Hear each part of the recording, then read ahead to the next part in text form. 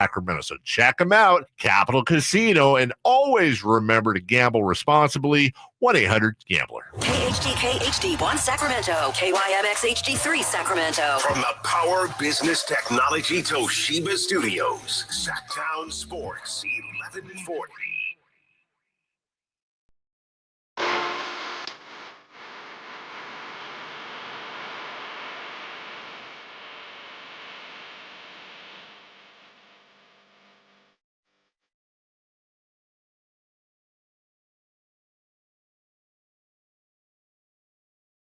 The only station in Sacramento giving you local sports coverage from 6 a.m. to 6 p.m. Monday through Friday. Sacktown Sports.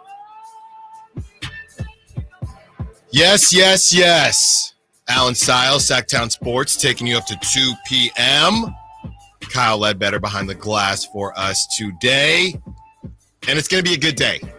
It's Wednesday. It's hump day. By the time the show's over, we will be halfway through the work week, assuming you get Saturday and Sunday off.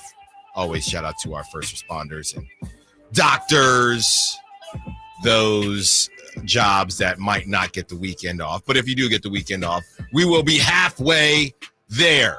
And how are we going to get there? Of course, we're going to get there with Kings Talk. Mike Brown spoke after practice about the adversity he's faced throughout his career with other teams. And getting to finals, and how it's not all sunshine and unicorns and rainbows.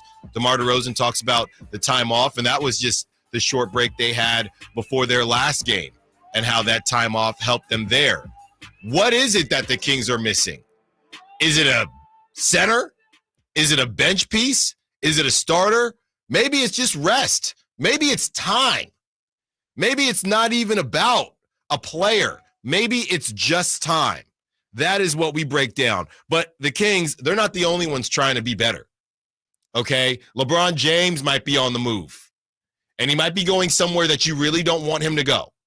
Or maybe you do, if you think these guys are washed. But LeBron James might be on the move. Jimmy Butler might be on the move.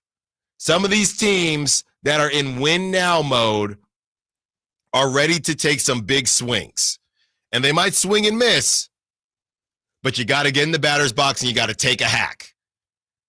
And whether it's Evan Siddery, whether it's Shams Charania, a lot of these guys that are starting to hear things, we are getting to that time of the year where, just like Jerry Reynolds said, and this was a couple weeks ago, that 20-game mark, now we're at 25, NBA Cup action happening as well.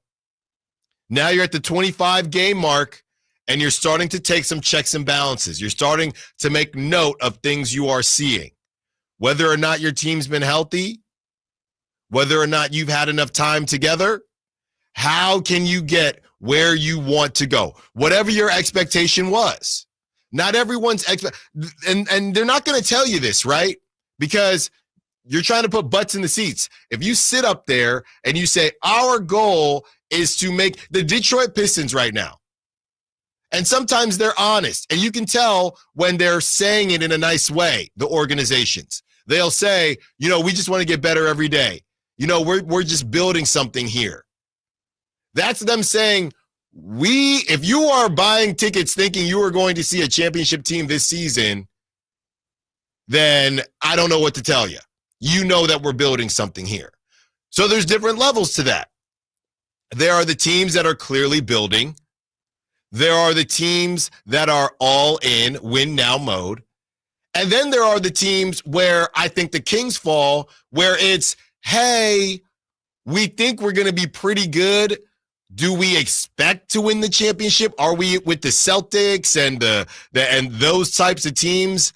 No, but we should be in that conversation to where if we did get there, we wouldn't terribly surprise people. We talked about Vegas odds, and I'm trying to remember what they were going into the season. Kings odds, they weren't out of this world to win the finals.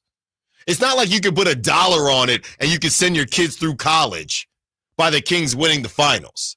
So that tells you it wouldn't have been unheard of for the Kings to make this run, or it's not unheard of for the Kings to make a run like this. Obviously, it would be the first time Sacramento them doing it. But it wouldn't be unheard of. So most teams are in the same space as the Kings, where we think we have a competitive team. We have a couple players that we're willing to put up against any other star in the league. Some things have to fall our way, but it shouldn't be a complete surprise to everyone if we get it done. That's where the Kings are at right now. And that's the perfect place to be as a business because you're selling hope. And the Kings are selling that hope. Now, when you start to lose games and you lose 6 out of 7, some of that hope goes away. But I believe we would all agree that going into the season, did we expect the Kings to win the whole thing? No. But would it be the most surprising thing in the world? Not even close to that. That's not even close to the Raiders going into this season winning the Super Bowl. That's not even close to going into this season. I would even say the Jaguars winning the Super Bowl or just the New York Giants. It's not in that realm of surprising. The Detroit Pistons winning the finals or anything like that. The problem is, and not that it's a problem, it's just the reality, that's where most teams are at, especially in the West. You look at what I just described up and down in the West, that's exactly how majority of those teams feel outside of the Blazers, maybe the Spurs, and maybe the Spurs might even feel like they could have done some things. The Blazers, the Spurs, and the Jazz. And maybe I'm forgetting one more team. But every other team that's not the Thunder, that's not a top seed, right? Like the Thunder or maybe the Nuggets going into the season.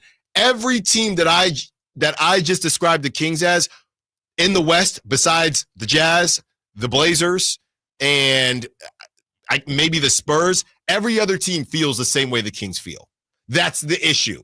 And that's why as we get into the trade deadline or we get into trade talks, these price tags are going to be ridiculous because everybody feels like they're maybe a piece away.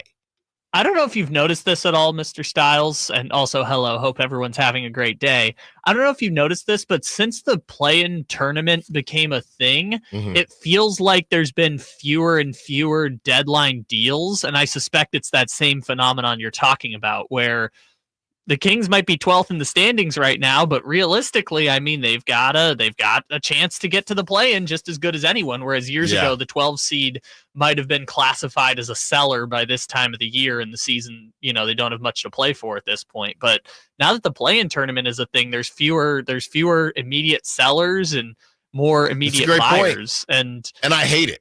I hate it because we're in this position. It's different when you are a seller because if you're one of those teams that is rebuilding, you are in a privy position there. We're going to go through some of we compiled a master list of trade targets. Yes. I noticed as we were going along, it's like, they're all from the same 5 or 6 teams pretty much. Right. And I hate it because it's all false hope. And you can sit there and talk about the Miami Heat, right, and other teams that have come out of the play-in and gotten all the way to the finals. We can sit there and talk about it if you want, but that is not it's not realistic. It's not something you should plan on. You don't go into you don't plan for the play-in and say we're going to fight through and get to the finals through the play-in. That shouldn't be anybody's goal. The Miami Heat did it, and that's all fine and good. Of course, it happened in the East, okay? And you sit there and you feel like your team is in a good spot when in reality it's not.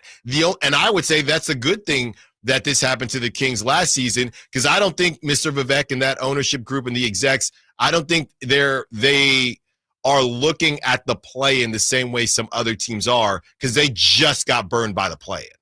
If you just got burned by the play-in, you're not looking at the play in the same way. And expectations matter. But if you've never been burned by the play, and maybe the Timberwolves are thinking we could be the hot, sexy team to get into the play and get hot. The Kings just went through that. So they know, that's not going to work. That's not going to work for us. Yeah, the only team that I think kind of bucks that trend is the Chicago Bulls, where they're just like, we'll take the 9 seed every year. Yes, a couple. And if there are teams like that, they're in the Eastern Conference. Or your teams that have no business. If the Spurs got the 9 seed, they'd be ecstatic, I think, because they would be a little bit ahead of schedule. I think even I don't know, maybe expectations have changed for the Rockets at this point, but if the Rockets are like the 7 or 8 and host a play-in tournament game in this Western Conference, I feel like the Rockets would be ecstatic at this point. Yeah, and the Rockets are a team who, when they faced the Kings, they were second in the West? Obviously, it's early in the season, but throughout the season and throughout the course of the standings and how they move and they fluctuate, there's going to be a lot of things that change, whether it's injury, whether it's trades, whether it's anything and everything in between. We're going to get into some Niners today because this is a very close subject to my heart, and that's Deebo Samuel. And Deebo Samuel, his continued, I don't want to say manipulation, but he just throws stuff out there and then decides, and then tries to flip it back on fans and media saying, y'all need to stop twisting my words, whatever. But he continues to be the one to do those things. So we're going to talk about Deebo, whether or not you're tired of Deebo. And Deebo, that's not the only wide receiver drama. Brandon Graham of the Eagles. Look, like I said, if a player wants to come on this show and air out his team's dirty laundry, I wouldn't expect it, but I would love it. And that's exactly what Brandon Ingram did on a Philadelphia station. There are two feelings in this Brandon Graham, not Brandon Ingram, we'll get to him too, Brandon Graham conversation when it comes to Jalen Hurts and A.J. Brown. Some people think that Brandon Graham should know better. He's a vet. Other people think, and people in Philly feel like he did it on purpose. He aired out the dirty laundry because they've tried to fix it internally, and it simply hasn't worked. So we're going to talk about all the NFL drama, whether or not the Niners should pay Brock Purdy, and Kyle's going to break down what happens if they decide not to pay Brock Purdy and what that looks like for the Niners as well. Brandon Ingram coming up at the bottom of the hour. Brandon Ingram is our newest entry into hustling backwards. We'll tell you what he turned down, when he turned it down, and as he deals with a really tough right ankle sprain, how this might affect the trajectory of his career. Kings Talk on the way. Mike Brown talking about adversity in about a minute. Allen Stiles, Sacramento Sports. All guests and callers join us from the Folsom Lake Honda hotline. Folsom Lake Honda, your one-stop Honda shop. What's that sound? That's the sound of Downy Unstoppable scent beads going into your washing machine and giving your clothes freshness that lasts all day long. There it is again. It's like music to your ears, or more like music to your nose. That freshness is irresistible. Let's get a Downy Unstoppables bottle shake. And now a sniff solo. Nice. With Downy Unstoppables, you just toss, wash, wow, for all-day freshness. Ooh, ma. What was that? That is business phone bliss with the Ooma Cloud phone system. It handles all our voice, video, and messaging needs. You sound very calm. I am. Ooma has everything I need to run my business more efficiently, like virtual receptionist, call routing, and video conferencing. And it starts at just $19.95 per month per user, plus taxes and fees. Ooma. Nice. Find your business comm at ooma.com/radio.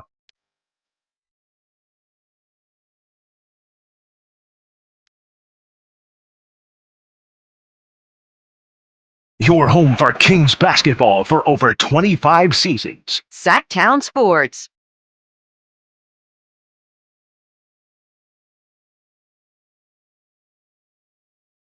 Way back Wednesday with some Stevie Wonder Wednesday, if you will. Stevie Wonder, to me, I'm about to get into this Mike Brown sound. Stevie Wonder is probably, and Kyle, what you know about Stevie Wonder? What do I know? Stevie Wonder is timeless. Let me just say that. Because I never know with you. I will say this. Stevie Wonder, to me, and maybe this is just, maybe I'm out of bounds here, feels like he's underrated. Feels like he is pretty underrated. Why? Because he has fewer Grammys in his career than Drake? Oh, goodness. That's a real stat, by the way, if anyone is curious. That's my point exactly. But a lot of these artists that were, I'm 34 years old, coming up, your parents loved. There are a lot of artists that you still hear about. I feel like Stevie Wonder is one of those artists that we should hear more about.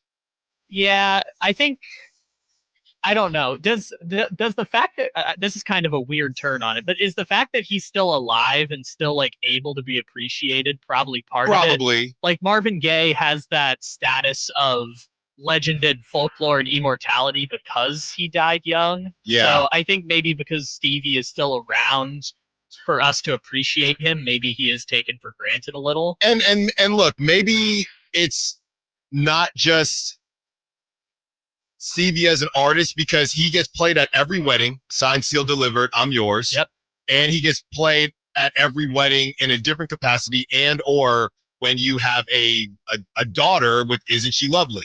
So these are two songs that are timeless. I just feel like the amount of music Stevie has in his discography should be talked about more. Yeah, and this album, Songs in the Key of Life, I think is, I mean, most music connoisseurs would agree, like 50 years later, it's still one of the 20 greatest albums ever made, or at least in terms of popularity. So, I think Stevie is going to be quite appreciated for long after he's gone, which hopefully he's around for another 20 years. Yeah. But I don't know. That was the first thought that came to my mind when you brought it up. Is like, he's Stevie Wonder is Stevie Wonder, and everyone knows the 10 greatest Stevie Wonder hits, but maybe part of it is that he's still around, and therefore That's a good point. We appreciate things a little bit more once the artist is gone. That's a good point. The one regret I have during my music festival days, I just missed Stevie. He was at Life is Beautiful in Vegas. This was years ago, and he did a music festival,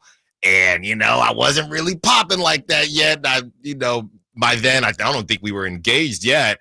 I looked at my girlfriend and, hey, can we fit the bill? And we just couldn't fit the bill. And we went to that music festival for the next 4 or 5 years straight. But yeah, I had a chance to see Stevie.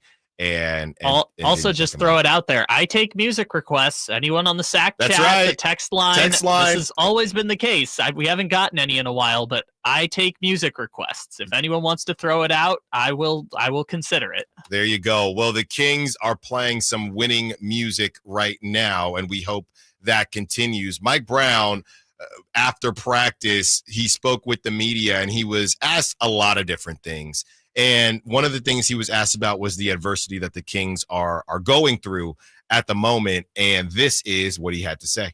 I like the adversity that we're going through, because if at the end of the day we can't handle this, then we weren't good enough anyway, in my opinion. I've never been I've been to 6 finals with 3 different teams, once as a head coach. And during the course of the season, I've never not experienced adversity that we had to figure out, because come playoff time, you will run into some. So during the course of the season, to be able to figure it out, find ways to get through it together will only help you in the long run. So I like all that. I wish we probably had a couple more wins, though, at this point in time. But there's still plenty of basketball with as good as we are as a team to dig our way out of where we're at right now. Yeah, and how Mike Brown ended that is exactly how I feel. You don't necessarily have to lose 6 of 7. You don't got to go through that type of adversity. Okay, and that's what the Kings did. So now there's a difference between adversity and now you've just kind of tricked off the season, and they didn't get to that point, or they haven't gotten to that point. But there is a happy medium between, hey, all great teams, all championship teams go through this, but they might not necessarily go through this, where to the point where you're just scratching and clawing to get back to 500. So I love what Mike Brown had to say there. Of course, the Kings are moving in the right direction. This game tomorrow, and we're going to do the full breakdown as we do for every Kings game. But this game tomorrow is going to say so much about the Sacramento Kings. It really is. And I know I've said things similar to that before, but it's going to say so much about the Sacramento Kings because you had all this time off. Go check out SactownSports.com. Brendan Nunes, Frankie Cardicelli, they wrote a piece on the time off and being able to implement things. Mike Brown said they haven't talked about post defense since training camp, things they haven't gotten to talk about since training camp. And you're going up against a team who doesn't matter how much time they get off, they cannot stay healthy. All their guys are being mentioned. If their guys on the Pelicans are either not healthy, Zion and Brandon Ingram, or mentioned in every trade talk with Shams and Evan Siddery. Everyone. Herb Jones, trade talks. Now you have CJ McCollum in trade talks. DeJounte Murray just got traded, and now he's in trade talks. DeJounte Murray. The whole organization is in trade talks. So this says a lot to me because you should win that game, but you should have won that game against the Blazers after you beat the Timberwolves. You should have won that game, a couple weeks ago when you lost to the Spurs. So to me, there are turning points within a season. And no, do I think that it should be that you got to lose 6 out of 7 and struggle the way the Kings have struggled to get there? No. But everything is, and we've said this before, when things line up for the Kings, they just turn the other way. Yesterday, when I was at that media event, there were a lot of food influencers, so they weren't huge on, a couple of them were huge on the Kings. And I told them, I said, they said, one of them said it was kids' night or whatever it was, and they had the Pelicans, and that was the only game they went to last season. All they wanted to do was see a beam. They hired a babysitter, the whole 9 yards. All they wanted to do was see a beam. That was a game they faced the Pelicans and lost by 50. And what I told them was, whenever there's a special event, just be very wary of that. Kids' night, Chris Webber in town, Jason Williams in town. Chance to clinch the first playoff spot in 17 years. Be careful. Just be very careful. But I don't want this to be the Kings moving forward. And this can't be the Kings moving forward if they want to get where they want to get. First segment, we talked about those teams where, hey, we want to get into the dance and you never know. That was the Mavs last year, right? That was the Mavs last year. They made a couple moves. They kicked Grant Williams to the curb. Let's get in the dance and see what happens. They were a 5 seed, if I'm not mistaken. Get in the dance and see what happens. But if you lose games that you have no business losing, and fine, October, November, early December, whatever. But if you're continuing to do that in January, at the end of December, in January, in February, you will not achieve your goals. And that is not Allen Stiles saying that. That is De'Aaron Fox when he has been asked about it on any platform, on any media. He has said the same thing. So tomorrow night is an opportunity to buck that trend, take care of business in a place you haven't won. The biggest thing the Kings are fighting tomorrow is Casper the Friendly Ghost. The ghost of losses past. It's not about who's wearing the Pelicans jerseys. It's not about the 3-point percentage. It's not about what they do from the free throw line. It's about overcoming the ghost of the Pelicans past. Can you do that? And can you really start to turn this ring around? That'll be 4 out of 5. That'll be 3 in a row. 3 games you should win, but they haven't done it. Let's continue the conversation on how the Kings can get back in the right place. And our newest edition of Hustling Backwards, starring one Brandon Ingram. Allen Stiles, Sacktown Sports. On the move? Got somewhere to be? Take Sacramento Kings basketball with you. The Sacktown Sports app will let you stay connected to your passion. Never miss a moment of Sacramento Kings basketball with the Sacktown Sports app. Yeah, that's my girl. Dylan Scott, Country Till I Die Tour. That's my girl. Platinum selling artist Dylan Scott. With special guests Jackson Dean and Avery Anna. You just can't have mine. Thank God she loves me.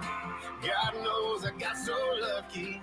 Friday, January 10th, 7 p.m. The venue in Thunder Valley. For tickets, visit ThunderValleyResort.com. Sacramento's premier country music festival, Country in the Park, is coming back May 16th and 17th at Cal Expo with Bailey Zimmerman, Billy Currington, Cole Wetzel, Nate Smith,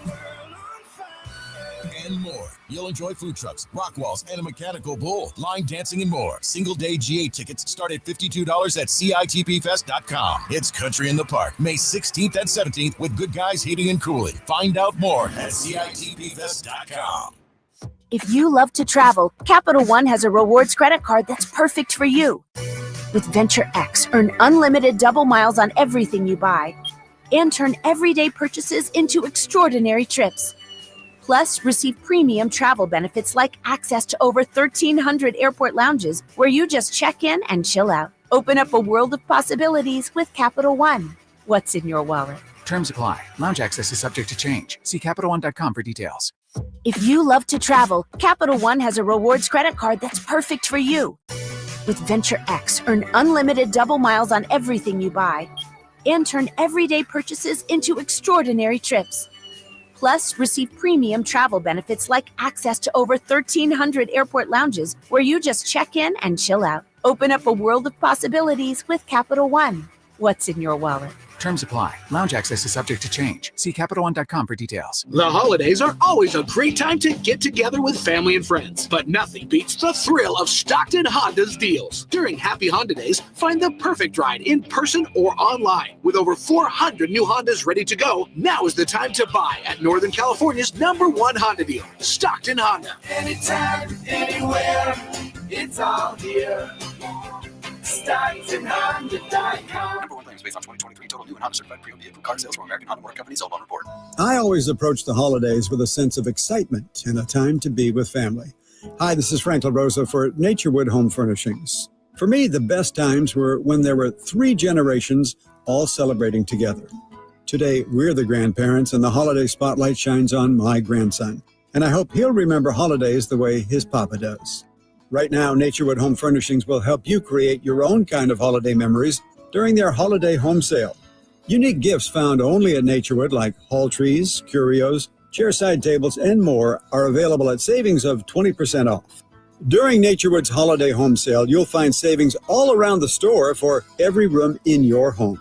Find your perfect bit of Christmas for your home at Naturewood Home Furnishings holiday home sale going on right now. The memories you make with your family will live with you forever. Naturewood Home Furnishings off Highway 50 at Hazel. Look for the water wheel. Hey, what's up? We're talking to Chad Hoblet, the Hoblet Dodge Chrysler Jeep Ram in Woodland. What's happening for the Wrap Up the Year sales event? Well, you have a choice to make. Save up to $17,000 off MSRP on all remaining new 2024 Jeep Grand Cherokee 4xEs. Or save thousands with 0% financing for 72 months. It's savings your way at Hoblet. Not to mention all the savings at the pump with 56 MPGE. Those are some really nice Jeeps, and you can't beat that mileage. The Hoblet family dealers is growing with a huge selection of used cars at the Hoblet Certified Pre-Owned Supercenter. With over 220 vehicles available and over 45 under 20,000. Search, select, and save through our whole inventory at HobletDodge.com. Unbeatable prices, unbeatable selection, nobody beats Hoblet, period. $17,000 total net savings on select new 2024 Jeep Grand Cherokee 4xE models up to $12,250 factory and federal rebates and $4,750 dealer discounts. Rebates include $500 first responder bonus cash for eligible first responders, $3,750 federal EV tax credit. Consult a tax professional for details. 0% for 72 months available in place of $7,500 consumer cash. Must have 700 plus FICO score to qualify. $1,389 per thousand borrowed. 5% savings. Sample VIN 681180. See dealer for details.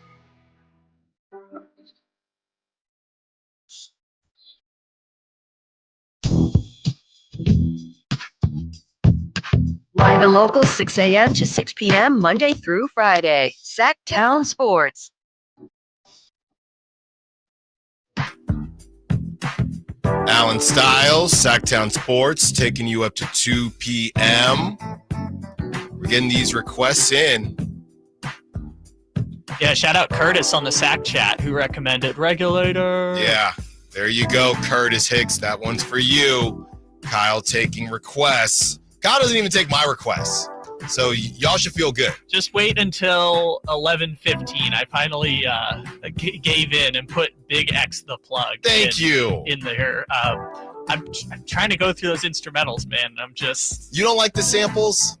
I'm trying to send me the songs that you like. Okay. I've tried. I spent 20 minutes trying to go through them, and I'm just like, I got like 2. I'll send you one during the break, to be completely honest with you. 916, I don't care if they win by half a point. Just win this game, please. Exercise these dang old demons. That's from Esteban. And 916-339-1140. If you want to be a part of the conversation, we'll open up the phone lines. How you feeling about the Sacramento Kings? Also, look, the trade generator, it's not Allen doing it. There are a lot of conversations being had. Sham Sharania, Brett Siegel, Evan Siddery, all of your favorites. Okay, there are some rumblings, conversations, whispers, everything. So the question that we're going to be running with throughout the course of the show, and maybe even the week, is who's your guy?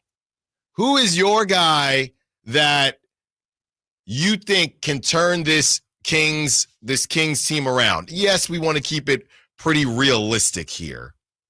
But who is your guy that you think, hey, if the Kings get this guy, that's going to take us where we need to go? Call line, text line, and the Sack Chat, of course.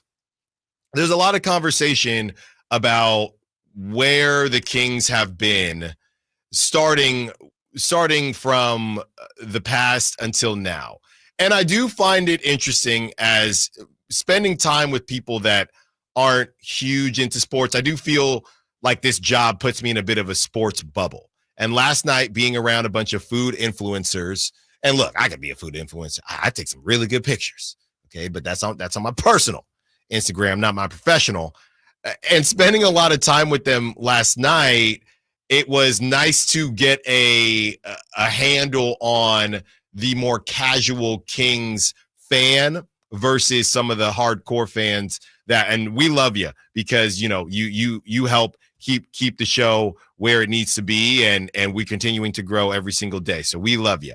But it's great context to talk to people that are, how are the Kings doing? Is that guy with the red hair still on the team?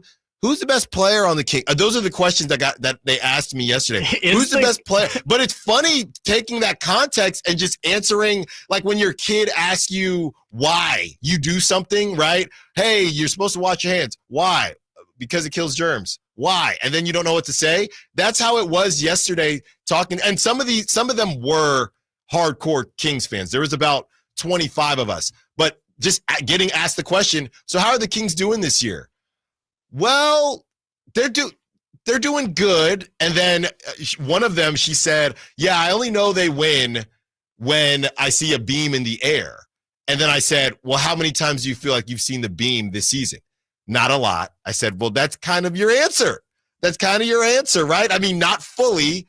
Somebody asked me, do they play the beam or do they light the beam after away games? I said, yes, they do. They didn't know that. So it was actually really refreshing to talk to people that just are, hey, we like the Kings. Sure, the Kings are great, but don't really know much about them. Somebody asked me, who's the best player on the Kings?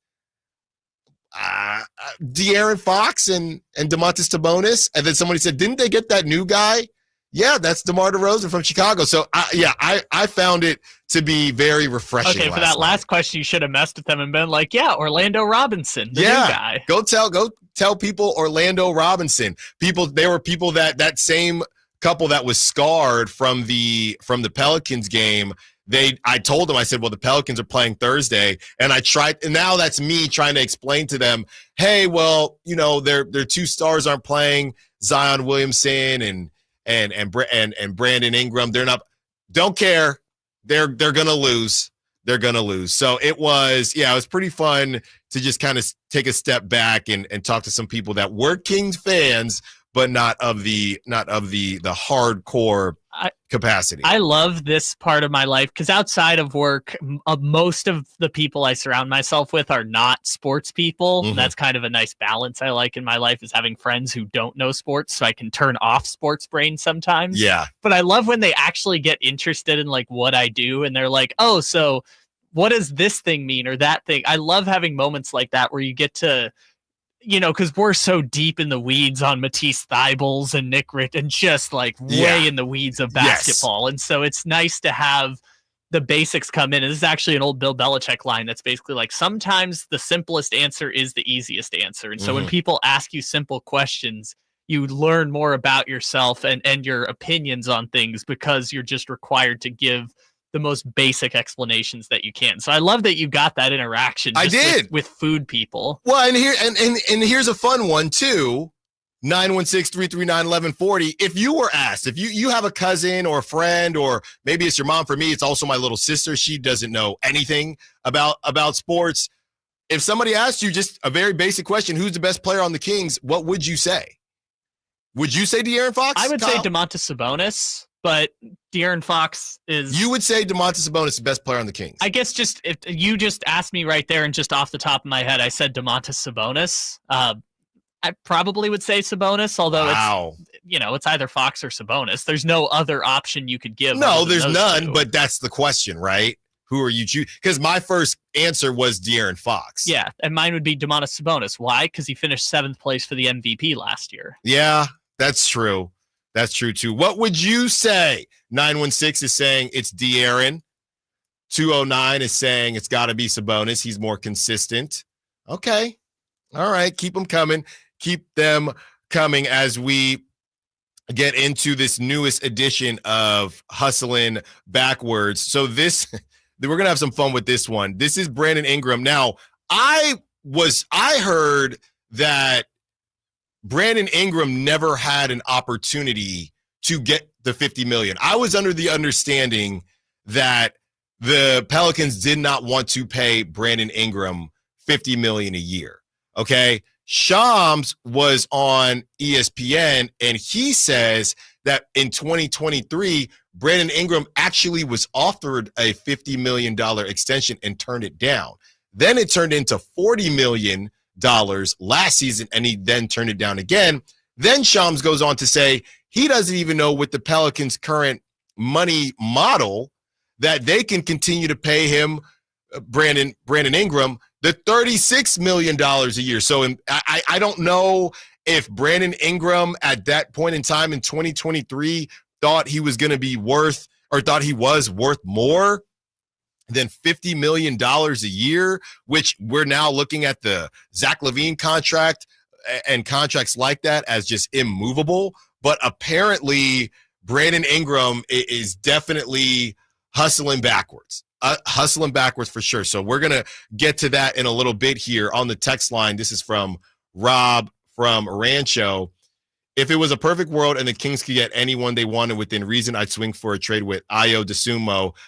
He's a young, athletic big man who could definitely make the team a lot better. I don't hate it. I don't hate it at all. I think the question is just what you're giving up to acquire him. But I don't hate that. I don't hate that at all. Because of the Chicago Bulls, the person who's most been kind of connected in trade is Patrick Williams. So I think that's an interesting dichotomy to throw Dosunmu in there.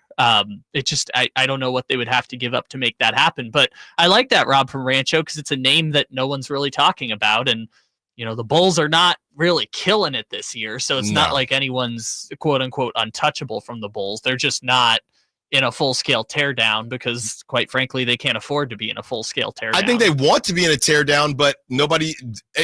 I saw a report yesterday. There's still nobody interested in Zach LaVine.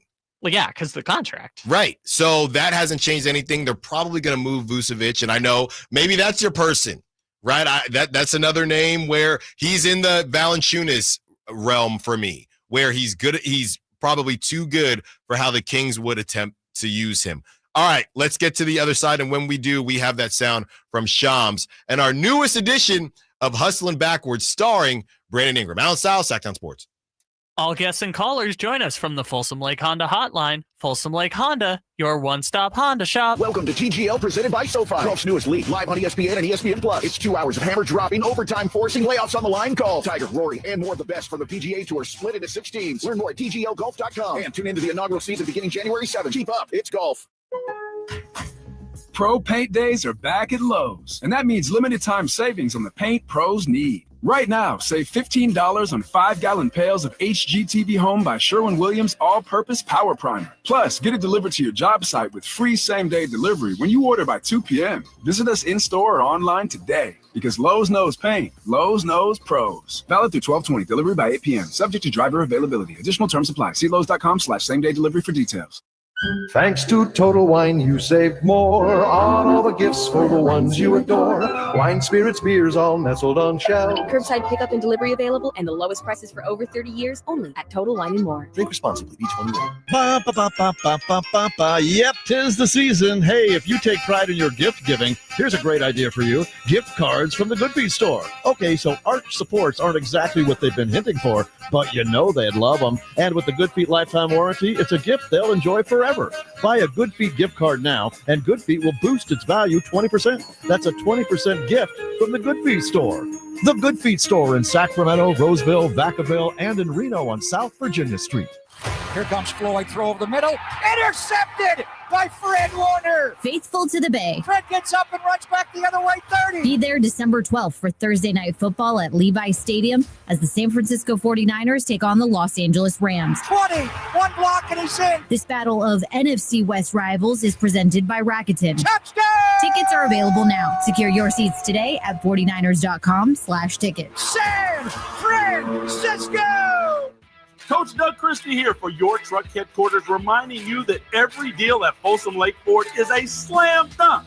Shop all your favorite models on sale now, including America's best-selling truck for over 47 years, Ford F-Series, plus a huge selection of Broncos, Bronco Sports, and all of Ford's award-winning SUVs at FolsomLakeFord.com.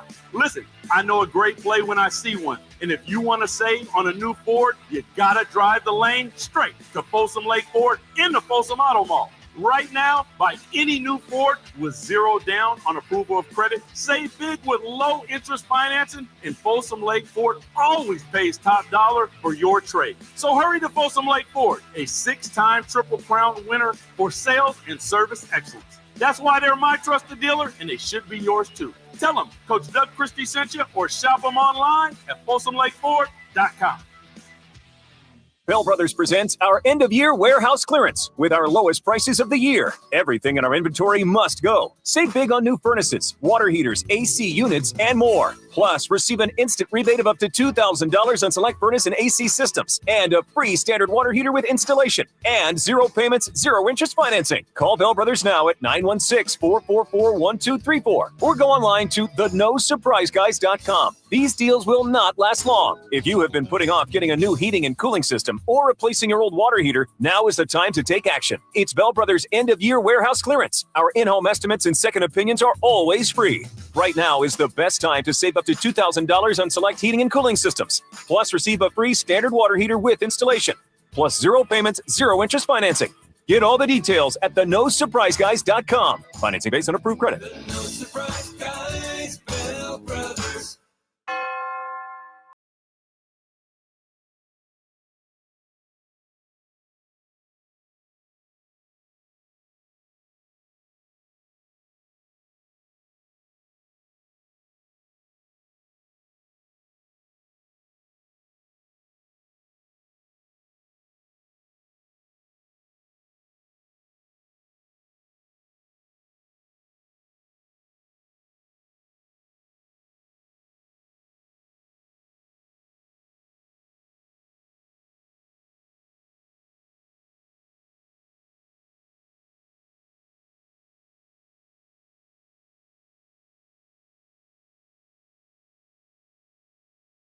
A $50 million extension, and in 2024 turned down a $40 million extension. So it's starting to go down as these aprons pop up, and the CBA has changed a bit. So Brandon Ingram has hustled backwards. Now he is not playing at all due to injury. He sustained a really tough injury.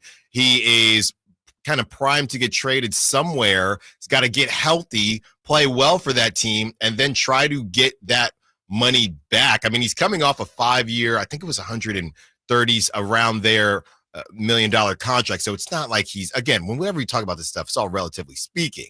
But last time I checked, there's not many people out there that don't want more money. So here is Shams talking about what exactly happened with Brandon Ingram. And I don't know that a lot of people knew about this outside of maybe deep Pelicans ball knowers. Here it is. They've been really balancing trade versus extension since the offseason. As it stands right now, because of their salary cap situation for this year and for the next years to come, an extension at even his current salary at $36 million, they just can't reach it as an organization as of right now. That's what makes, from what I'm told, the trade route more likely. But the Pelicans' price threshold, as well as Ingram's recent significant ankle sprain, that impacts how this could play out. And when you think about the last couple off seasons, Brandon Ingram turned down an extension of $50 million per year in 2023 and an extension of about $40 million from what I'm told this past off season. And so how do you communicate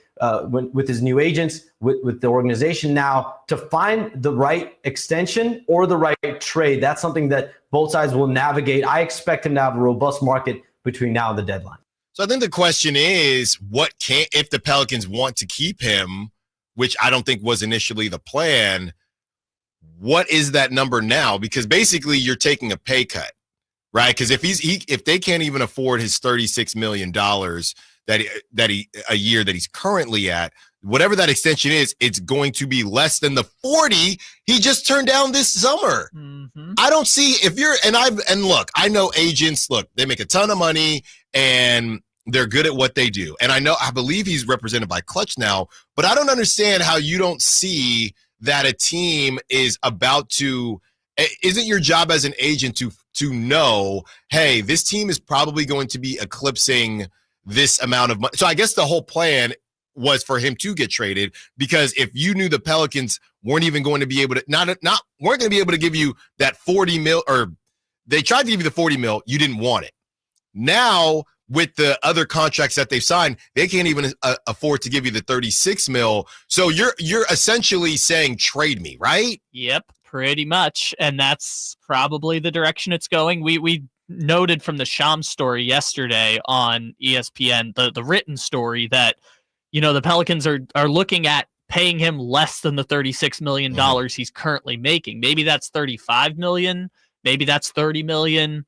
Who knows? But the $40 million extension this offseason was one that I think we all kind of knew was on the table, and he said no. The $50 million felt like kind of new, and I did not know about that. Ago. Yeah, I did not know about that, and I don't know what he thought this was, because $50 million back then, that's still, I mean, now you could say things are a little bit different, but $50 million at that time, off the top of my head, I mean, the LeBrons of the world and the Stephs of the world, they're right there in the 60 mil range. I'll tell you what that was. That was probably, because I'm trying to remember what year Brandon Ingram made the All-Star team and won Most Improved Player now. What I'm guessing that was that Brandon Ingram was offered a max contract with 2 years left on his deal. Mm-hmm. So that's, doing quick math in my head, the most he could do is a 4-year extension, probably about $200 million.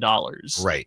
This was a couple years after he made the All-Star team. So the All-Star year was 2020. So I think Brandon Ingram and maybe his representation must have looked at it and said, yeah, we can sign for $400 and $200 now, or we wait until next summer, it'll be 5 years, $250, or if we make an All-NBA team, 5 years and $320, kind of the same situation Fox is in right now. And then it just went left. Yeah, and I've heard people talk before about how it kind of started to go left for him when he played at the World Cup with Team USA, and Steve Kerr kind of like took him out of the lineup altogether, and they were actually like better with Kyle Kuzma. Yeah. And it was just like everything kind of started falling apart or in terms of perception of Brandon Ingram after that. Because I understand him in 2023 coming off of, if I'm trying to remember, the Pelicans made the playoffs that year.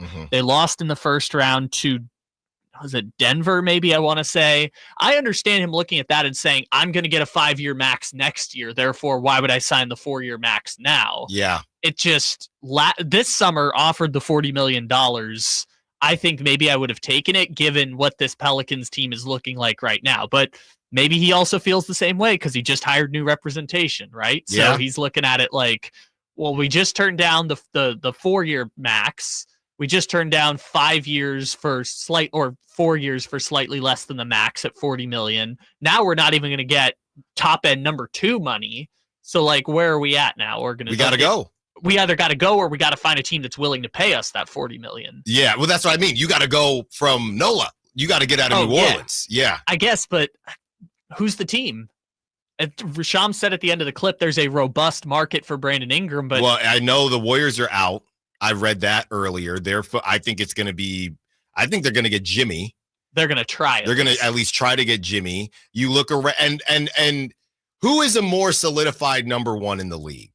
Who do you trust to take you to the promised land more, De'Aaron Fox or Brandon Ingram?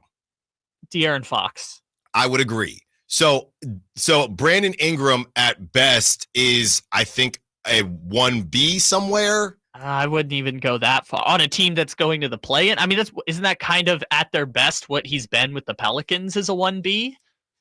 Yeah, but I'm saying if you put him on a team, and that's why I said maybe the Magic or somebody like that. But if you put him on a team with a true number one, he's a championship number two. I just don't know where that team with the championship number one is already. I honestly think he's a championship number three. I think he's a playoff number two. He's not a championship. He's a championship number two. In my opinion. I don't think so. He's gonna try to get paid like it because he's been. And I get when Zion's been healthy, the Pelicans have been a on average about 50-win team. But I just don't. Unless he's going to a team with an MVP caliber number one, I would feel a lot better with Brandon Ingram as my number three than Brandon Ingram as my number two. Isn't that the conversation the Kings were having this offseason? Yeah, Brandon Ingram and De'Aaron Fox and DeMontis Sabonis, if they never got DeMar DeRozan, I think we're having some. It's the same as DeMar DeRozan to me. It's you get in the dance and maybe you get hot. I guess I just don't think. For the with the Kings and the rest of the league, DeMar DeRozan made more sense as a number three when you factor he's on a 3-year, $75 million contract, and he has a player option for year 3, so it might only be a 2-year, $50 million contract. With Ingram, you're talking about a likely 4-year commitment at somewhere between $140 and $180 million. I mean, the teams that are going to be able to do that are teams that either have a number one on a rookie contract or are like trading a package of young players and picks to make it happen. I'm thinking the Charlottes, the Torontos, the Detroits, maybe Brooklyn, although I think Brooklyn's on a different timeline right now. Maybe the Spurs. I'm thinking of teams like that either have a number one on a rookie deal or a number one on a younger timeline than what Brandon Ingram is right now. That would be my guess. Yeah. But I don't know. I don't know if that deal comes together at the deadline, given where some of those teams are in terms of trying to get a higher draft position this year. Well, whenever you talk about hustling backwards, you have to bring up Dennis Schroeder. And I have the numbers here for those who may have forgot, or maybe you never knew. Dennis Schroeder, this was when Dennis Schroeder was with the Raptors. Dennis Schroeder is in the first year of a solid 2-year, $26 million deal with the Toronto Raptors. But the point guard had a chance at a bigger payday a few years ago. It was reported in 2021 that Schroeder turned down a 4-year, $84 million extension in his first year playing for the Los Angeles Lakers. So since then, Dennis Schroeder, so that was in 2021, he turned down that extension. After he turned down that extension, he ended up going to the Rockets and then the Celtics for a hot second. That was basically a $5 million deal, essentially the minimum. After that, he went back to the Lakers for $2.6 million. Then he signed that 2-year deal with the Toronto Raptors, and he has split that time now as he got traded over to the Nets. So that's 26. So if my math is correct, we are 4 years later, and Dennis Schroeder has still not made back that money. I think if my math is right, he's only made back like a third of the money.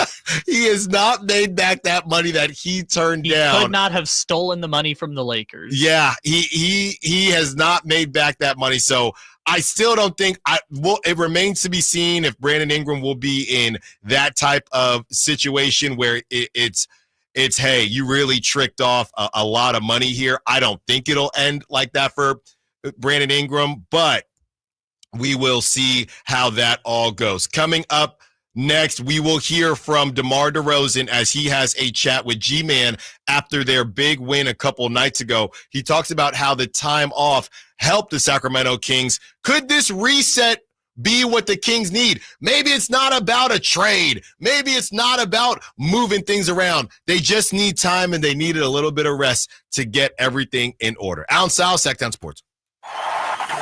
Trying to find out where to catch your favorite team's games? Are you a fan of the Kings, Niners, and the NFL? Well, Sactown Sports has you covered. Touchdown!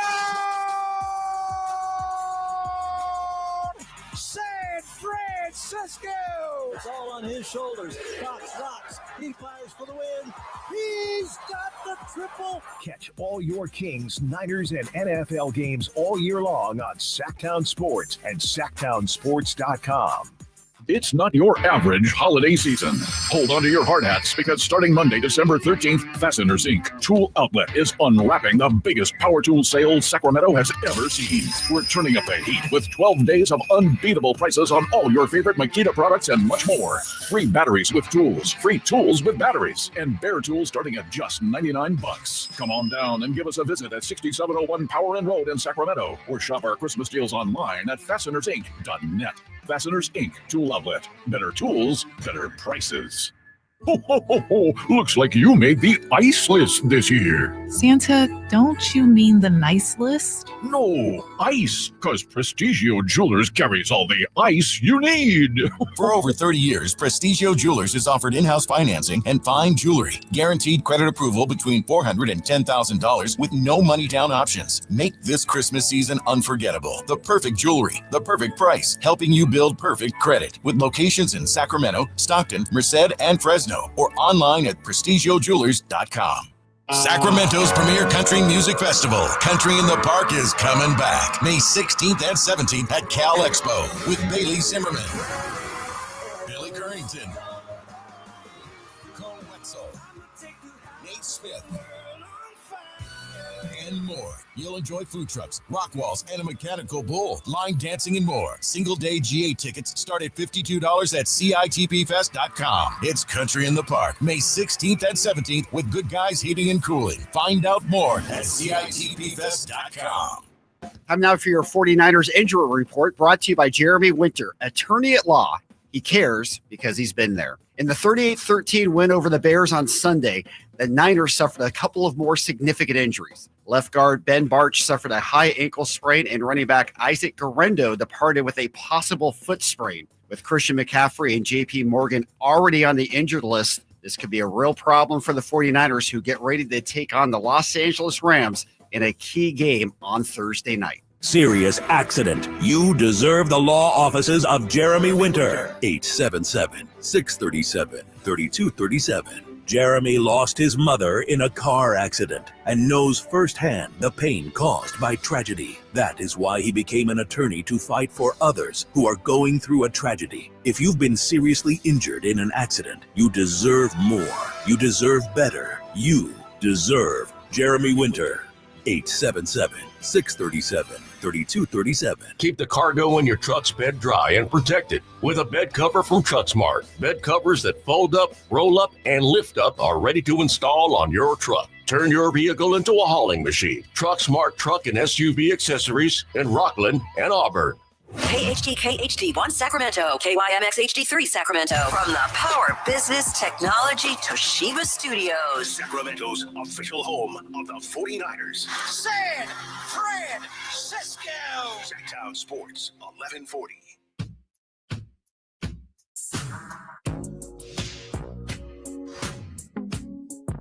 Live and local, 6 a.m. to 6 p.m. Monday through Friday. Sacktown Sports. How dare you? How dare you, Kyle Ledbetter? It's a great song. Hate the name.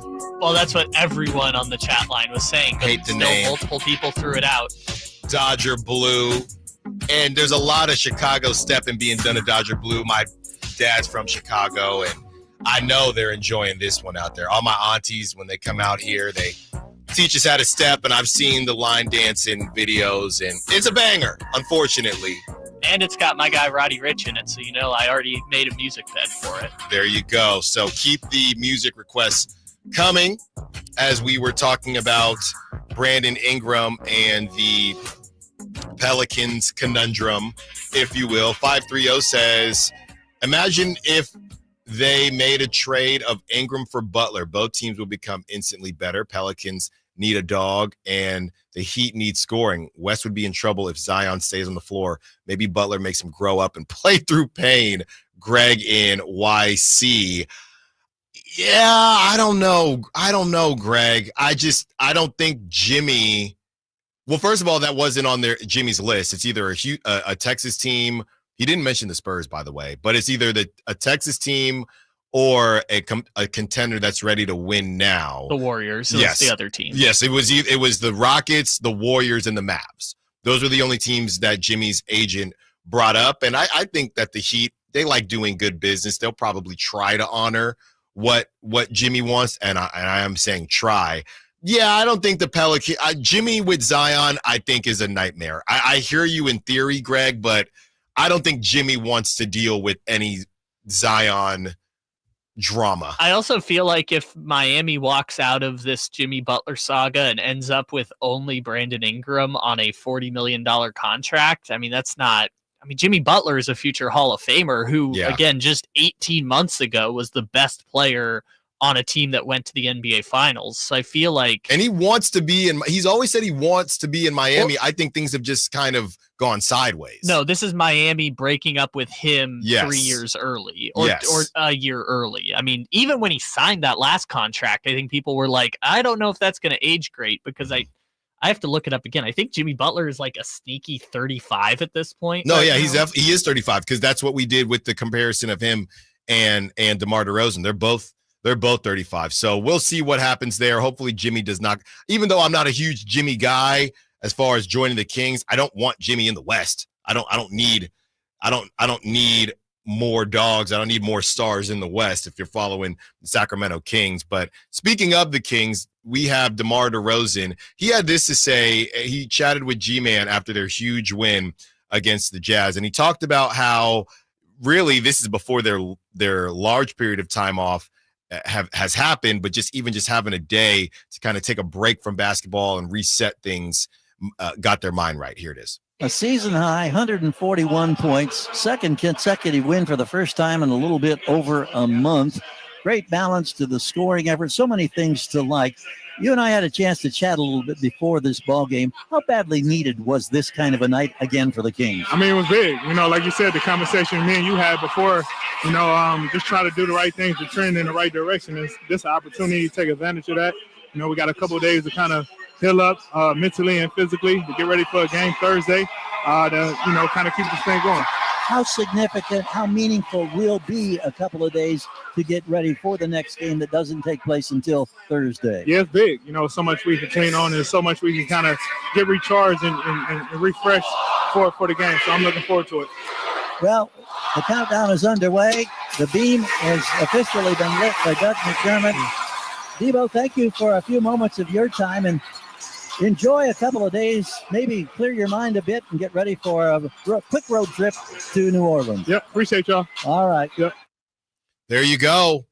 That was DeMar DeRozan talking about the time that they did have off, and then obviously this time that they are off right now. This is from Brendan Nunez, who's in the Sac chat if you want to say what's up to Brendan Nunez. The Kings plan to use is on sacktownsports.com. Go check it out. The Kings plan to use consecutive days off to re-emphasize the fundamentals following their 141-97 win over the Utah Jazz. The Sacramento Kings had just one game on their schedule over the next 7 days. Aware of that, Malik Monk joked in the locker room post-game that it would be like training camp all over again.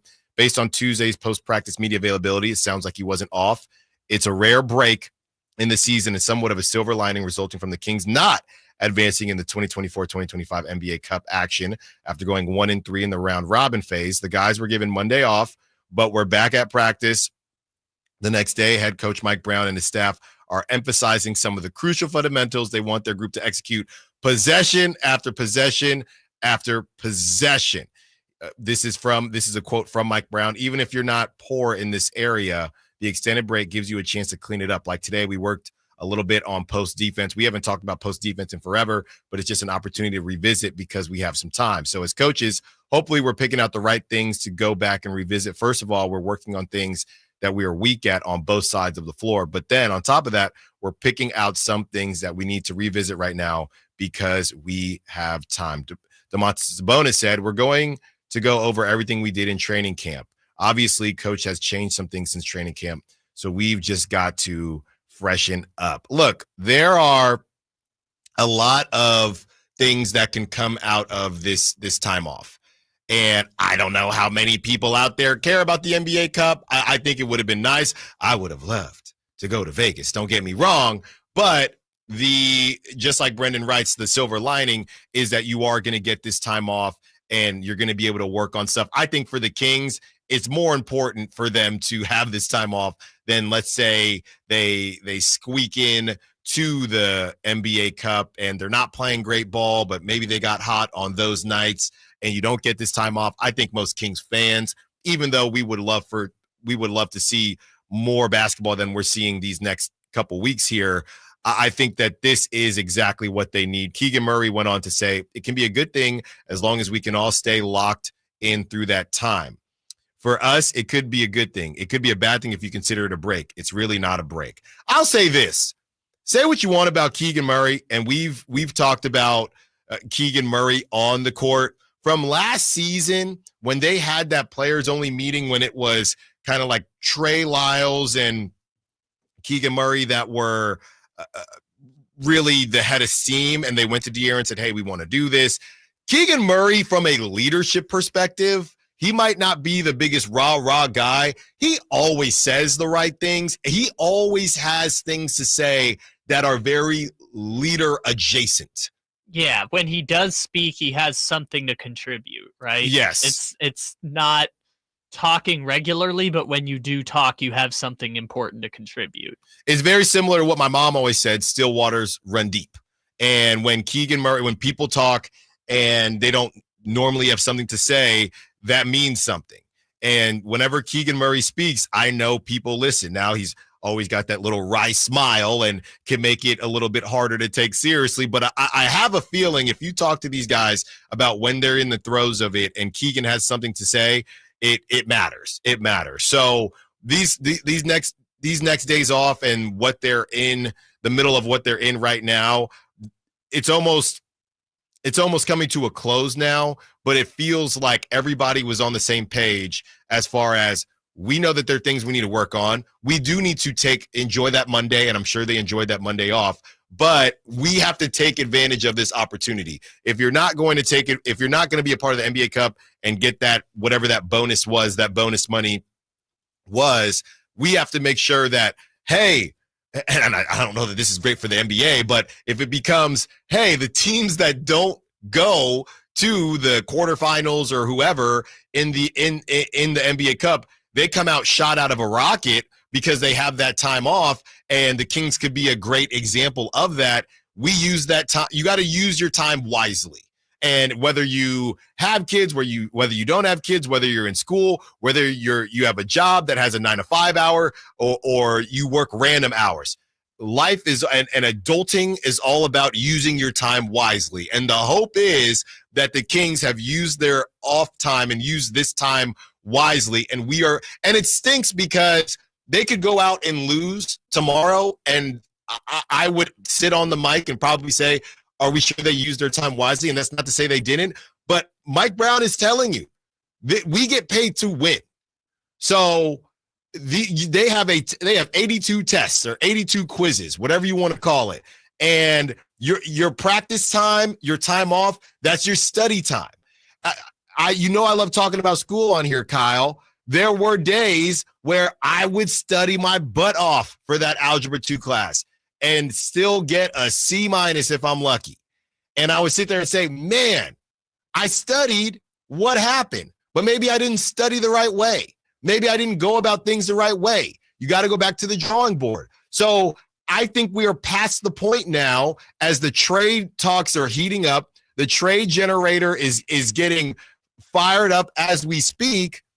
I think we're past the point where there are moral victories to be had. I really struggled with that Grizzlies game because they played pretty darn well, but they didn't win.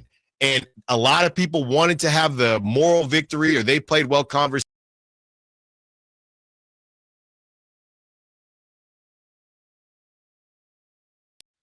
And fine. You want to go in that direction for that game? Fine. But there are too many games here that you have lost that you had no business losing. I can't do you lose to the Pelicans tomorrow. I don't know how I will pull any positives unless there's just a breakout performance, whatever it is. And then you would say, well, how do you lose with a breakout performance like that? All right, they're 25 games into the season.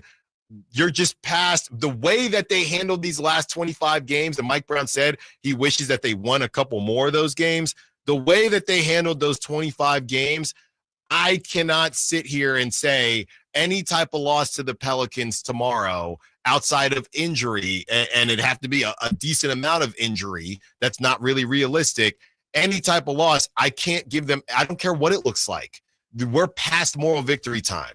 Yeah, I guess the flip side of the coin is that the Pelicans also get this 4-day rest period where... Don't care. I don't care, Kyle. It's CJ McCollum, Herb. I told you, all these guys are on the trade block or injured. Yeah, I guess the flip side of the coin is just that. And even beyond the 2 days of rest, I know DeRozan was talking with G-Man. G-Man was talking about it in the pregame show. It wasn't on mic or anything, but he talked to DeRozan, and he just said when they got back after the road back-to-back and got back to Sacramento, he personally made an emphasis to decompress and really on that Saturday just actually rest, actually decompress from everything. And then they came back on Sunday and look what they did against the Jazz. So to that point, I think I don't care what anyone says about the load management or the back-to-backs or anything like that. The NBA season is a grind. It is.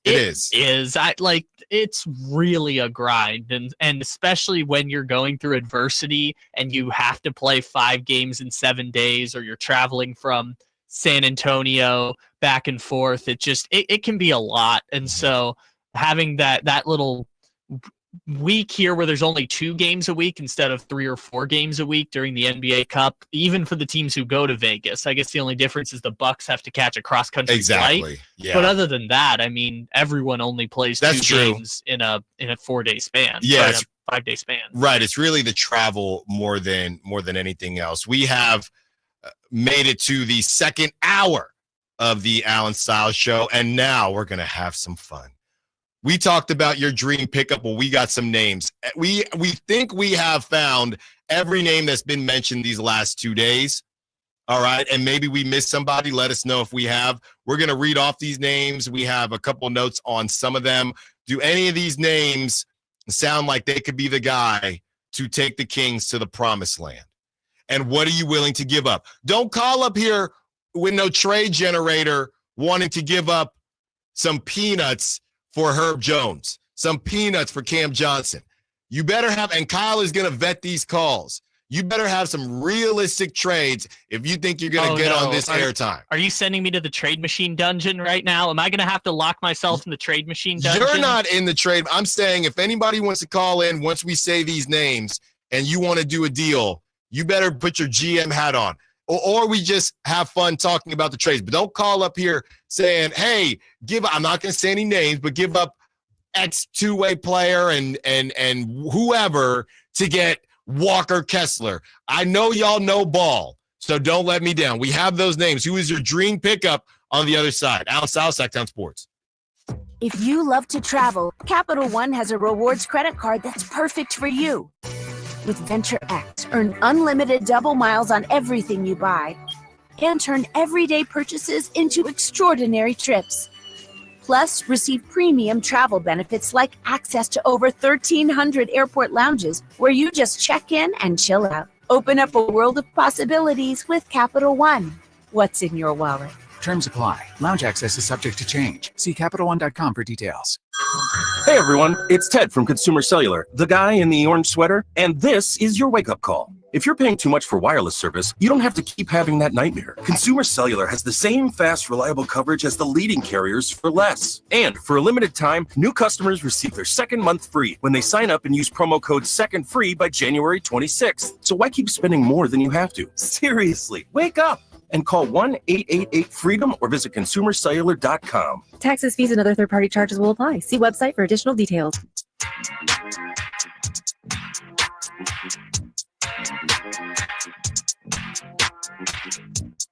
Your home for Kings basketball for over 25 seasons. Sacktown Sports. There we go. Don't worry, I'm finding some more for you. Okay. This is not who I thought would be Styles' favorite artist. He's not my favorite artist. I don't know. It's the only artist you've requested music from. I like the fact that he blends some old school music with some new school beats. That's what I like. Okay. This is the most popular one, apparently. That's right.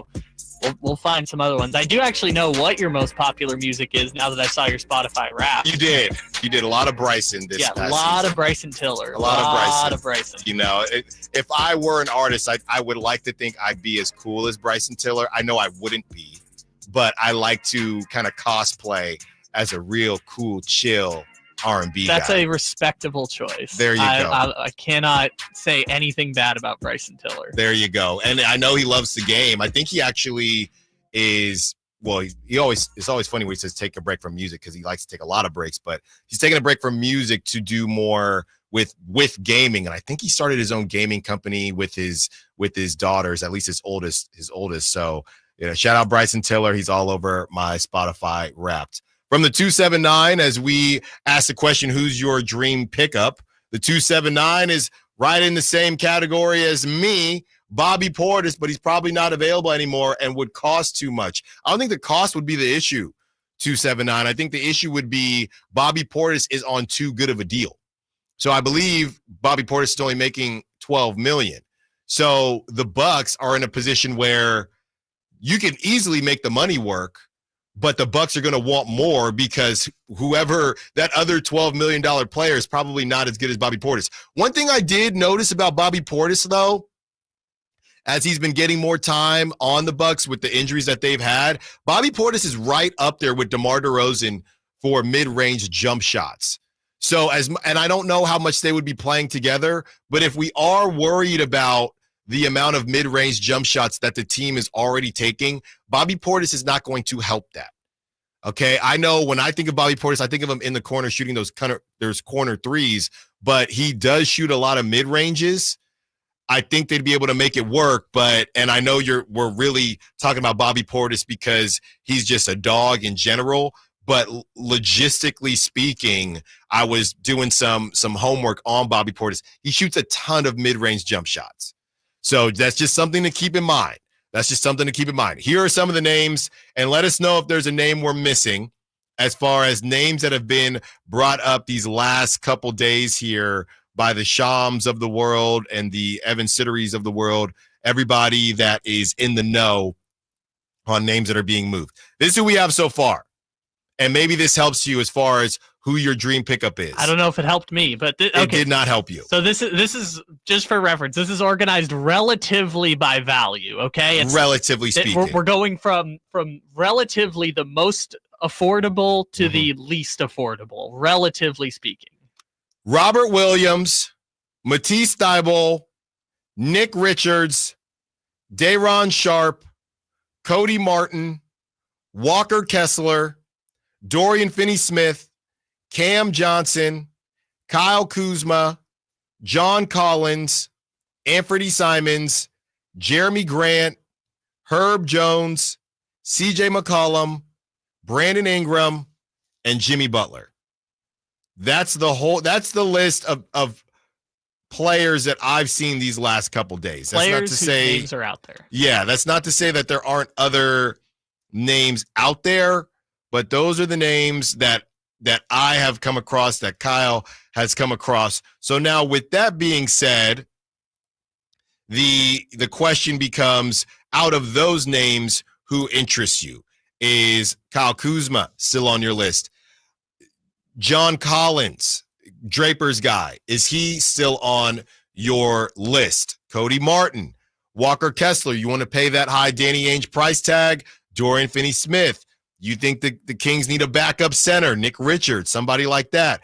Brandon Ingram, Jimmy Butler, Anthony Simons. Maybe you want another guard. Whatever. Why not? Bucket getter. He's a bucket getter. He's young, too. I look at this list, Kyle, and, I hate for the payoff to be exactly what you would think it would be, but it's the same names for me. It's the same names we've been talking about. Look, I'm not as out on Kyle Kuzma as some others are, but Dorian Finney-Smith is at the top of the list for me. Now, if I'm going to tell other people to come correct, I got to come correct myself.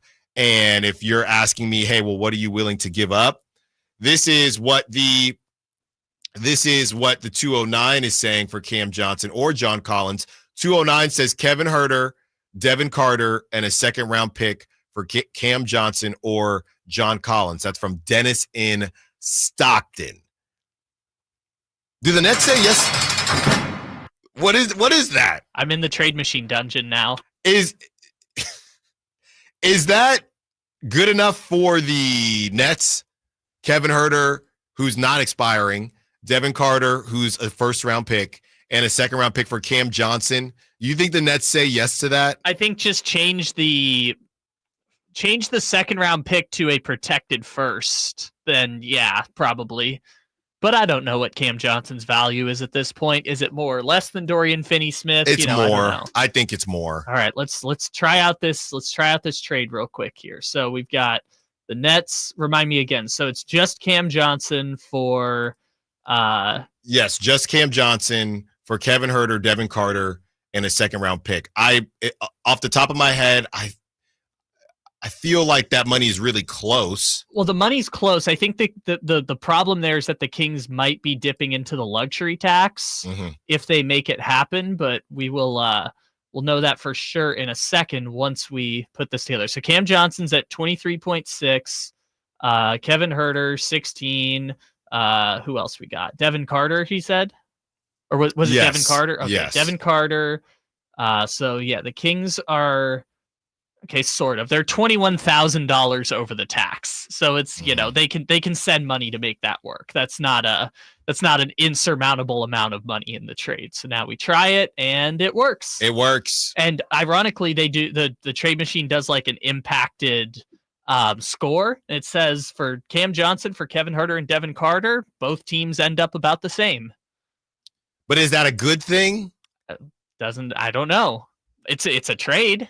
I'm not saying it's going to make the Kings better or worse, but it is a trade, and theoretically, it keeps them under the salary cap threshold now, or the luxury tax threshold. And if for some reason it doesn't work out, you can just throw, I don't know, one of the two-way players in there or something. From the 916, the first text after we whipped that up, they better not give up on Carter. Yeah, I think fans are really connected to draft picks, and I get that. Everybody loves homegrown talent. And you haven't even got to see him play, and what happens if he is as good as Monty thinks he's going to be? That could be tough, but them's the breaks. You can't have it all. And I guess the flip side of that coin is, like, if you trade for Cam Johnson, for example, that's a 2.5-year commitment, right? Cam Johnson's under contract through 2027, I believe. So, like, there's a difference between trading for a Cam Johnson or a Kyle Kuzma, where you're getting the player for 2.5 years, versus a John Collins, where that's a 16-month commitment, essentially. It's 1 year and then an option, and then they're a free agent. So, different values for different players. But the Kings either have to part with future draft capital, of which they don't have very many second-round picks anymore because they've shipped them all out in various deals, or you're parting with another lottery-protected first-round pick, and they still owe a lottery-protected first-round pick to the Hawks from the Kevin Huerter trade.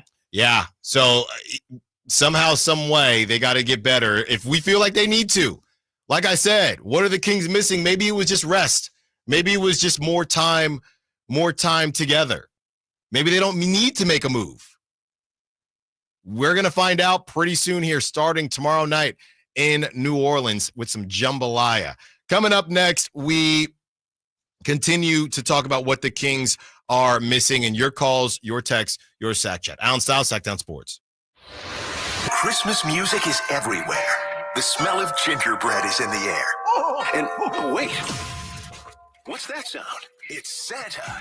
He's headed back to Sacramento for the 41st Annual Santa Parade, December 14th in downtown Sacramento. Bring your entire family to the parade route around the Capitol for over 100 floats, including marching bands, pageant princesses, clowns, horses, and of course, Santa himself. The 41st Annual Santa Parade, Saturday, December 14th, with Western Health Advantage, Gurnick Academy, and the California Army National Guard. The fun begins at 10 a.m. Get more info at sacktownsports.com. Sacramento weather is brought to you by Elk Grove Honda. I'm Dirk Verdorn in the KCRA3 Weather Center. Expect to have fog this morning. That will break up by later on this afternoon. It should be a dry day today with a chance for rain moving in after midnight tonight. Get the latest forecasts on the KCRA3 News and the KCRA3 app. At Elk Grove Honda, our recipe for happy holidays is to think Happy Honda Days. There's no better time to visit Elk Grove Honda than during our year-end clearance sale in the Elk Grove Auto Mall or online at elkgrovehonda.com. I gotta get an Elk Grove Honda. It's Capital Casino, Sacramento's #1 poker room, and guess what? Primetime football is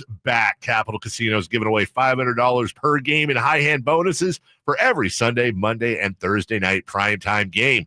As always, offering the best food, the best service, and the best action with the most variety of games in the region, conveniently located in downtown Sacramento. So check them out, Capital Casino, and always remember to gamble responsibly. 1-800-GAMBLER. Bonneville International Radio Station contests are open to participants at least 18 years of age and older that are residents of California and who reside in one of the 6 counties that make up the Sacramento metro area, unless otherwise specified. Employees or agents of the station, Bonneville International Corporation, other area radio stations, or any entity associated with the contest are not eligible to win, unless the station otherwise specifies in its own discretion. Persons who have won in the last 30 days from a station contest or event may not be eligible. For a copy of the general contest rules, visit khdk.com. Wesley is a truck driver. I drive a truck and I love what I do. A truck driver with IRS troubles. They told me I owed them $43,000. It got really bad.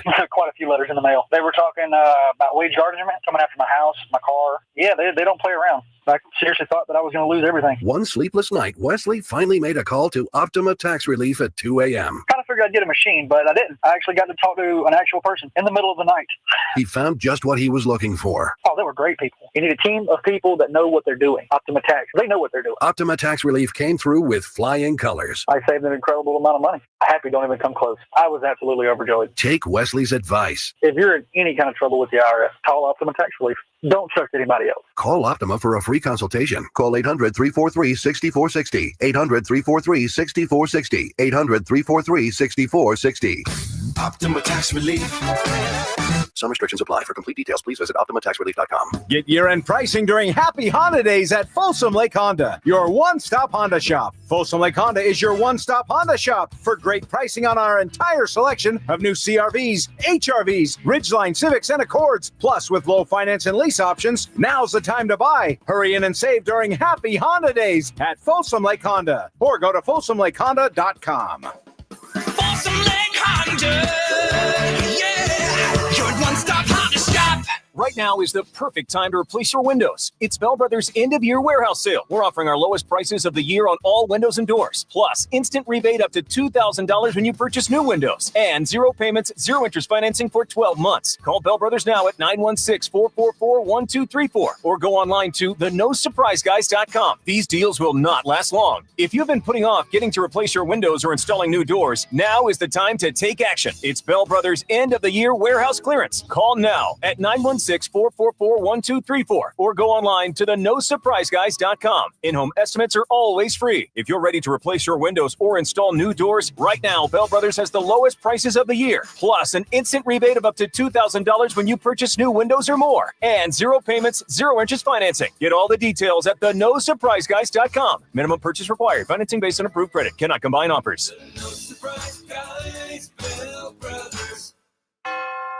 Sacramento's premier country music festival, Country in the Park, is coming back May 16th and 17th at Cal Expo with Bailey Zimmerman, Billy Currington, Nate Smith, and more. You'll enjoy food trucks, rock walls, and a mechanical bull, line dancing, and more. Single-day GA tickets start at $52 at CITPFest.com. It's Country in the Park, May 16th and 17th with Good Guys Heating and Cooling. Find out more at CITPFest.com.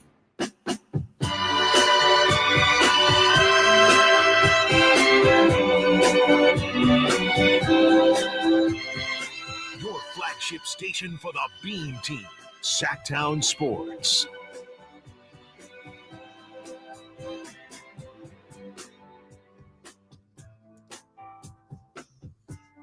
We are halfway through the second hour to be halfway through the week. Hump Day. I need some suggestions. So we are, I think I told everybody, we're literally in the process, they might be done, moving today. So I was moving stuff this morning. We're just going down the street. We're not going far. And, I really want to nail this first meal in the new spot. I think we're just going to do takeout. Like I said, we're in the Natomas area. So help me out. Text line, SAC chat 916-339-1140. I'm willing to splurge a little bit today. Okay. After you got treated to all that food yesterday. My palate is more elite than normal. So what is a very good celebratory meal? First meal in the house. It's very important. So help me out in the Natomas area. So they got to be able, I'll pick it up. If my wife wants me to pick it up, I'll pick it up. But I'm not going too far. All right.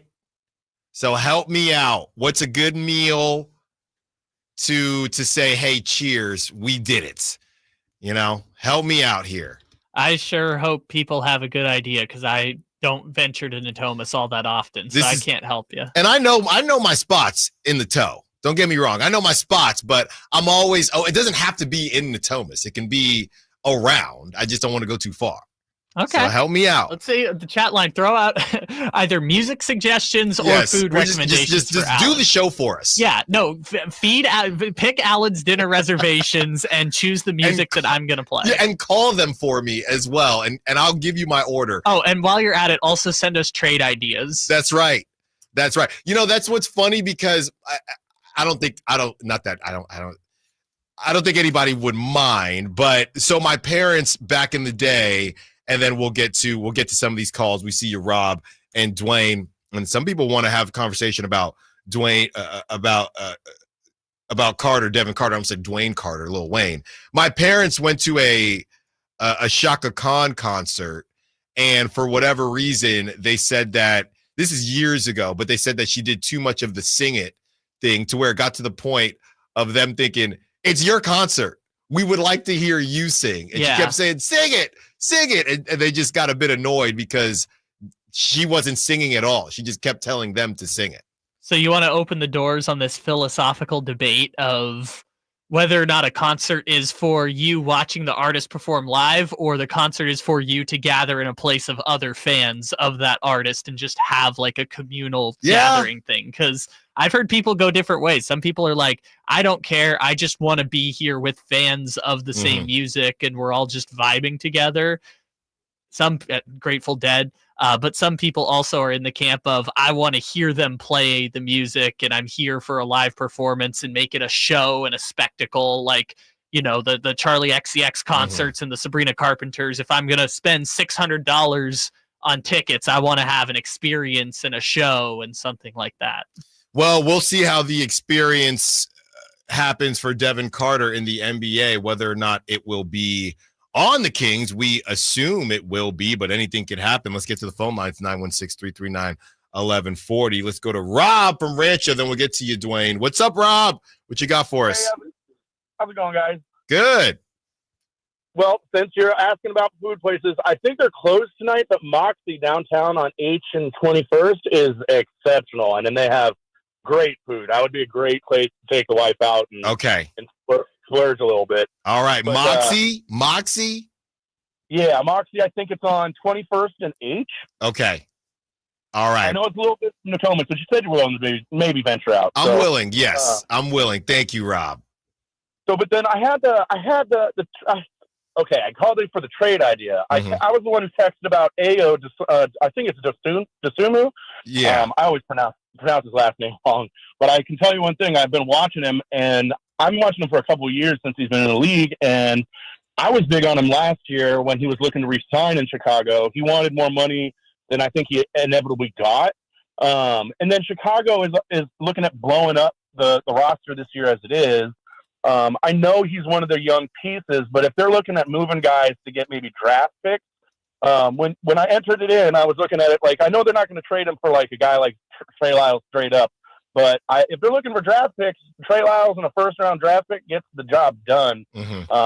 And he brings everything we need to this team, from from a big man he's young, he has length, he's a defensive minded guy, and he can score the ball. So I don't think he would be a miss at all. I know he'd also be a guy that's under the radar because, like you guys are saying, Patrick Williams has been been talked about. I liked him last year, and he was the same way. He wanted too much money in the offseason, got a lot less. But I think if you look at Patrick Williams, I think he's making more money than AU. I think AU's only making like $7 million this year. Yeah, he's making $7 million. So I think that looks good on paper for us. He checks all the boxes. He's not super expensive. He's going to grow up into, I think, a lot better of a player than he is right now. And he does a lot of the things the Kings need. So I know a draft pick might be cringy worthy at times for some people when they hear it, on the surface level. But it's one of those trades that could really, I think, change the whole culture of the team. He really, I think he would fit in well. So. Rob, he is a guard though. He's 6'5". He goes shooting guard, and point guard. So I do think that's a little interesting to bring another guard into the play. I agree. I mean, we are super guard heavy. But I think, again, at 6'5", I think he does things that, that Herter on defense, we've been asking him to do. And I mean, I'm not trying to rag on Herter. If anything, I've been a supporter of Herter saying, hey, he's a shooter. Shooters are going to go through slumps. Think about what he did when he got here. And if you need a guy like him, you got to keep him, and you've got to hope he works through it. And I mean, that's been painful to watch in the last year or so for all Kings fans. That's why I'm like, I know he's a guard, and I think Chicago plays him there, but I think we could play him at small forward potentially.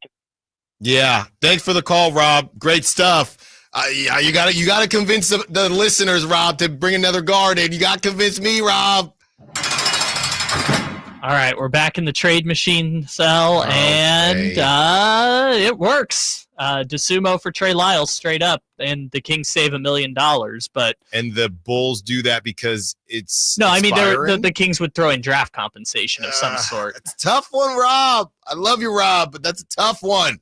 916-339-1140. James, we see you, but Dwayne beat you to the punch. What's up, Dwayne? What you got for us? What's going on, fellas? You already know where I want to go with the trade. Whoever the plan, you already know I want that length and I want that height. I want all the things that come along with that. Mm-hmm. And what's bothering me is about McNair. I think you guys should be worried about him and just his business savvy because if you look at the examples of Dallas last year, you look at what the Pelicans did to you guys last year because of the lack of wingspan and defense and rim protection, all things that come along with it. And then this year, OKC goes out and gets Hartenstein. Mm-hmm. And, man, that was a nice move, man. He's looking real good over there. Made him real strong. So with all these examples of the blueprint, your boy Monarch McNair still doesn't pull the trigger on the right stuff. So my thing is the sense of urgency. Mm-hmm.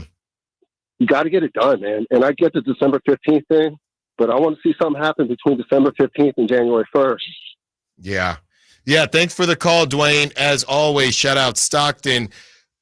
Dwayne brings up a good point with the Thunder because they've kind of flip-flopped with Hartenstein and Chet because Hartenstein was hurt and Chet was playing, and then Hartenstein came back, and then Chet got hurt. So we haven't seen that together at all. I would argue that Chet is a more acceptable 4 than Domas, or they're going to bring Hartenstein off the bench. But that is another conversation of if Hartenstein is okay to come off the bench in some capacity for the Thunder, again, contender, don't you think that maybe you could make something work if you brought Valanciunas into the fold? Maybe. I know it's not the same, but you see where I'm going. Valanciunas was the one where people were clamoring for him last year, and I think that makes a little more sense in the sense that Valanciunas can spot up 3 in the corner. So even if he's playing traditional 5 on defense and guarding 5s, he's playing a 4 on offense.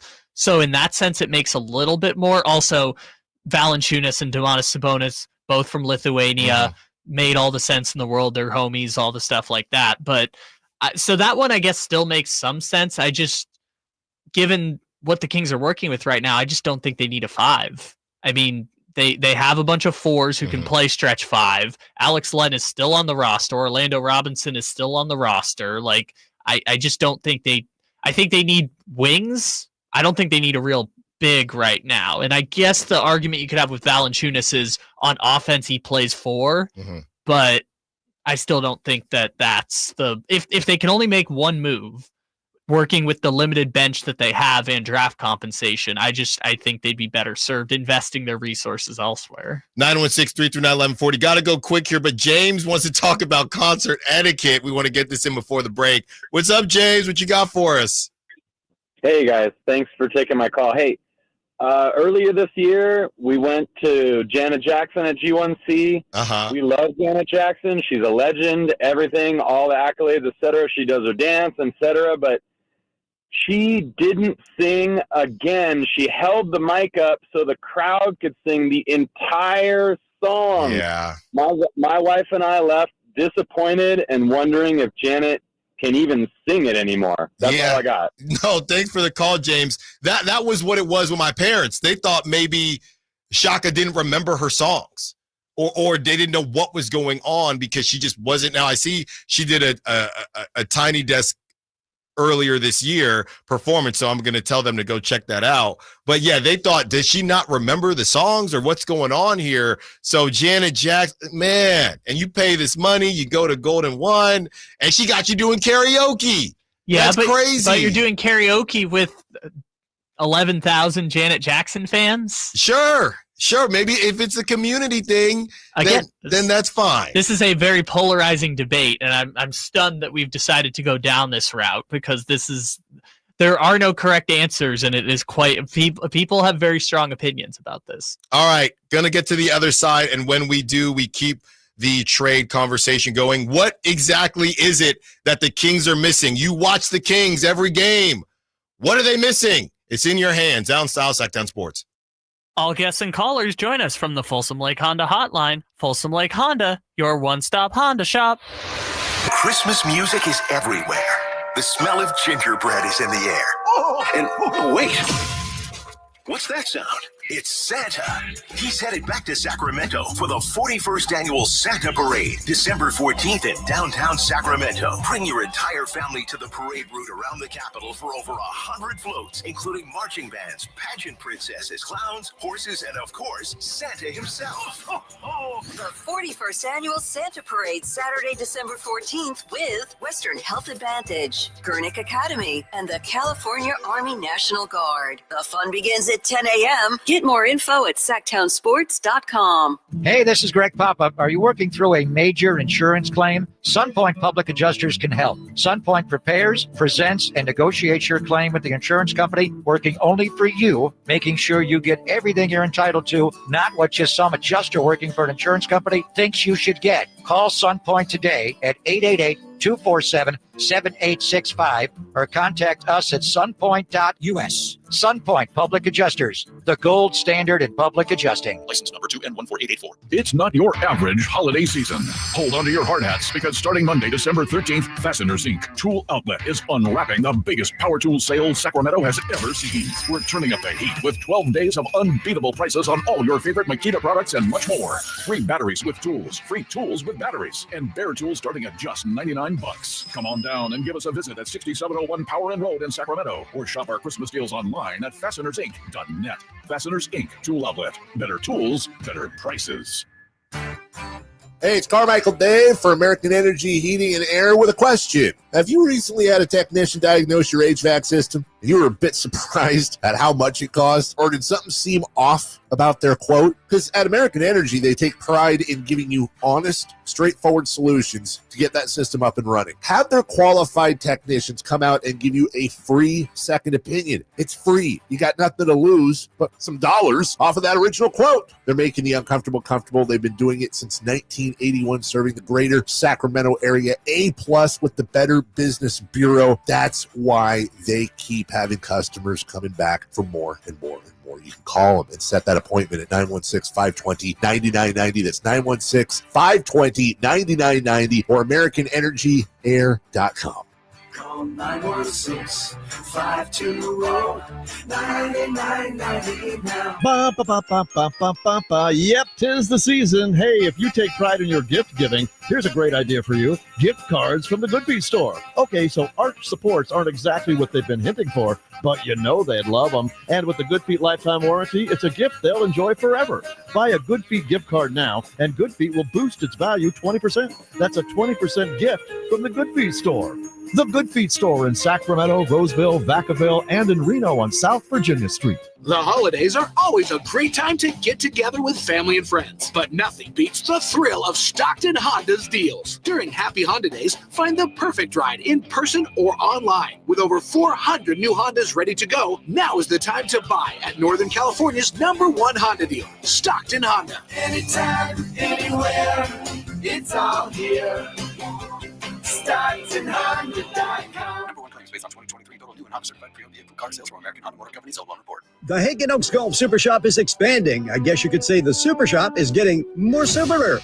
That means more for you, more apparel, more equipment, more shoes, more gift ideas, more of everything you want.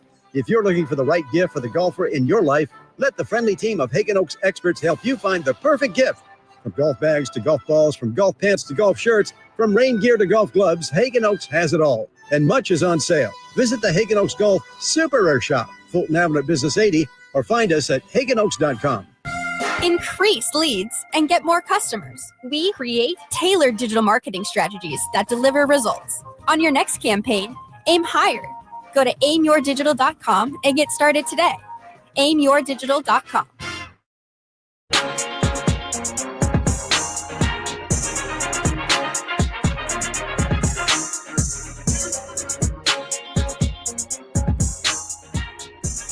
Your home for Kings basketball for over 25 seasons. Sacktown Sports.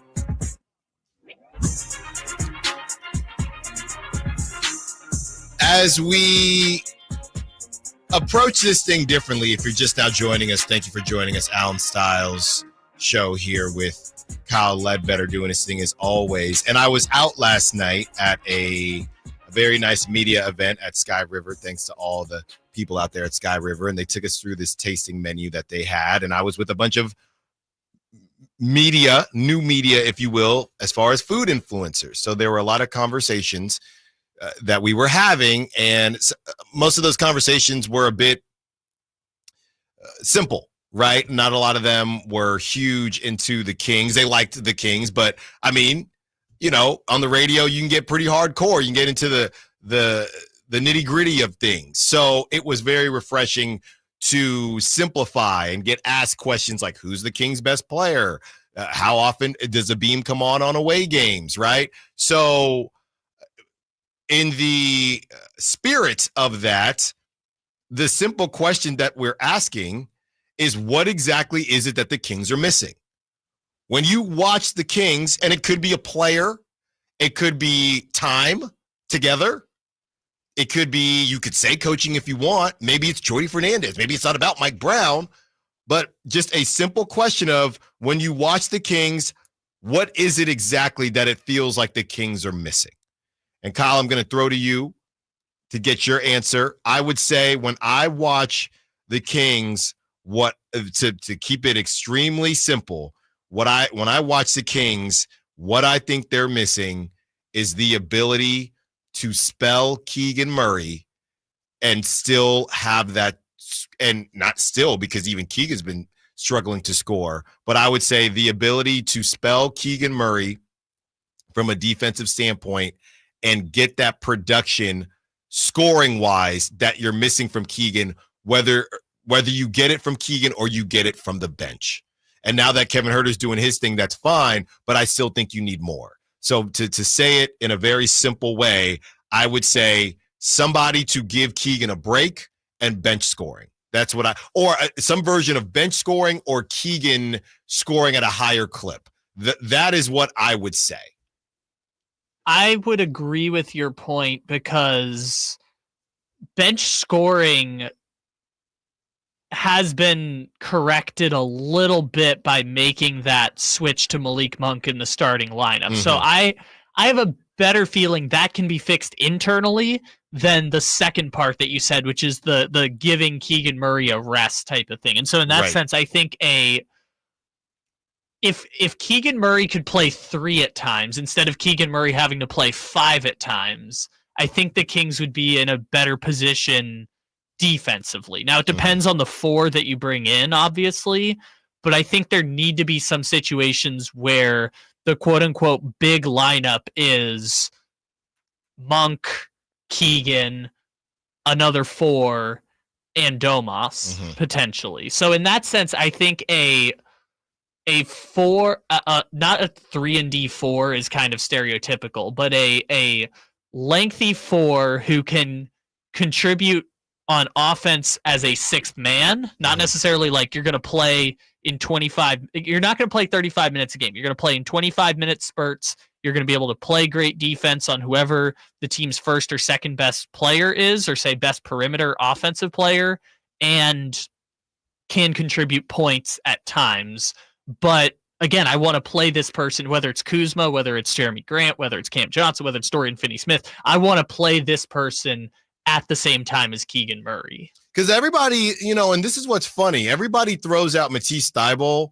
If I were to ask you, and you'll probably know this, Kyle, but if I were to ask most people, how tall is Matisse, what would you say? 6'7". He's 6'5". There you go. So this, because my first thought, and I'm not saying people, I'm including myself, my first thought is, okay, I go to the Blazers roster. Could it be Matisse and somebody else to give you what you're missing? Can Matisse guard the guys that Keegan's been guarding? Maybe some of them, but maybe not all of them. That's a big difference there. And I know he's a dog on defense, don't get me wrong. Yeah, but I would say at the same time, as great as Keegan is Keegan going to be named to an all-defensive team this year? Not this year. Yeah, I don't think so. So as great as Keegan Murray is, he is not like we can't possibly sit him on the bench because then our defense would fall apart. That's a byproduct of the Kings just haven't given enough defensive wings around Keegan Murray. It's just asking Keegan Murray to guard whoever the best player on the other team is, regardless of 1 through 4, right? One day he's guarding John Morant, one day he's guarding Anthony Edwards, one day he's guarding Julius Randle. So it's like different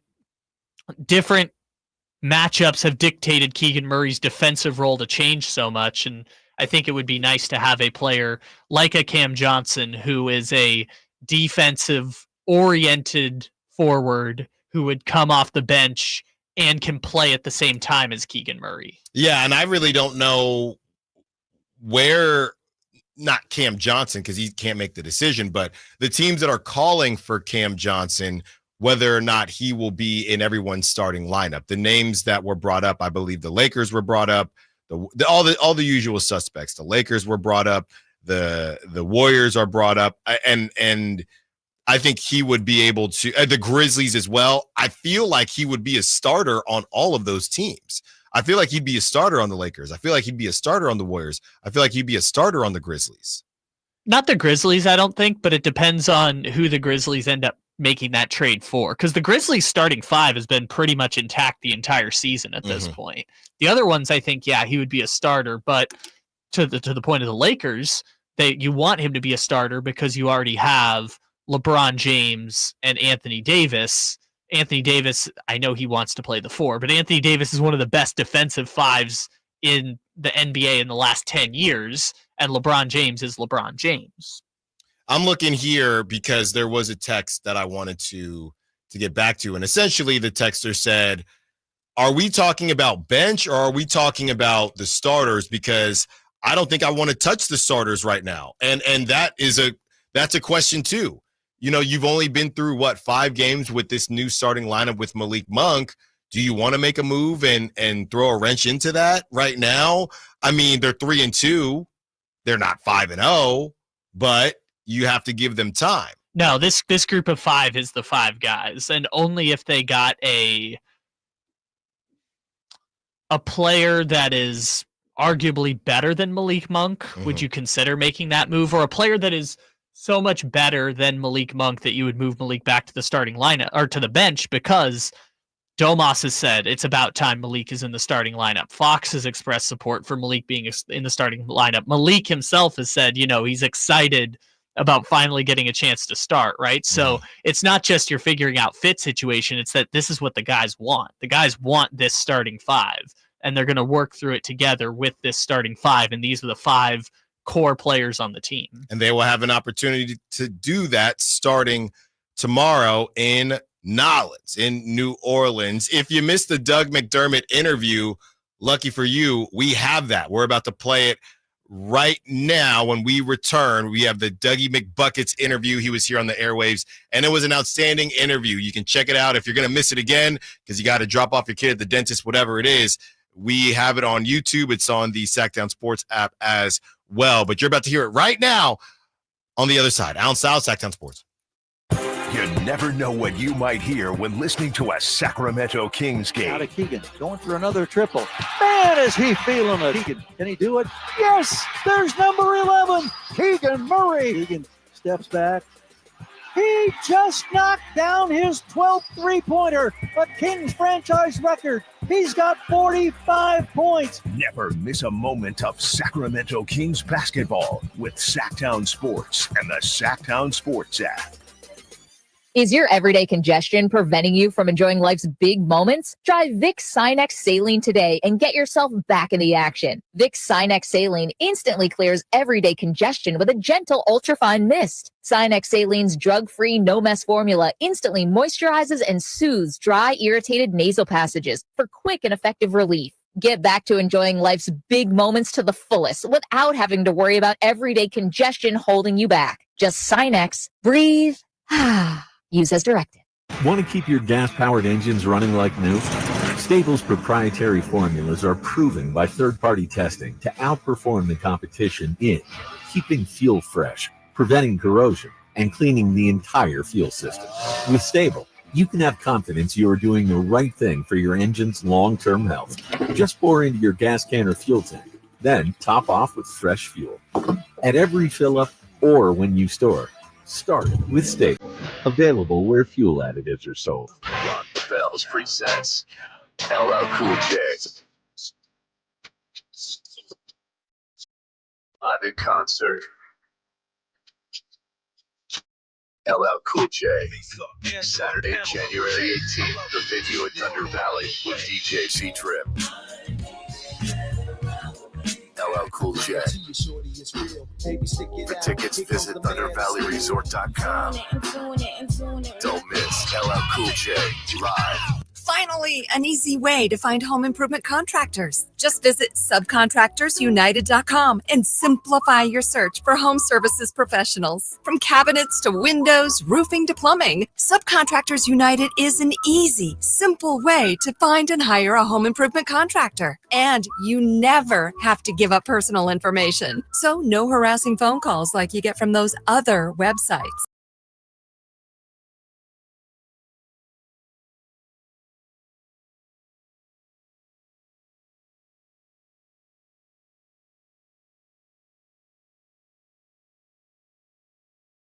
To never be too busy to personally answer the call when our clients need us. Recognized for excellence in service execution, training, and customer service. We're proud to be named a Toshiba ProMasters Elite Dealer since 2021. Contact us today for all your business printing needs at 844-POWER-BZ. That's 844-769-3729. Or visit us at powercopiers.com. I'm Craig Ashton of the injury law firm of Ashton & Price.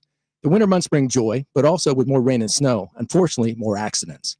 Over the last quarter century, thousands of Northern California residents have looked to Ashton & Price to be their root-op with a law license to guide them through the storm of an injury claim. As always, we wish you and your family the safest and happiest of holidays. But if you need us, at Ashton & Price, we're here for you. So whether you've been naughty or nice, happiest holidays from Ashton & Price. Remember, for the best advice, don't think twice. Call Ashton and Price. Your local sports leader in the 916. KHD1 Sacramento. KYMX HD3 Sacramento. From the Power Business Technology Toshiba Studios. Sacktown Sports 1140.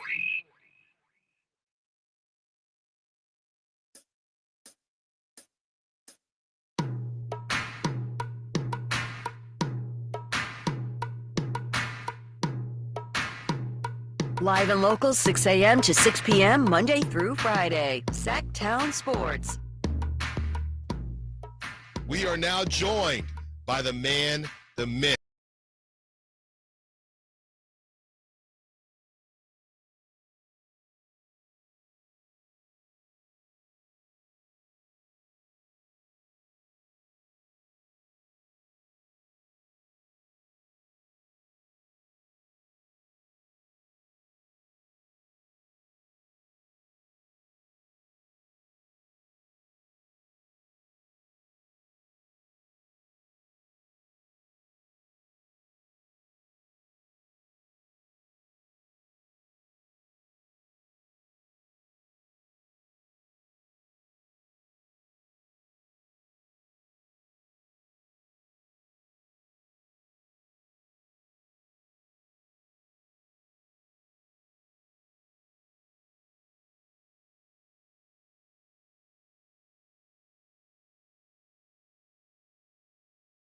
Well, we'll get into, don't worry, we'll get into some serious basketball talk. But real quick, play and teach me. You have the Dougie McBuckets thing. Then teach me how to Dougie after the made bucket. I got, you can admit it. There's no way Kings are the first ones to do that after you make.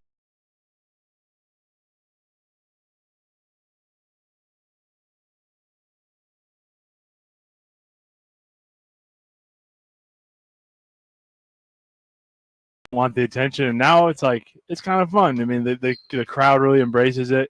It's been, I've been so impressed with how long the crowd sticks around in Sacramento. I mean, we were up 30 points the other night, and it was still a full house. So I mean, it's much appreciated from us players that are on the floor to close the game, and it's always cool to hear that. And the chants were awesome too. Well, speaking of the crowd, Doug, you led me to somewhere I was going to go anyway. When you lit the beam, you had your first opportunity to light the beam, and you were getting interviewed by Scott Moak. You said, hey, this is the best city that you've played in. Now, you can be honest, Doug, it's just me and you here chatting. Were you just buttering up the city, or did you mean it? You love Sacramento like that? I love it. I mean, I truly do love it. And I mean, I was talking about the fans mainly. I mean, just the support that we get every single night is crazy. And, you know, I've played on 6 other teams, and I've never seen a crowd stick around that long, even in a blowout like that. And I think that's why lighting the beam is so cool for not just us, but our whole community, because you can tell everyone takes a lot of pride in it. So to have, you know, 16, 17,000 fans still around when, you know, we're playing Utah, and I forgot what night it was, but I mean, it just, everyone was there super late, and it was just awesome to experience. Talking to Doug McDermott, sharpshooter for your Sacramento Kings. Doug, let's take things to the court. How is the vibe of the team right now? Like you said, you've played on 6 different teams, and I'm sure each team had different expectations every season. You join the Sacramento Kings, who they're looking to make some moves this season, and things have been shaky. There have been some injuries. You move Malik into the starting lineup. Kevin Huerter's been balling, coming off the bench. How is the vibe of the team as you've now won 2 straight, 3 out of 4? And I don't know if you've heard, Doug, but the Pelicans kind of had the Kings number last season. So how's the vibe of the team right now? Yeah, I mean, everyone's already talking about that, how they had us last year. And, you know, I think we're definitely motivated heading down there. You know, we've obviously had a good little break here to work on ourselves. You know, we had a couple practice days lined up, and then don't have another game till Monday. So we got to leave it all out there when we get to New Orleans. And we know how important every game is for us because we didn't get off to the greatest start, like you said, with some injuries and things and getting used to each other. But, you know, it's go time. We're just all focused on winning, and that's all that matters right now. So when we're doing the show, Doug, we sit there and we talk about Malik in the starting lineup, and we talk about Kevin Huerter's ability to be flexible and really ball out coming off of the bench. When you guys are talking internally about the biggest difference in these last couple games where you've put up 140 points for the first time in consecutive games since 1963. Is there more to what fans and what media is seeing as far as the difference in the games, or is it pretty cut and dry? I mean, it helps when you make shots. You know, that's always the key is, you know, hitting threes. And, you know, we've really improved our just ability to get in the lane and find each other. We take a lot of pride in, you know, spray out threes and getting in the paint, forcing the defender to help. And those threes are a lot easier to hit. So that's kind of been our main emphasis when we've gone through this little slump is just make the extra pass, get everyone involved, and and don't be afraid to get out and run and not have to slow it down every time. We're trying to really push the pace and get easy shots for each other. And I think that's something that we've done a lot better job of lately. Do you, and I know you've been in a lot of locker rooms, do teams have the, hey, we've turned a corner conversation internally, or is that more of an external media thing and it's just, hey, just game by game? And I know you saw Coach Mike Brown's post-game presser after possession after possession. Is that really how you approach things, or is there any talk of, hey, guys, the vibes are starting, we're starting to turn things around here? Not really. I mean, everyone's obviously in a better mood when you're winning. But, a lot of us here have been in the league long enough that you really can't get too high or too low because the next one's coming in usually a day or the next day. So you can get humbled really quick if you get too high on yourself and vice versa. So just try and continue to get better every day. I mean, I know that's cliche and something Coach Brown says is possession by possession. And it is true. You got to kind of have that mindset in the NBA, but obviously the vibes are better when we're winning and, guys are really getting along. This is a really good group of guys. There's no one's selfish. Everyone's for each other and just a really good group to be around. Doug, before we get you out of here, that fateful night where you were on fire, 6 for 7, I think we heard Teach Me How to Dougie 8,000 times. According to StatHead, you're just the second player in NBA history to score 18 or more points in less than 9 minutes of action. When is the last time you had a moment like that, or is there anything you can compare it to? Take us through what you were feeling in that moment. Yeah, I mean, there's a stat for everything, I guess. That's crazy. But I don't know. I mean, I work extremely hard every day. I definitely felt that before, not 6 straight threes, but I felt in that zone where you hit 3 or 4 and, the other team calls a timeout. But it was kind of like towards the end of the game, so there wasn't any timeouts from Utah or like Will Hardy just because we were up 30 or 40 points where it was. So I've never really felt it that crazy where you get, 6, 7, 8 possessions in a row where the ball is coming your way and like you're letting it fly. Usually there's a timeout after you hit your second one and try to take you out of your rhythm. But just a really cool feeling. We work really hard here in SAC. We got a group of guys that are always playing games, even when we're not playing. So that's kind of helped me get my rhythm here and get my legs under me as I joined the team pretty late into training camp. Doug McDermott, thank you so much, a.k.a. Dougie McBuckets. Doug, appreciate you taking the time. Safe travels down. That was Doug McDermott. Great interview, and we are wishing him all the best in his career, especially his career right now in Sacramento as he is doing his thing, 6 for 7 from three-point land. Here are some of the cities that Doug played in. As he said, this is the best one. Sacramento, best fans. Chicago, Oklahoma City, and I've heard Oklahoma City gets wild. Okay? At least as long as they've had a great team, which has been pretty much the entire time. Right. New York, and not the Nets. The New York Knicks. The Dallas Mavericks. The Indiana Pacers. And the San Antonio Spurs. Number one. We can put it on the ticker. Sacramento is better than New York. Sacramento is better than New York. You don't have those stupid videos where they're just screaming at the camera. We don't need to do all that. And we have 100% less Ben Stiller. We don't need to do all that. We have what we have, and we perform to the highest degree. That's Sacramento. So great stuff from Doug McDermott, having some fun with him. And the conversation about the Teach Me How to Dougie. I think it's interesting that beginning his career, he didn't like it very much, and then he grew to like it. And you could tell he was enjoying the end of that game. He was smiling.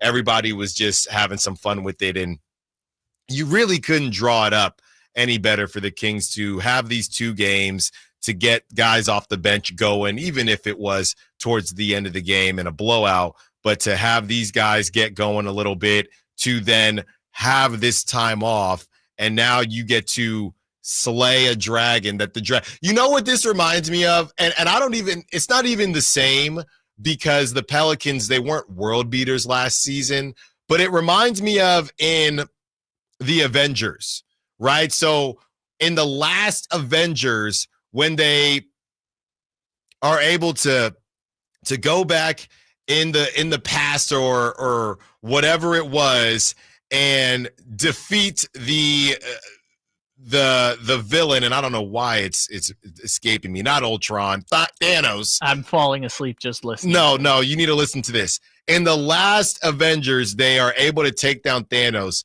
but at that point, Thanos he's just kind of old and chilling, and he's already done what he wanted to do. So he didn't really put up much of a fight. But in the previous Avengers, Thanos was that dude. That's what it reminds me of as far as the Kings taking on the Pelicans. That was them taking on Thanos when Thanos was popping. Just go to New Orleans. They're just asking to be beat.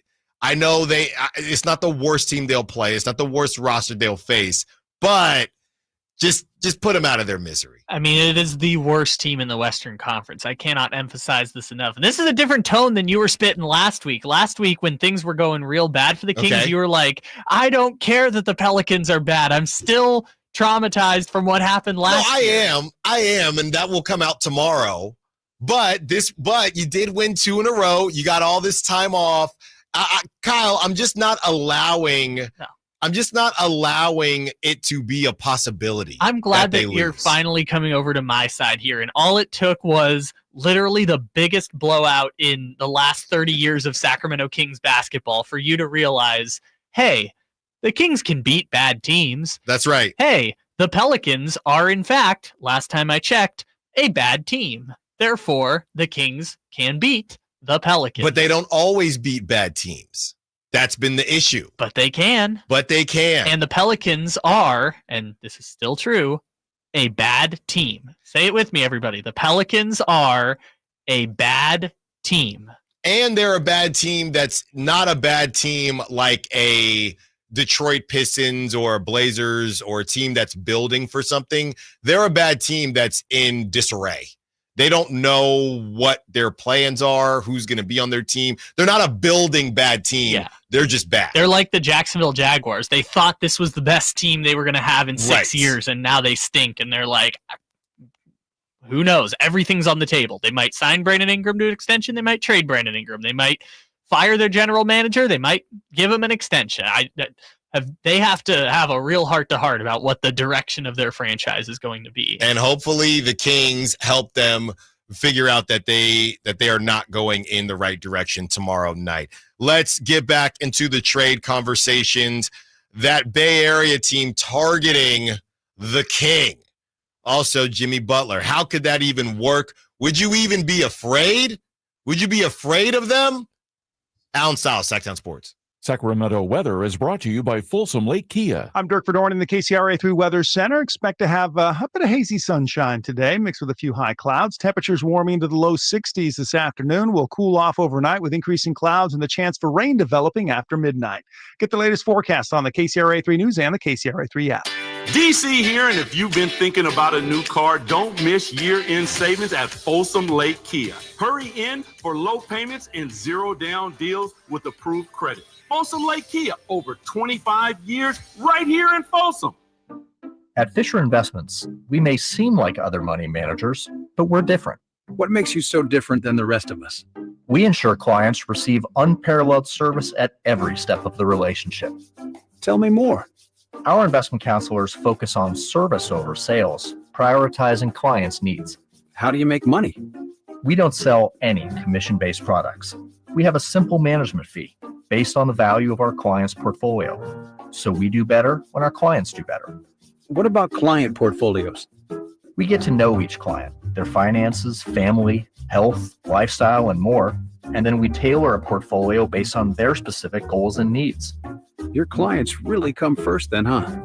Yes, we make them a top priority. Our goal is helping them achieve a comfortable retirement. Wow, maybe we are different. At Fisher Investments, we're clearly different. Learn more at FisherInvestments.com. Investing in securities involves the risk of loss.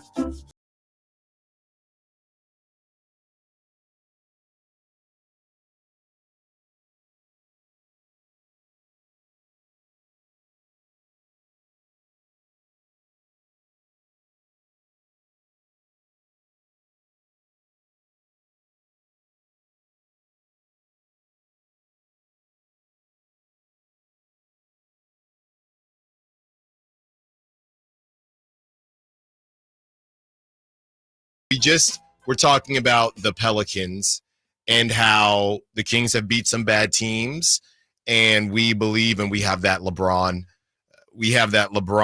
possible trade coming up here. We were talking about the Pelicans and how the Kings, they should win. The Pelicans aren't very good. Okay? So this is from the 916 based on that last segment. Dude, this is cringe. Have you not been watching the Kings for the past 20 years? They have always lost to bad teams. So I responded, I said, okay, ? So we shouldn't say that we should win or they should win? They just beat 2 bad teams last week. And then 916 replies and says, yeah, they can play the Utah Jazz next week and lose by 20. Sure, but what do you want me to do with that, 916? What's your point? Say that no game is what is your point? No games. They can win no games. Hey, they could win, or hold on now, they could lose. But they're the Sacramento Kings, so they're going to lose, damn it. What is your point, 916? Yeah, because I know y'all are hurt, man. Look, you're hurt. 916, not the whole 916, just this 916. Say it with me. The New Orleans Pelicans are a bad team. The Sacramento Kings are a good team. We think. They're a good team. I don't know if they're a very good team. I guess here's my thing. The Kings could lose tomorrow night. Sure. We're having a conversation saying that they should win. We're not having a conversation saying that they will win. We're having a conversation saying that they should win. And they should win. So what is the conversation? That they won't? I don't know if they will or not. They should, but I have no clue if they will or not. You know what? I'll take it one step further. They will win tomorrow. Does that make you happy? If anybody understands that the Kings trick off games that they shouldn't trick off, it's me. Don't get me wrong. I'm just not really sure what we're supposed to do with that information. And it just makes me feel sad that everybody is, he goes on to say, Kings have been doing this since I was 12. I'm 34 now. I'm sorry. I'm also sorry to Mr. 916, but they've been doing it a lot longer than that. There was just an 8-year period where they didn't do that, but they've been doing it a lot longer than the last 20 years. I don't know. I don't know if that's the correct, you're 34. I don't know if that's the correct use of cringe. I don't know what's cringe. I think I'm cringe is chuggy now. Excuse me? Exactly. What did you just say? Cringe is chuggy. What did you call me? Chuggy. Cringe is chuggy. That's the word you use? Yeah, cringe is chuggy. Chuggy is just a word. It's just a word for things that are like kind of old now. Like people aren't really saying cringe like they were in 2014. Well, cringe is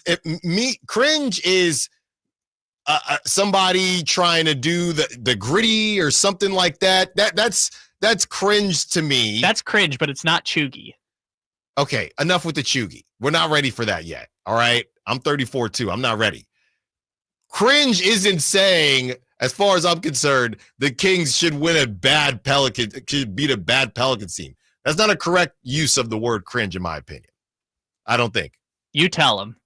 I'm just saying. All right, let's get to this LeBron conversation. This is Brian Windhorst. Again, Brian Windhorst. There's just a lot that came out yesterday in the trade convos and the trade whispers, things like that. So here is Brian Windhorst on who is targeting LeBron. Here it is. Most important names to watch between now and the February trade deadline isn't just Jonathan Kuminga. It's also Jimmy Butler down in Miami. Jimmy Butler is really, since last spring, when the Heat made it clear they were not going to extend his contract, we were probably headed for an ending of the waves between the Heat and Jimmy Butler. I wouldn't say it's a done deal yet, but I think teams are starting to kick the tires there and look and see what it might take. And the Warriors are one of them.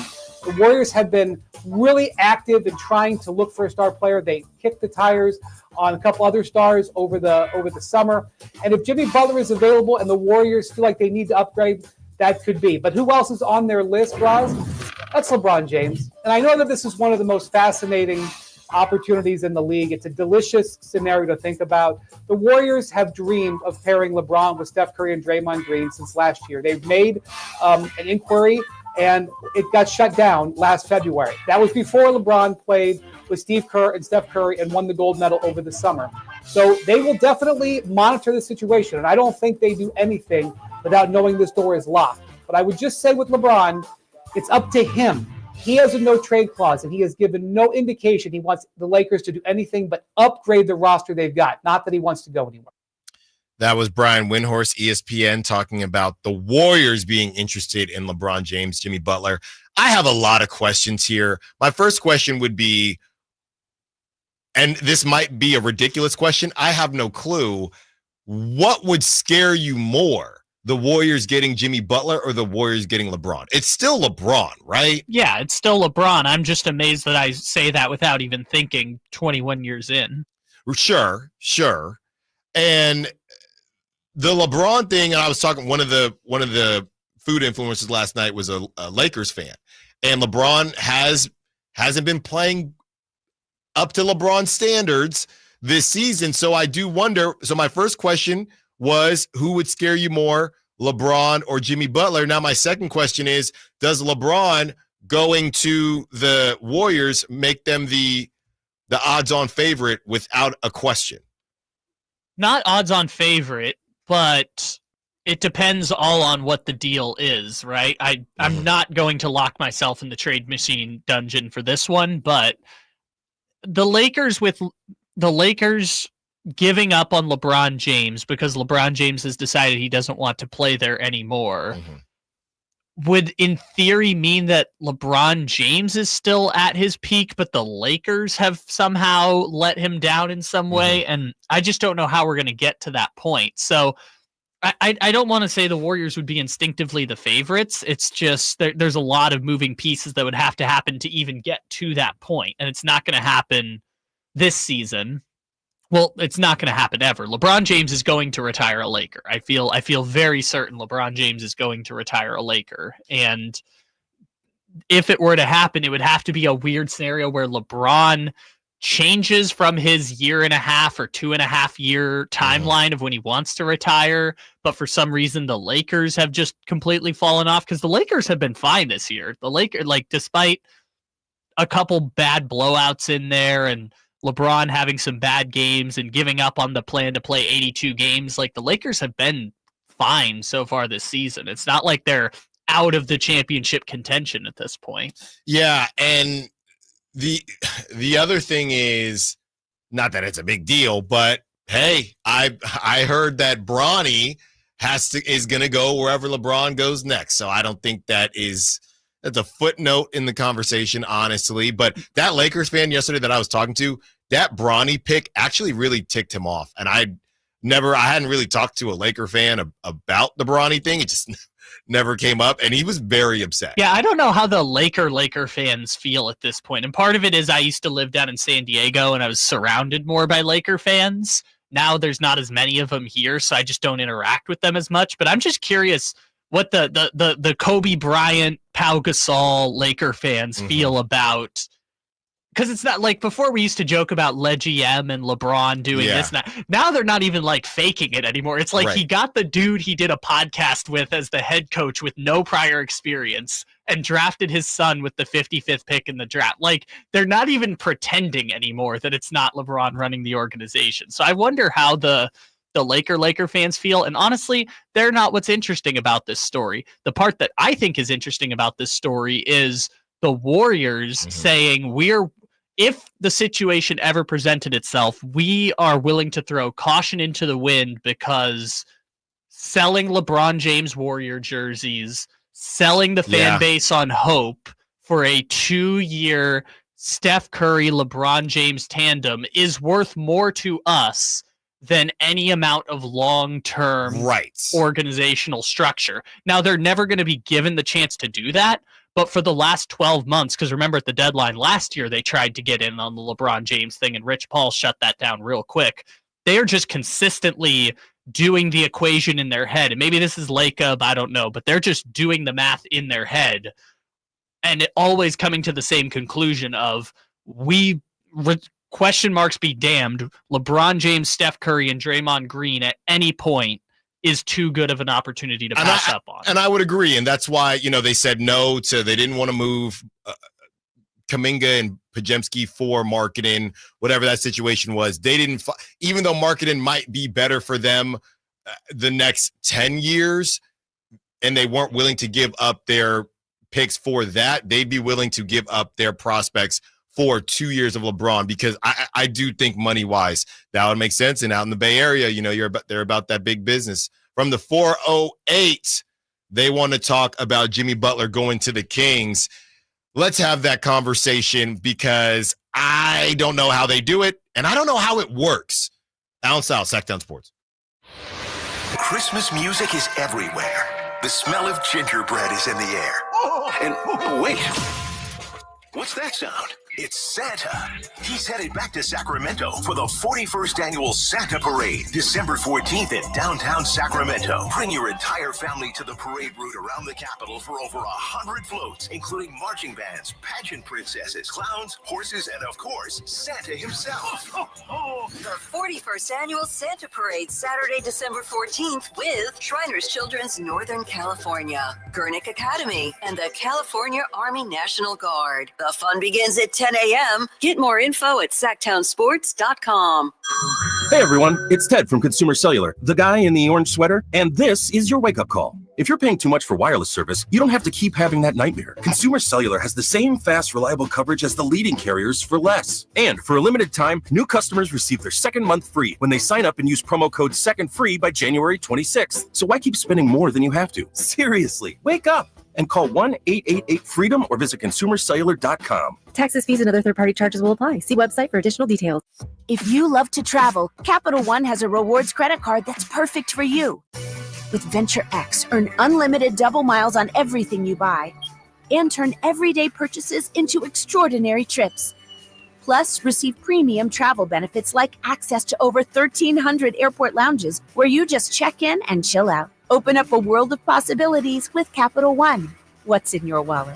Terms apply. Lounge access is subject to change. See CapitalOne.com for details. Sacramento's premier country music festival, Country in the Park, is coming back May 16th and 17th at Cal Expo with Bailey Zimmerman, Billy Currington, Cole Wetzel, Nate Smith,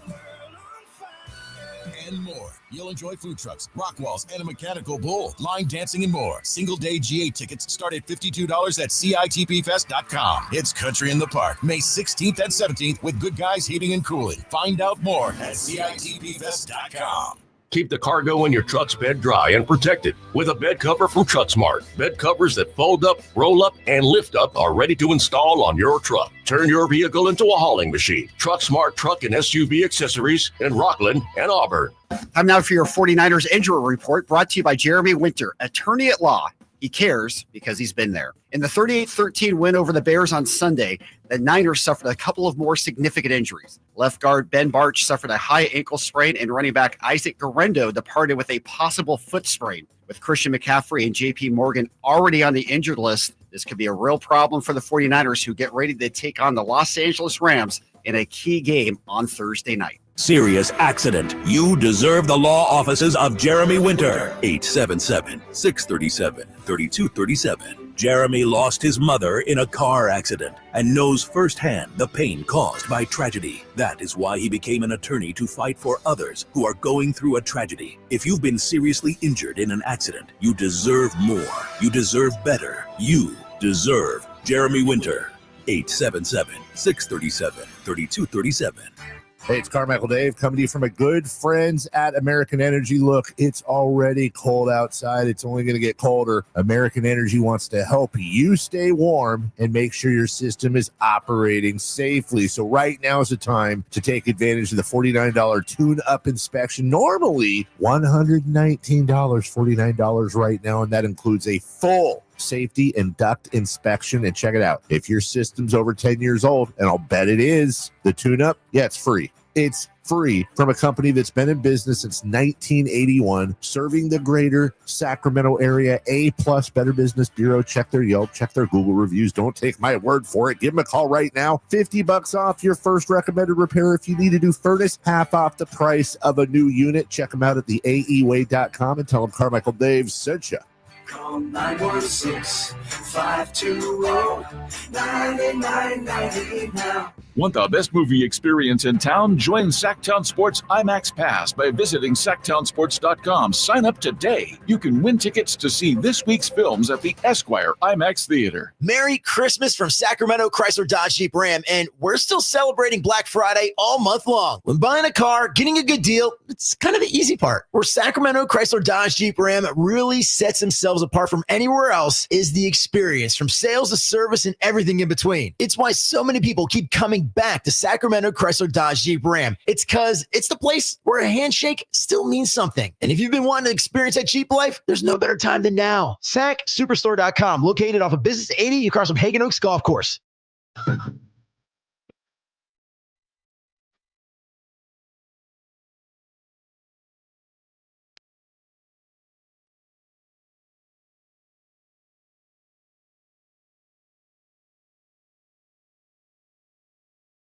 Your flagship station for the Beam Team, Sacktown Sports. Here it is. Isn't she lovely? Stevie Wonder Wednesday. Way back Wednesday. Taking you up to 2 p.m. Thank you for the recommendations. Still don't know what we're going to get for food in our new place. I've seen a lot of recommendations, though, which, by the way, since I know we get new listeners that alternate in, got 6 more chances. I take song requests. I do it every day, but we're especially doing it on a way back Wednesday. But song requests, throw them out there, Sack Chat, text line. I will take song requests. There you go.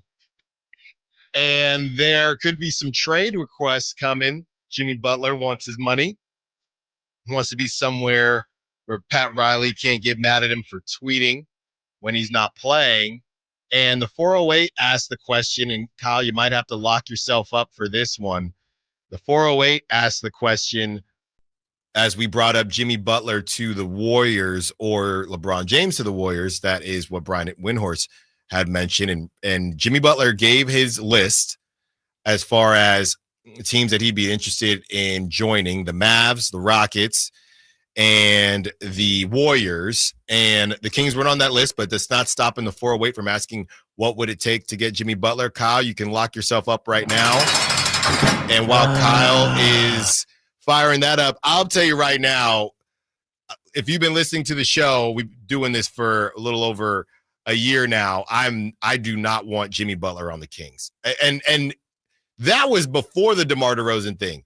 Now I definitely don't want Jimmy Butler on the Kings. That is too many mid-range jump shots. I'm sorry, 408.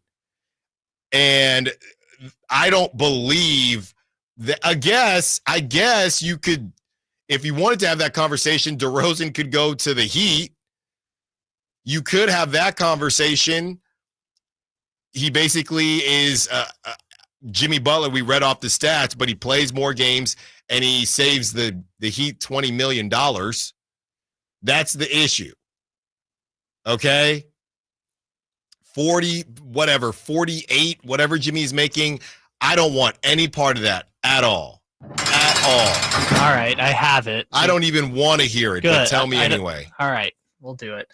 So in a trade that would keep the Kings $300,000 under the tax. So this goes right up to the threshold and still makes them able to make the trade. Again, I don't want to do this, but this is the only way I'm allowed out of the dungeon, okay? Right. I can only get out of the dungeon if I produce results. That's how the trade machine dungeon works. Is Jimmy Butler in exchange for DeMar DeRozan, Devin Carter, Kevin Huerter, Colby Jones, and draft picks. No. Well, no, and again, Jimmy Butler doesn't want to come here, so we can't. Right. You can't make the trade anyways. It's not that Butler has a no trade clause, but he has a de facto no trade clause, right? Because he's a free agent at the end of the summer, and the reason he's giving teams, his agent said, it's either a contender like the Mavericks and the Warriors, or the Rockets, which for those who don't know, Jimmy Butler's from Houston. The only reason they're putting those teams out there is if Miami is going to facilitate a trade instead of riding it out with this season, you want to give names of teams that Butler's willing to sign an extension with, because then Miami's going to trade the most compensation to those teams. Yeah, it's not gonna work, and I don't want it to work. Okay, Jimmy at this point, DeMar DeRozan is less expensive. He is more available. All right, and I'm not gonna say circus, but I'd rather not. But 408, there you go. That's what it would take. Look, if you like Jimmy Butler more than I like Jimmy Butler, I guess it's not a terrible deal as far as what you're giving up. It's just everything else that comes with the Jimmy. So Jimmy wants to get paid $50 million at 35, 36 years old when he misses time during the regular season every season. Which, for those who maybe want a Jimmy Butler in that sense, the Kings got their Jimmy Butler. That's what I'm saying. We read off the stats from their career, pretty much the same. The stats this season, DeMar DeRozan's better, and he's played more games. Yeah. So to that point, it's impossible that it can happen. What I think is interesting is the Warriors aspect of it, because we've talked about this the last couple days. The Mavericks one just straight up doesn't make sense. Why, from a fit standpoint, Dallas would want to go, unless they're saying we're just giving up on the iteration of the team that went to the finals, right? Their plan was, okay, we just got to the finals. We've got some money to work with. Let's sign Klay Thompson, who's a pure shooter. And you've had a mixed bag of results, but I don't think Klay Thompson's been an outright disappointment or a catastrophe so far. Going and trading for a Jimmy Butler would completely change the blueprint. Well, you'll probably have to move away from PJ Washington, who's been outstanding for you. Right, a lot of the guys they're going to want PJ Washington, Derek Lively. That's who they're going to want. I'm just not high on Jimmy Butler, not high enough on Jimmy Butler for what he is demanding and what he brings to the table. I'm glad the Kings weren't on that list. I'm glad the Kings weren't on that list, because I don't want any part of Jimmy Butler. And we had that list earlier. Robert Williams, Matisse Thybulle, Nick Richards, Day'Ron Sharpe, Cody Martin, Walker Kessler, Dorian Finney-Smith, Cam Johnson, Kyle Kuzma, John Collins, Anthony Simons, Jeremy Grant, Herb Jones, CJ McCollum, Brandon Ingram, Jimmy Butler. I would take Dorian Finney-Smith over Jimmy Butler. I would take Cam Johnson over Jimmy Butler. At the price. Yes, not as players, at the price. Kyle Kuzma. I take John Collins. I would take John Collins as well. Jeremy Grant. I would take Jeremy Grant. Herb Jones. I'd take Herb Jones. I'd probably take Brandon Ingram just because. You know, it's actually funny. I'm stepping out of the dungeon now. The trade machine says that the Maverick to agree with my point. The trade machine says the Mavericks would actually be a worse team by making the trade that they would have to make to get Jimmy Butler. They would be giving up Klay Thompson, PJ Washington, Derek Lively, and Maxi Kleber. Can't do it. And they would be getting worse by making that decision. Also, why would you integrate a heavy ISO free throw shooting player like Jimmy Butler into an offense with, last time I checked, Luka Doncic and Kyrie Irving? Yeah, it doesn't make sense. Somebody on the Sack Chat was saying he didn't mention, he's going to the Spurs. That's not a team he mentioned. Did the Kings get better when you did that Butler deal? Were they better according to the trade machine? Yeah, they were better by, I think it was 2.5 games or something. Yeah. So that's why I said and draft compensation would have to be added in there, because I don't think Miami would be getting significantly better. The interesting one of the two, like the Rockets can make it work if that's the timeline they wanted to go down, because, correct me if you think I'm wrong, Jimmy Butler on that team would be the number one, right? Regardless of who they have to trade. They don't have that's what we were just saying last week. So right? The Rockets don't have a number one. So Jimmy being the number one on the Rockets, maybe you say that they go for it, but it's just, they'd have to kind of mix and match a deal. The Warriors one, I think, is the most interesting, because Jimmy would be the bona fide number two. And as long as the Warriors are willing to pivot off of their offseason stance of we're not giving up Kuminga or Podziemski for Paul George, then they could actually make that work. I don't know if you want to say Jimmy Butler's a better player than Paul George at this stage of his career. I think it's kind of a toss-up between the two, but if they were to pivot, there is a clean path for these two teams to actually make that swap. If any of those teams are going to give up significant compensation for Jimmy Butler, it's going to be probably Golden State. Let's get to a little bit of NFL action, then we will get back to the Kings. Should the Niners pay Brock Purdy? Well, it seems like they are, according to Ian Rappaport. He had some things to say over the weekend. We will have that for you when we return. Allen Stiles, Sacktown Sports. Time to check out Capital Casino, conveniently located at 411 North 16th Street in downtown Sacramento. Christmas music is everywhere. The smell of gingerbread is in the air. And wait, what's that sound? It's Santa. He's headed back to Sacramento for the 41st Annual Santa Parade, December 14th in downtown Sacramento. Bring your entire family to the parade route around the Capitol for over 100 floats, including marching bands, pageant princesses, clowns, horses, and of course, Santa himself. The 41st Annual Santa Parade, Saturday, December 14th with Western Health Advantage, Gurnick Academy, and the California Army National Guard. The fun begins at 10 a.m. Get more info at sacktownsports.com. Hi, I'm Justin Gingery from the law firm of Gingery, Hammer & Associates. When you have been injured by the fault of another, you will want advice you can trust. If you know an attorney you can trust, I hope you call that person. But if you don't, please call me. I promise I will be the attorney you can trust, along with my entire team.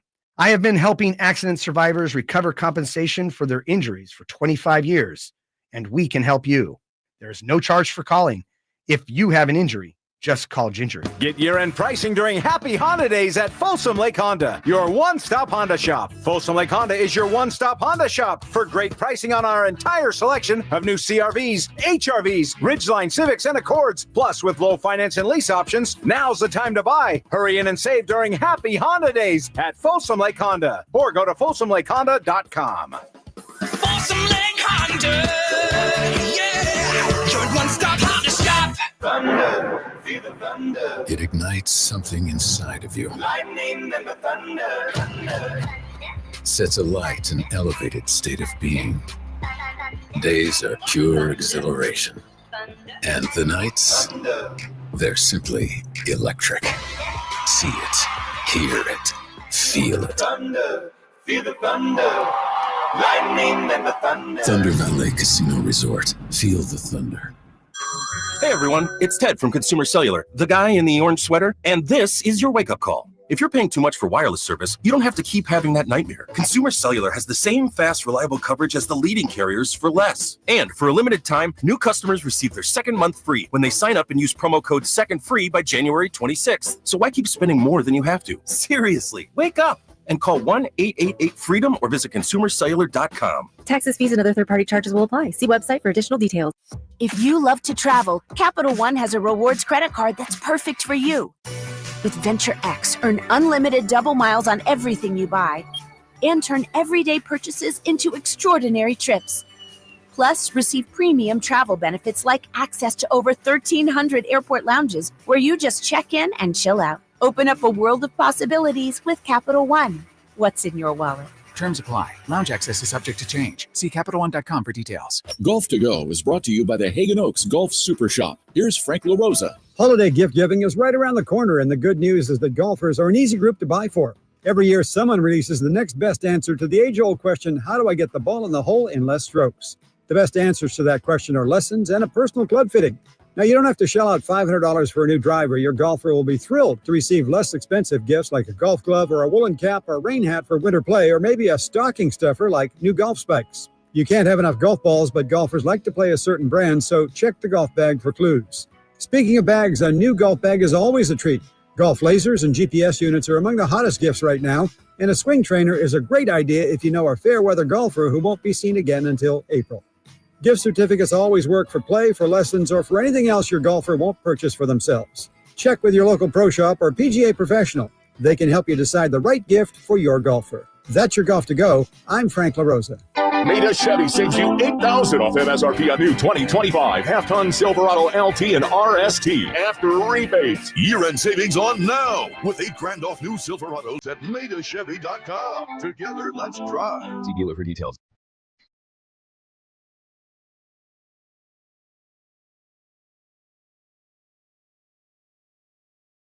Your home for Kings basketball for over 25 seasons. Sacktown Sports.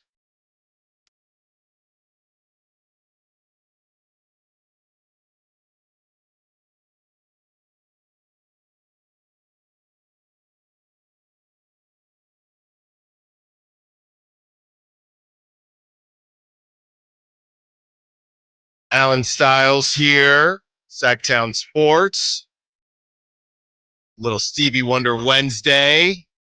That's what the people keep asking for. That's right. Little over 1 hour left to go in this one. We will hand you over to the drive guys, Whitey Gleason and Kyle Draper, taking a quick breather from the Kings to get into some Niners talk here. And really a name who has been very compelling over the last couple years. You have Brock Purdy, and the time is finally here.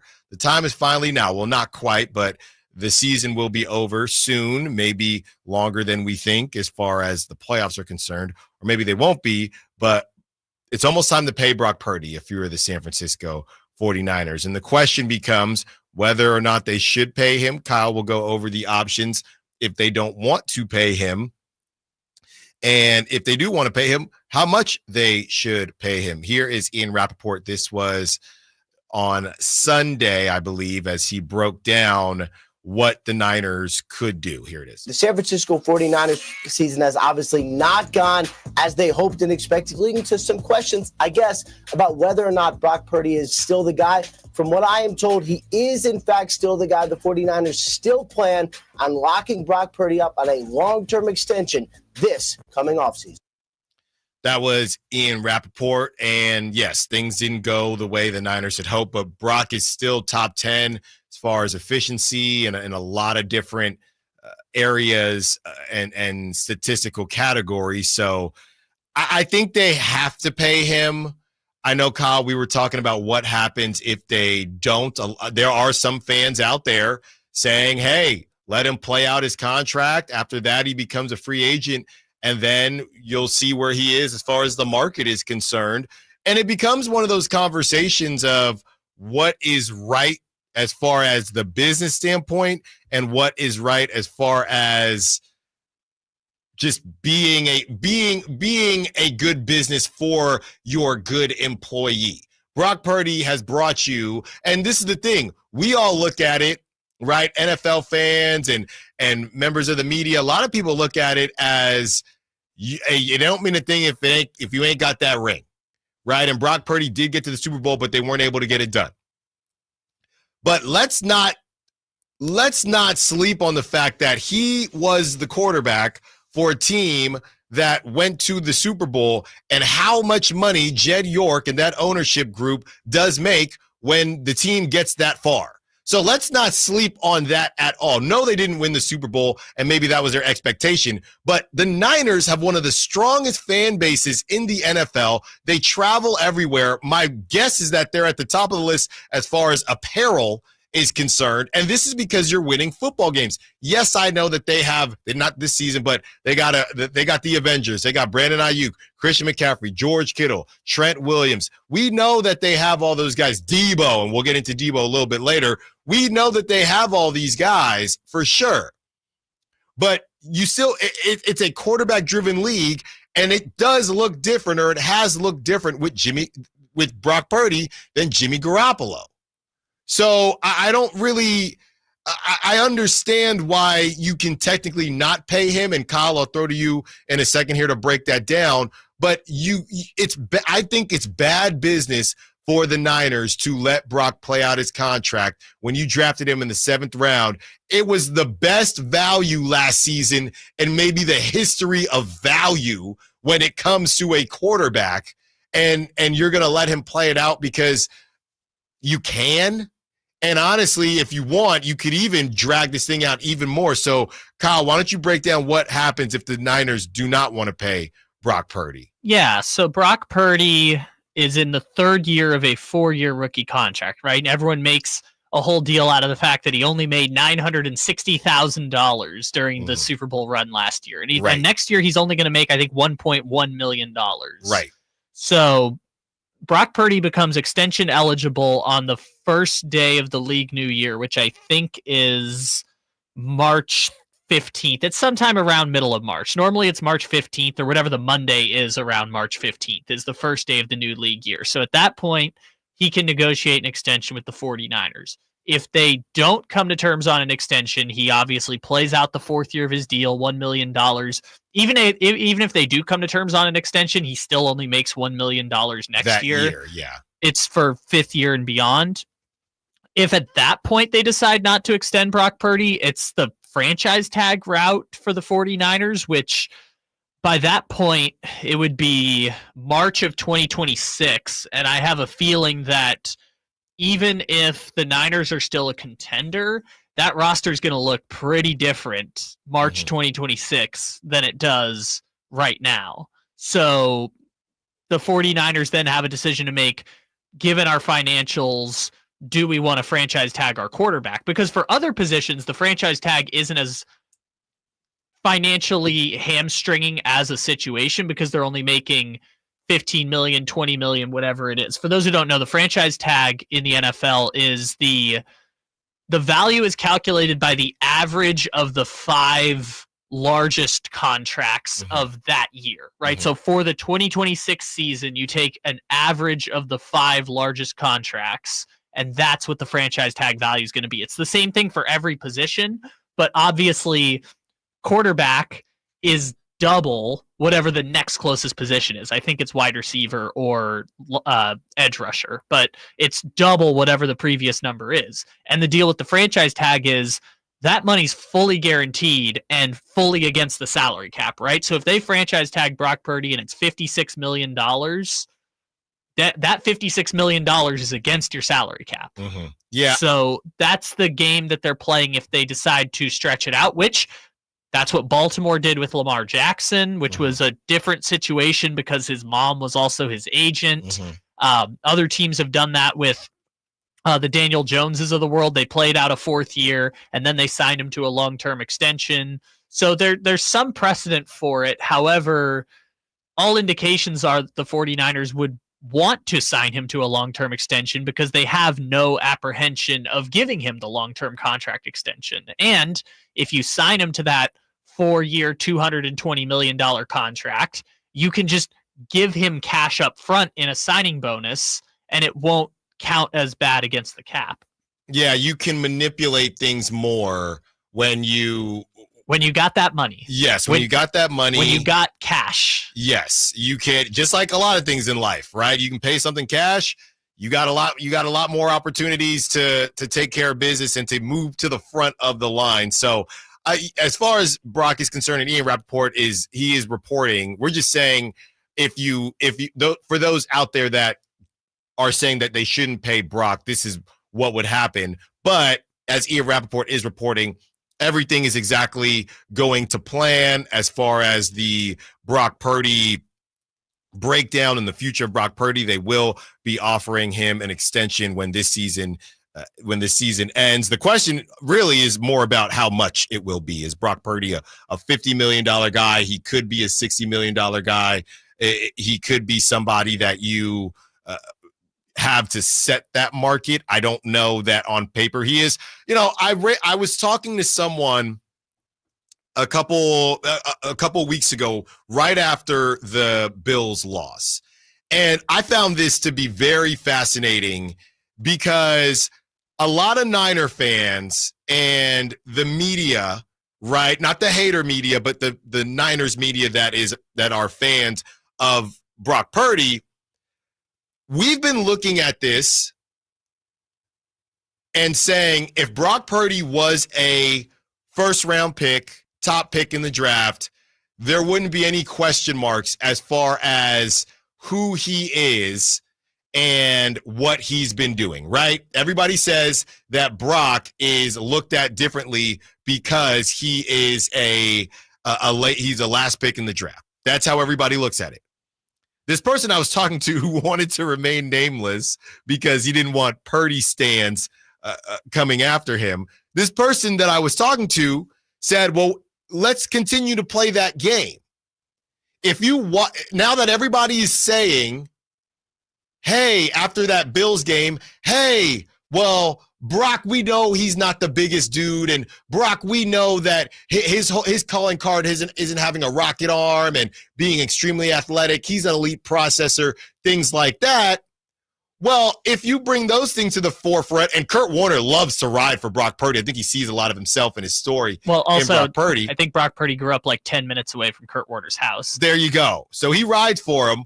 But if you were to flip this now and say you have two guys that are top picks in the draft with Josh Allen and Brock Purdy, I know it's a one-game sample size, and it's the middle of a tundra, and that is a game where athleticism and just being an alien like Josh Allen will prevail.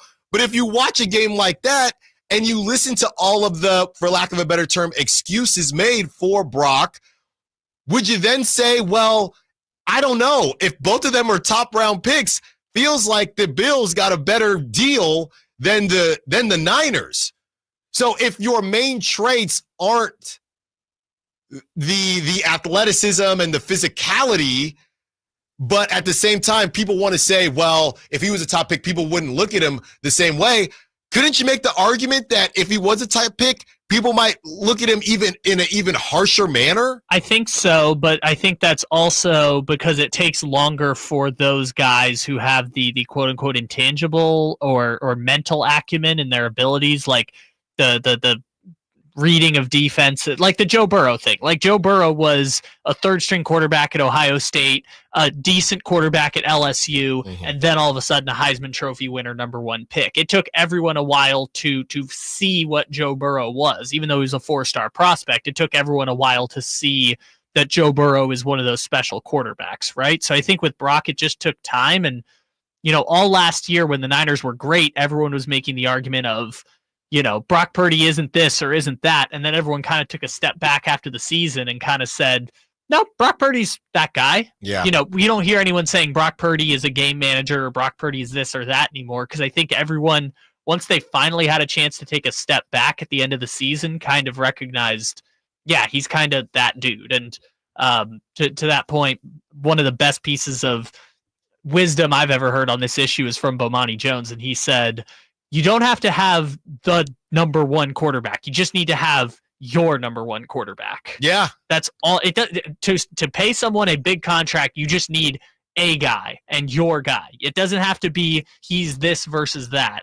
And we can another day maybe or after this talk about what Brock Purdy's value actually is compared to other contracts that have been signed. But the question of whether they will or won't sign is signed, sealed, and delivered. He is signing that extension this offseason. 916-339-1140. We got some calls and texts coming in. We will get to them on the other side. Would you pay Brock Purdy? Also, Debo is being Debo. And are the Kings poised to make another run? All coming up in the last hour. Allen Stiles, Sacktown Sports. Thursday night, Kings and Pelicans. Game night with Scott Marsh and the high flyer Henry Turner starts at 3:30. Tip-off at 5.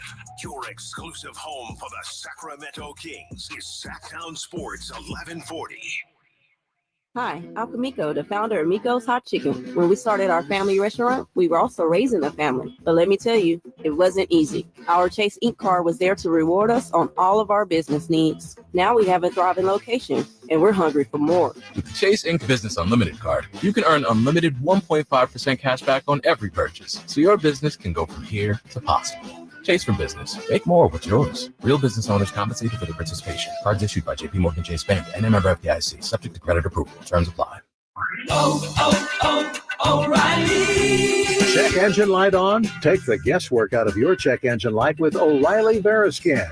It's free and provides a report with solutions based on over 650 million vehicle scans verified by ASE-certified master technicians. And if you need help, we can recommend a shop for you. Ask for O'Reilly Veriscan today. O'Reilly Auto Parts.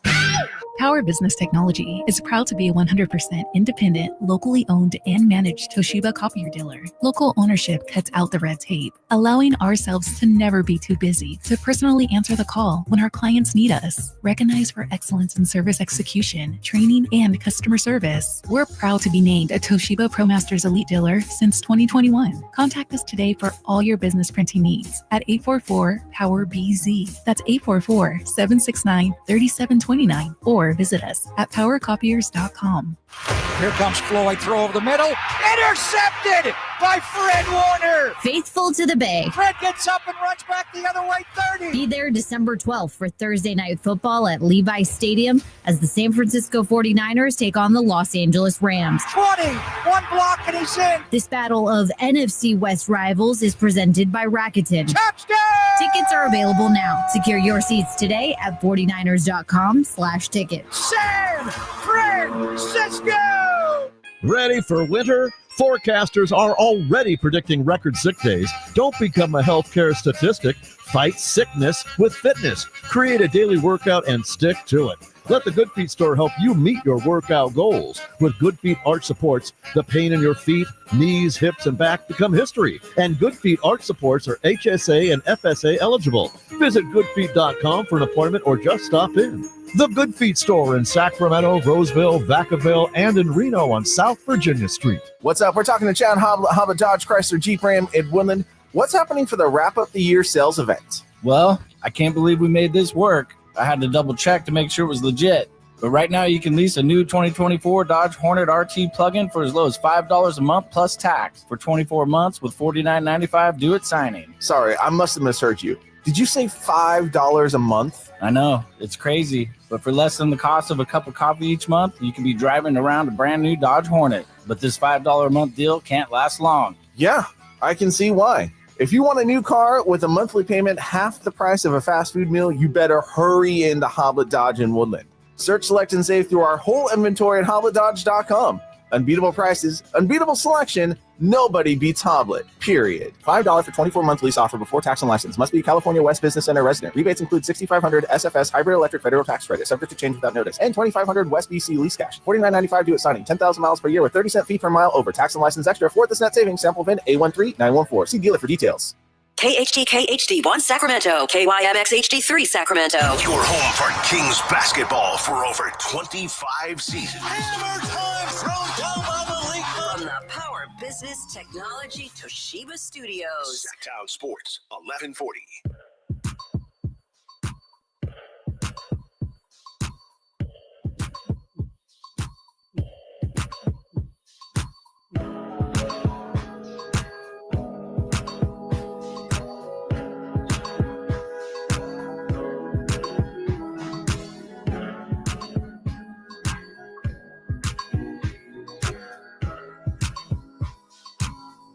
Sacramento's official home for the San Francisco 49ers. Sacktown Sports.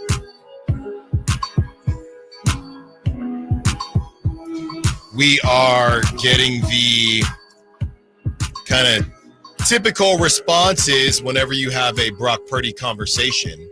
And I love this. We've talked so much Kings, and we're going to continue to talk Kings coming up here. But I do love this. So, Kyle, this is what someone is saying from the 916. It's the classic.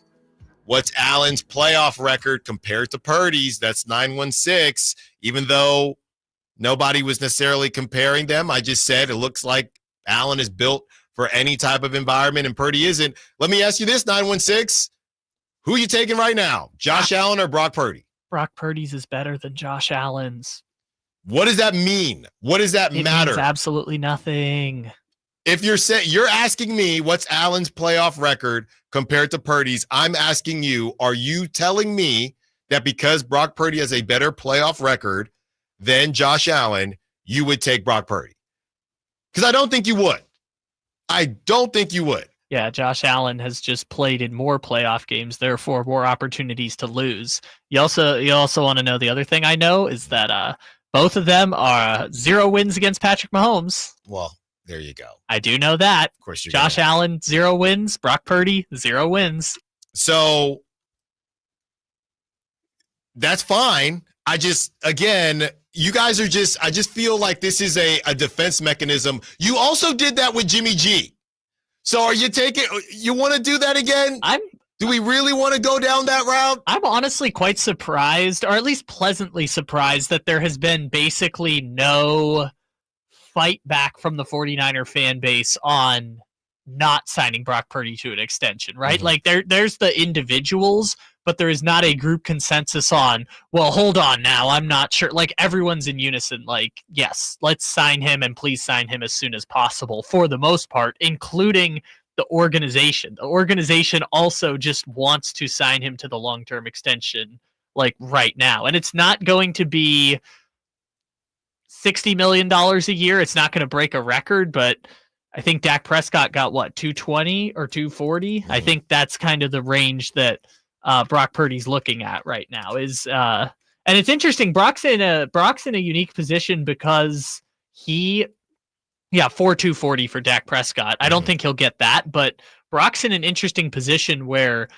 in his draft class there are no other quarterbacks that are going to be extension eligible. Like all the other quarterbacks in his draft class are not starting in the NFL. So the only precedent he has it's him by himself. Mm-hmm. So we already know what the market is for Brock Purdy because you can go back and look at what Tua and Dak Prescott signed last offseason, and that's going to inform what Purdy's probably going to get this offseason. From the 916, based on the convo about paying Brock, thank you for saying that, Alan. The Niners not paying Brock would be a terrible look for the organization.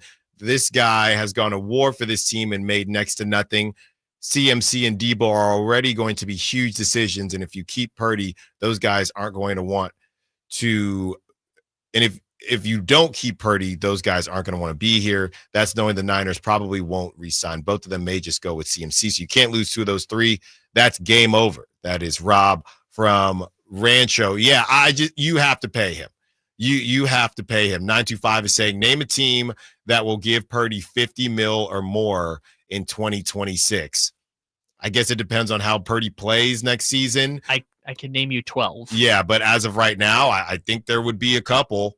I can name 12 teams that would pay Brock Purdy $50 million per year. Yeah, 925 is saying no team will pay as much as the Niners will for Purdy. Maybe they won't get to 60, but again, you got to keep in mind who else already got paid, right? It looks a little bit different now. I would say I wouldn't pay Tua the money that he got, but that's what the market is now. I'm not big on Tua at all. These guys, the money is the money. Yeah. And the market's the market, really. So the answer for what is Brock Purdy going to make is very likely somewhere in between Tua and Dak Prescott. Mm-hmm. I don't know if there's any quarterbacks who are onto their 3rd contract this offseason that are kind of in the same camp as Brock. But those are the 2 to inform your decision. Tua is at 4 for 212. I think most of us would agree that if they're not in the same tier of quarterback, Brock Purdy's probably a little bit better than Tua, or at the very least more of a sure thing than Tua at this point. But he's also not Dak Prescott, right? Dak Prescott almost won the MVP last year. So he's probably somewhere in the 220 to 235 range. And where he ends up from there is a byproduct of both what his agent ends up negotiating and also how much guaranteed money do the Niners give him up front? Look, and I don't want to turn this into just a Brock Purdy fest, if you will. I had him number 7 as far as top quarterbacks in the league going into the season. But the reality is this.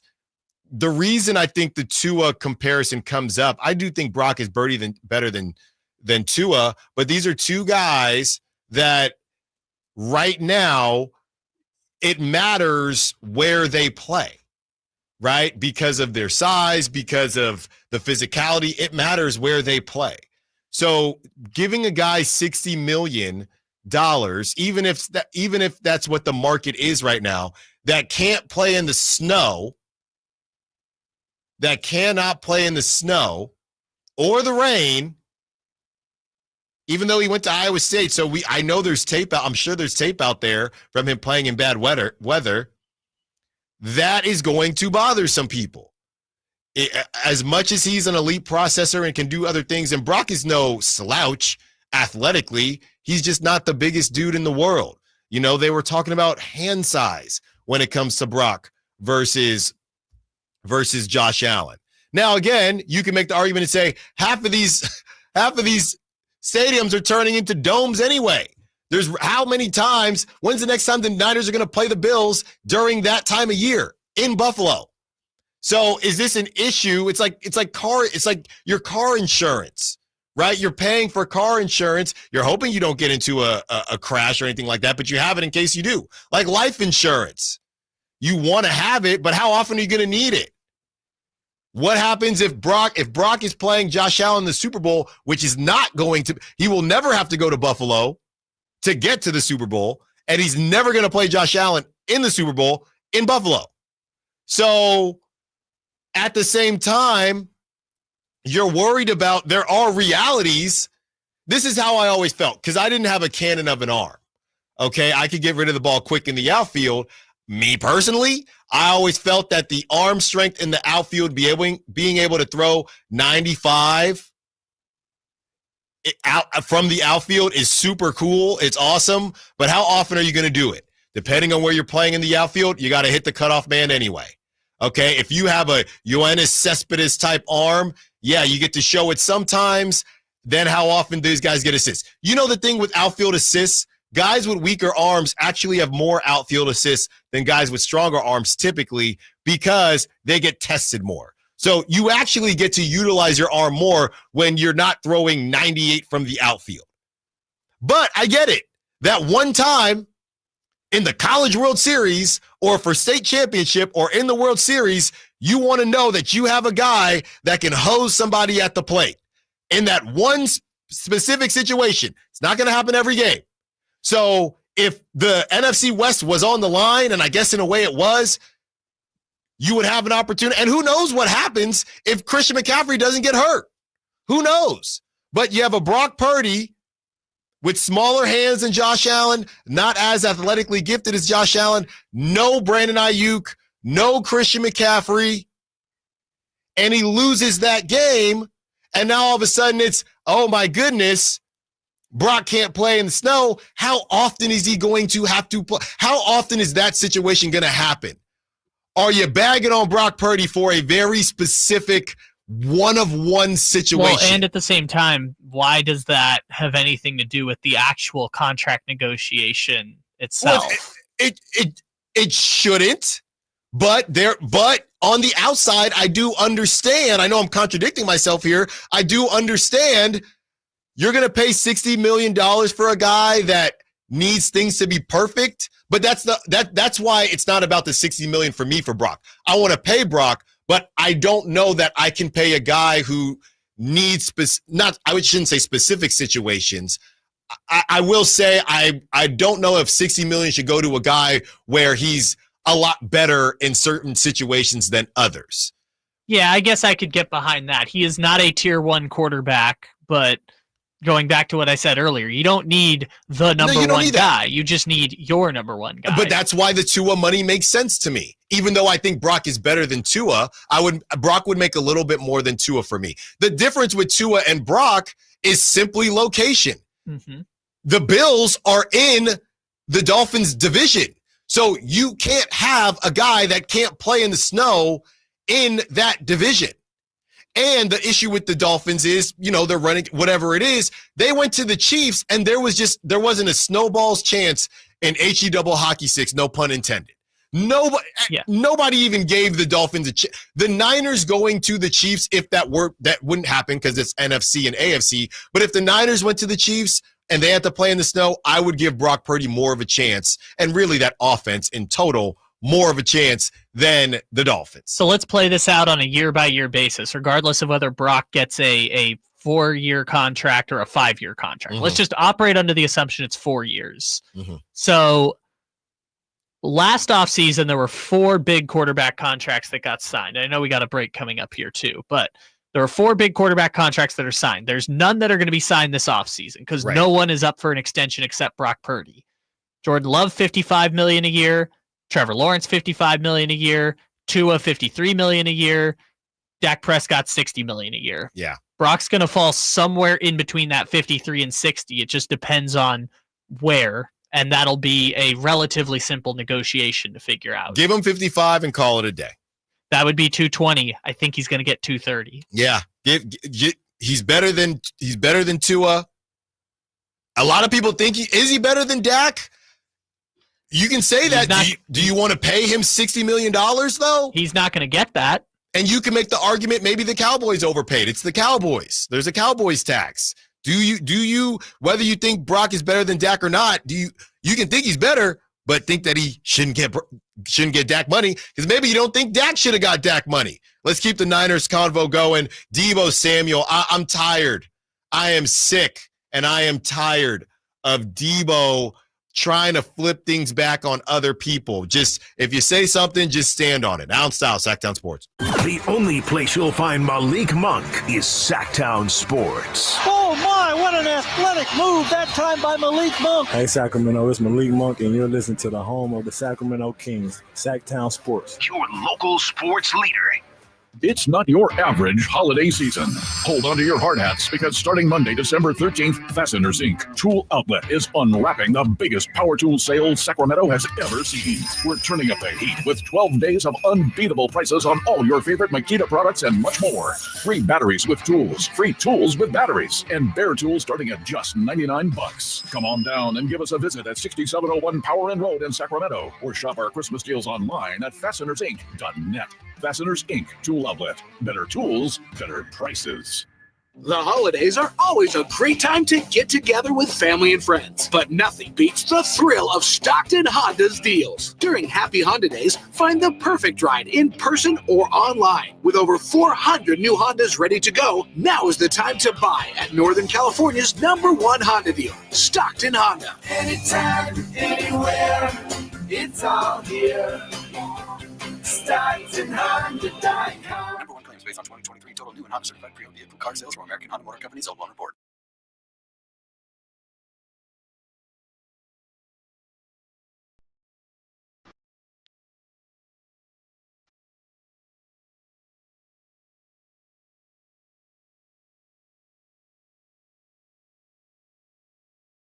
The only station in Sacramento giving you local sports coverage from 6 a.m. to 6 p.m. Monday through Friday. Sacktown Sports.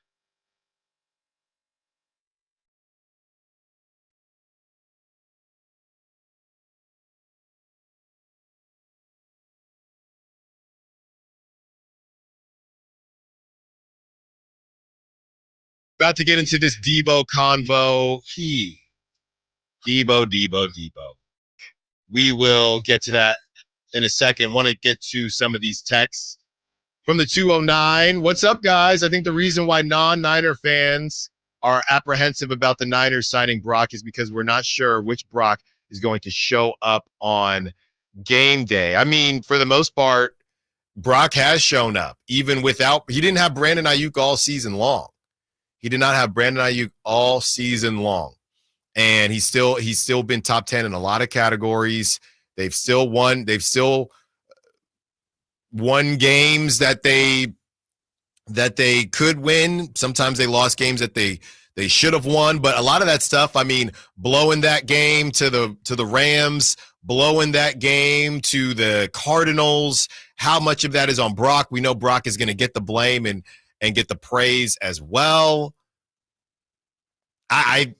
I think Brock has pretty much shown up, besides in a blizzard with no Christian McCaffrey, no Brandon Ayuk, none of that, against a really good Bills team. Yeah, that and when his elbow exploded on the field. That. So I think the whole thing has turned into, and I'm trying to get my words here, what has happened is there have been people that try to say that Brock Purdy is just as good as a Josh Allen, as a Patrick Mahomes, as guys that are pretty good processors, maybe not as good as Brock, I don't know, but it's also because athletically they're in a different stratosphere. Because Brock's numbers were as good or better than Brock's or better than theirs throughout last season, maybe even throughout this season. So that is why Brock Purdy gets hate from certain people. Some people just are haters, but it's the people out there that try to put Brock in a category that he doesn't belong in. And then when Brock has lost, it's turned into, well, we know that he's never been an athletic. No. Don't switch up now. Because when he was winning, it was, oh my goodness, the athleticism doesn't matter. Whether you're throwing 80 yards from your knees, blah, blah, blah, blah, blah, blah. But then when he loses in a game where athletically being an alien did help Josh Allen, now it's, oh, well, we know that that's not a game that's conducive for a Brock Purdy. Well, then I can't pay you $60 million. I can pay you, but if I'm paying, and again, I'm not saying that Dak Prescott's that person. I'm not. The Cowboys think he is, or they felt like he had to be. He's their number one. He's their number one. They feel like because I don't know what Dak does in that blizzard. I don't. I wouldn't have given Dak $60 million. I'm not Jerry Jones. And I don't think Jerry Jones wanted to do it. He didn't have a choice. They were at least leaving it up to the very last minute. And then Dak showed up in a pink velour suit. And they thought that they were going to have a great season. And Dak got injured again because Dak gets injured. But they also knew where their bread was buttered. They knew ultimately it was going to get done. And I give Jerry Jones credit because from the very beginning of each of Dak's 2 contract negotiations, he has said, we are going to get a contract done. It was never, I don't know. Publicly, it was always, we are going. They never let a hint of doubt creep in. And the Niners are basically doing the same thing, just not in a more, bombastic, go on a radio show type of way. The Niners are not leaving any doubt that this thing is going to get done this offseason with Brock Purdy. So you're saying that Brock has the same 10-second split as Lamar Jackson. You're saying he's the best processor in the league. And you're saying that arm strength either doesn't matter or his arm is underrated. And then you get to a situation where athletically that is what's going to prevail. And now none of this stuff matters. That's the issue. That's the issue. Yeah. And going back to the numbers I had before, it's like, those are not only is the contract going to get signed, we know that he's the only one, so he's setting the market this year, which might make for more complex negotiations, but it's not. It's the difference between $220 million with $120 guaranteed versus $230 with $130 guaranteed. Like that's a really easy bridge to gap between the 49ers and him. They're from a starting point that, compared to some of these negotiations, could not be more straightforward. Yeah. And the 49ers are one of those franchises that historically, when they've signed long-term contract extensions, they've got the cash on hand to give it to Brock Purdy as a signing bonus. And all of a sudden you don't even have salary cap issues anymore because for the first 2 years of the contract, Brock is only going to be at $10 million against the cap and $15 million against the cap, which for those who don't know how that works, say, for example, Brock signs for the $55 million, same contract as Jordan Love, right? Say he gets the same contract Jordan Love got, 4 years, $220. If the Niners give him $100 million up front as a signing bonus, which is what the Cowboys did with Dak Prescott, then you only owe him $120 million over the 4 years against the salary cap. Now, eventually that $120 is going to be paid out against the cap, but you can say in year 1, it's going to be $10 million. In year 2, it's going to be $15 million. In year 3, it's going to be $20 million. And in year 4, it's going to be $80 million. You can do whatever you want to manipulate those numbers. And then when you get to the end of the contract, if you want to sign him to another extension, we're going to spread out that $80 million over the next 4 years and just keep kicking it down the road. That's basically what the Vikings did for like 3 years with Kirk Cousins. It's just, we're going to keep kicking the money down the road until the last year. And they can do that with Brock if they want. 209, This is from Dwayne. He said this twice. Don't forget I was promised a 30-minute segment if the Niners don't make the playoffs. Dwayne, that was not this show. Dwayne, that was not this show. That was not us. That was Pull not the us. tape. That might be the Drive guys or the morning. Dwayne, brother, love you when you call, but that was not this show. Yeah. I can guarantee. Let's ask those Whitey. words, Let's ask Whitey. Those words never came out of my mouth, so you need to take that to 2-6 or 6-10. That was not 10-2. From the 916, this is such a non-topic. If you don't pay Purdy, who the bleep, F bleep, by the way, so they're very upset. Who the F bleep are you going to pay to play quarterback? This is dumb. Well, number one, 916, we didn't say that you weren't paying Purdy, so listening is hard. Number two, there is somebody out there, and he's been a part of the red and gold before.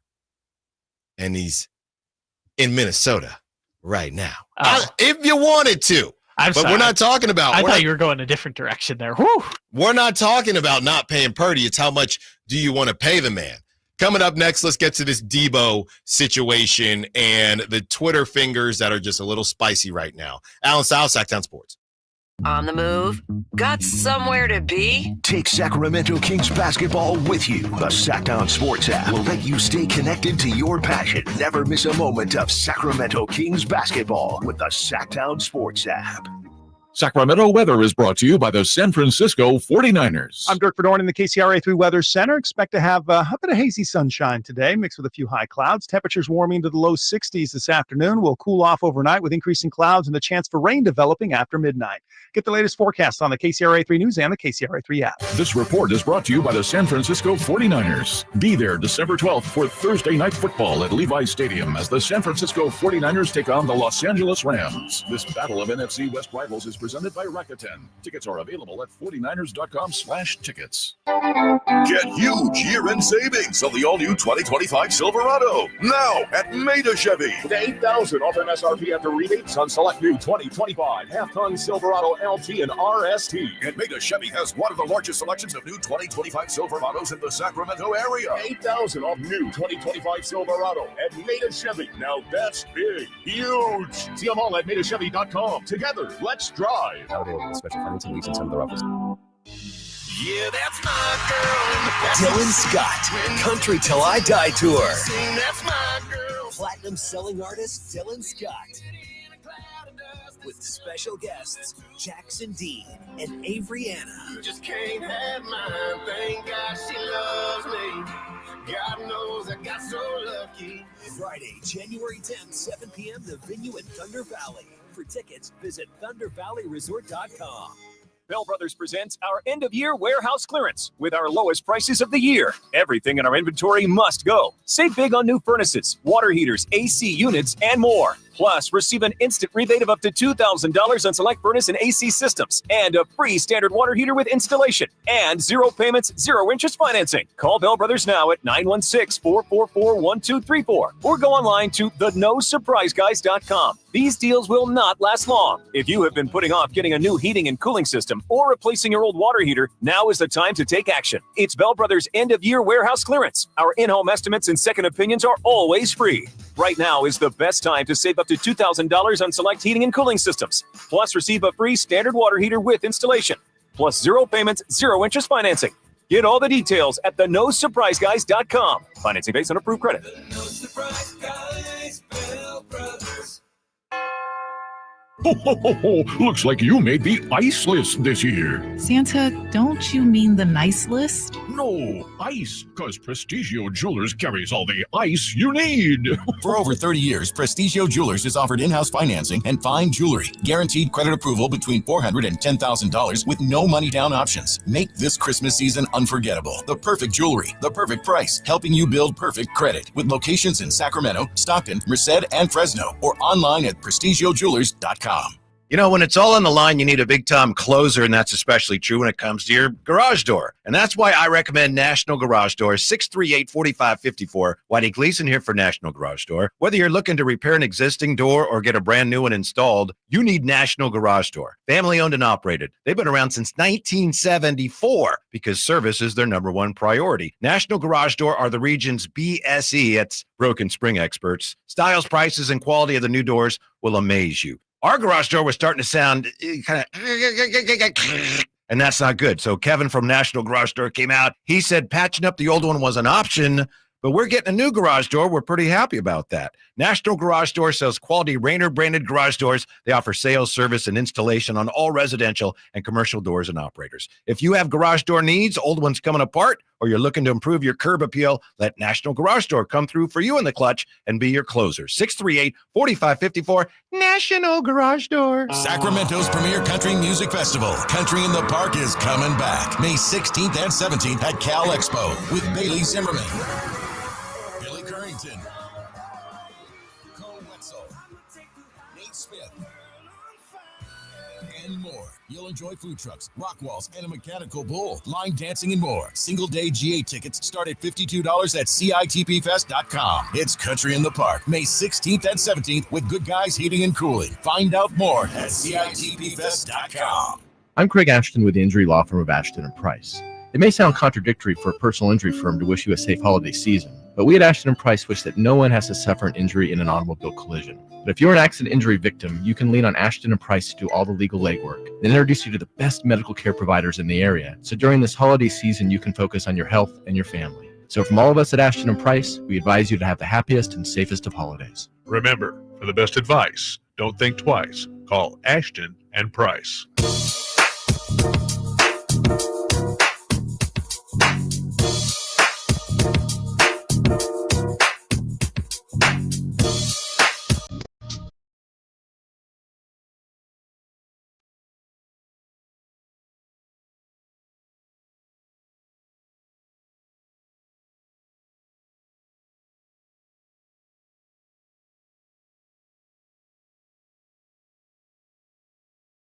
'Your flagship station for the Beam Team, Sacktown Sports.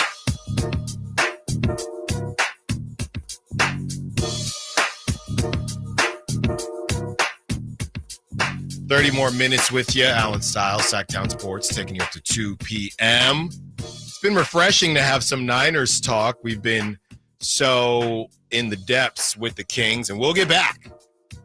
We will get back. I'm not reading all this, but 925, I get it. You think the Niners are going to overpay on Brock Purdy. I just want to let you know, you're blowing up the text line. I got you. Don't worry, they're not. Yeah, I got you. It's Thanks. not really much of a negotiation. Thanks for participating. Whitey Gleason's going to join us in a little bit here, but I wanted to play this sound. This is from Deebo Samuel. So here's the situation. Deebo, and I don't even know if this was in the open, like the Jalen Hurts, AJ Brown thing, or Deebo has been really weird with the media and media availability. He says 2 words. He says next question. He just doesn't really say. He's just very quiet, right? And I don't know if something came out or if he heard something. I know he's got that podcast, whatever it's called, on Bleacher Report, but he just tweets seemingly out of nowhere, not struggling at all, just not getting the ball. So that blows up. Of course, he ends up deleting the post. He sends a separate post saying he's not hating on any of his teammates. And then he is asked about this on Tuesday, and this is what he had to say about the post. You had a tweet that got a lot of attention yesterday. You care to expand on your feelings or what you wanted to convey with that? I mean, you read what you read. A little frustrated for sure.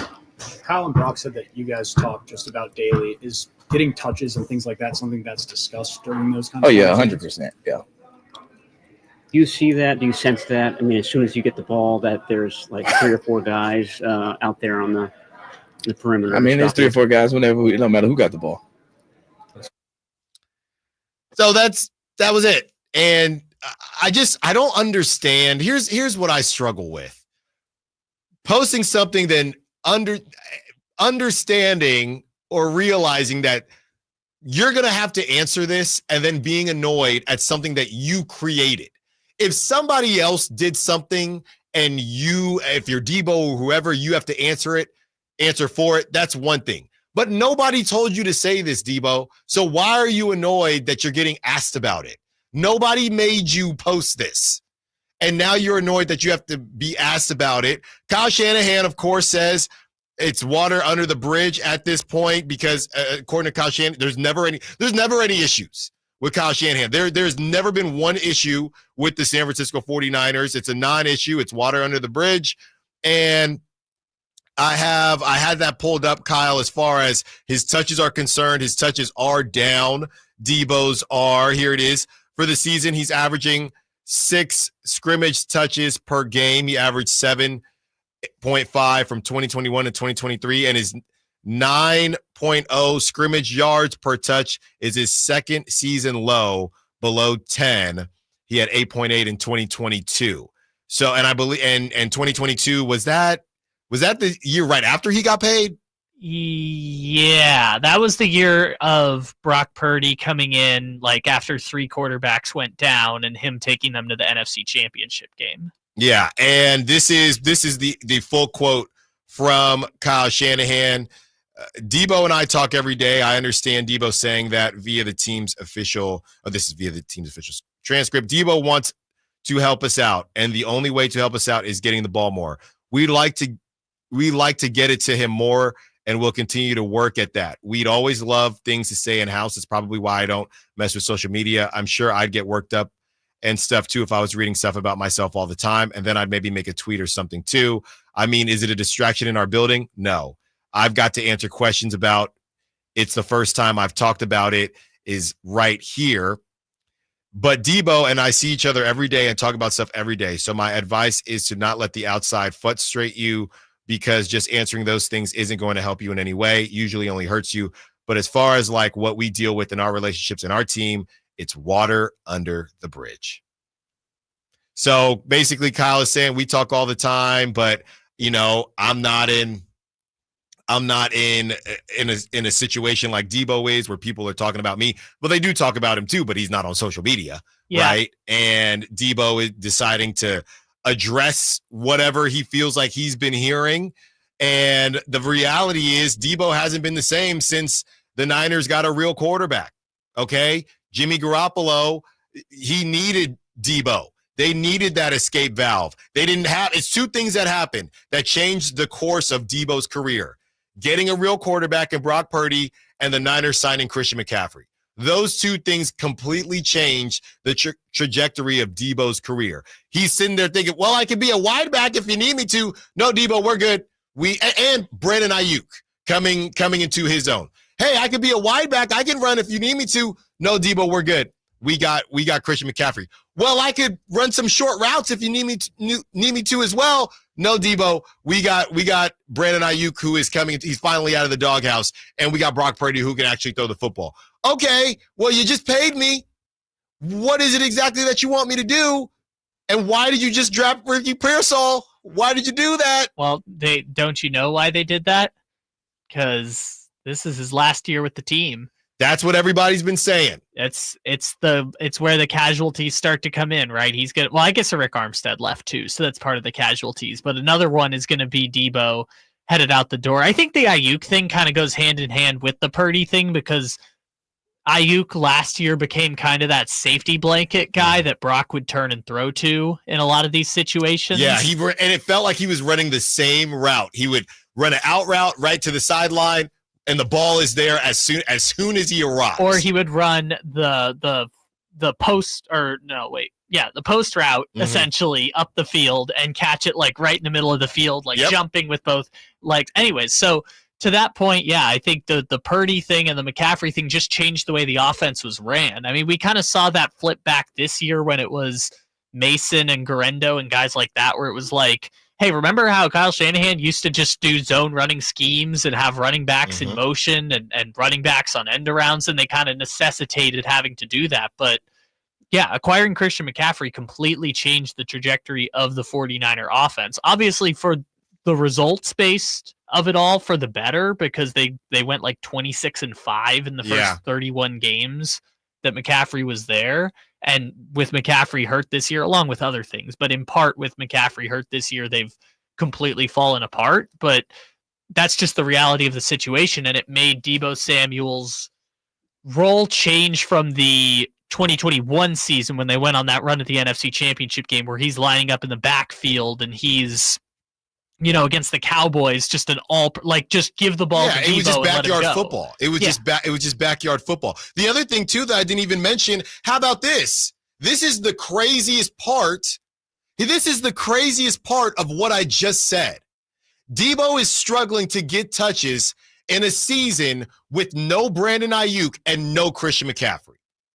Juwan Jennings comes in, and Juwan Jennings is looking like Jerry Rice. He's in the X position, which is typically the number one receiver. So we know Deebo is not a typical receiver. So Juwan Jennings is now the X receiver. He's the number one guy. So Deebo is thinking, what in the world is going on? There's everything you just talked about, Allen. There's no Christian McCaffrey. There's no Brandon Ayuk. And I'm I'm under touches first time. I'm less than 10 touches and scrimmage yards since 2022. Yeah, man, it's over for Deebo in San Francisco, and maybe it was going to be as soon as they signed Ayuk to the long-term extension, but yeah, it just sucks that that's the way you're going to go down not getting the football. And it just sucks because he's going to be one of the all-time great 49ers. And so the way that this is how it's going down at the end is just kind of tough to swallow. And the fact that Kyle Shanahan says that they talk every day. What are you talking about? Because if I'm Deebo, I'm thinking no Christian McCaffrey, no Brandon Ayuk, and it's Juwan Jennings over him. Is he? And I don't feel like he's this isn't a decoy thing.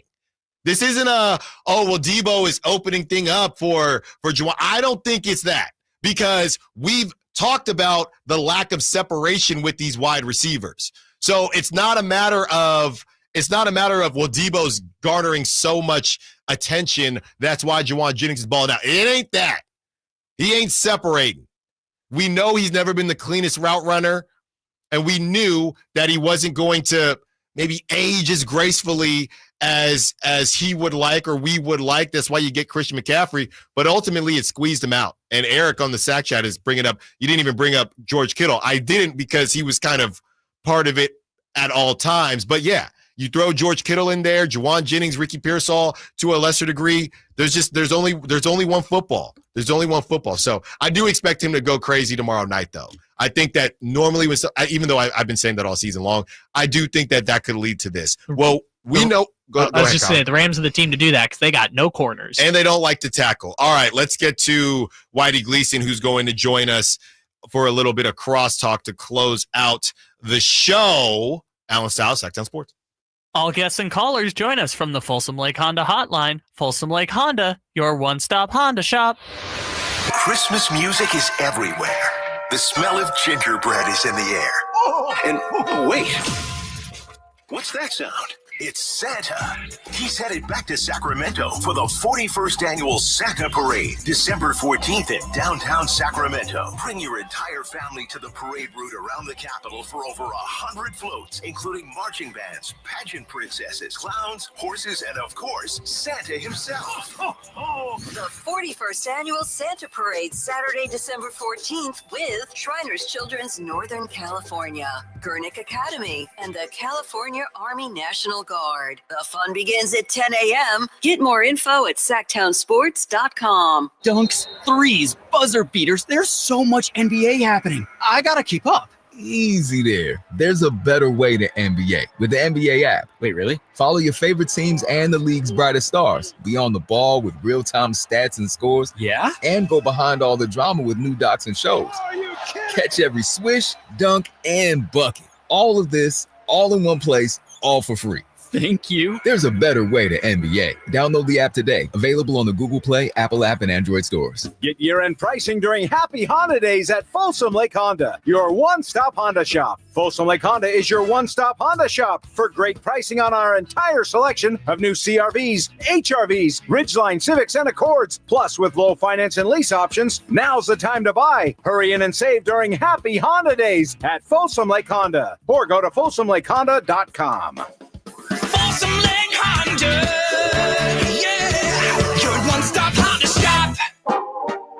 This year, American farmers will harvest 2.8 billion bushels of wheat and 15.1 billion bushels of corn.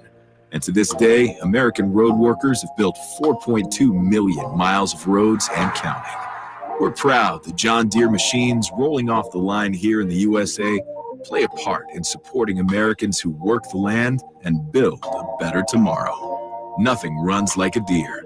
Learn more at johndeere.com/manufacturing. How was your job to school? Let me tell you, I had to get my iced coffee first. I just can't seem to put it down. My favorite rapper just announced a tour. My phone was buzzing like crazy. I'm so excited. I had to text all my friends right then to talk about it. Then someone started calling me and... Let's try that again. I turned my phone off right away. I never drive distracted. Visit StopTextStopWrecks.org. A message brought to you by the National Highway Traffic Safety Administration, Project Yellow Light, and the Ad Council. Twin Peaks is the best in the game. Here, the Scratch Kitchen delivers lunch in the clutch. I mean, where else can you order a 29-degree draft beer and a quickie combo on your lunch break? Only at Twin Peaks, the #1 sports bar.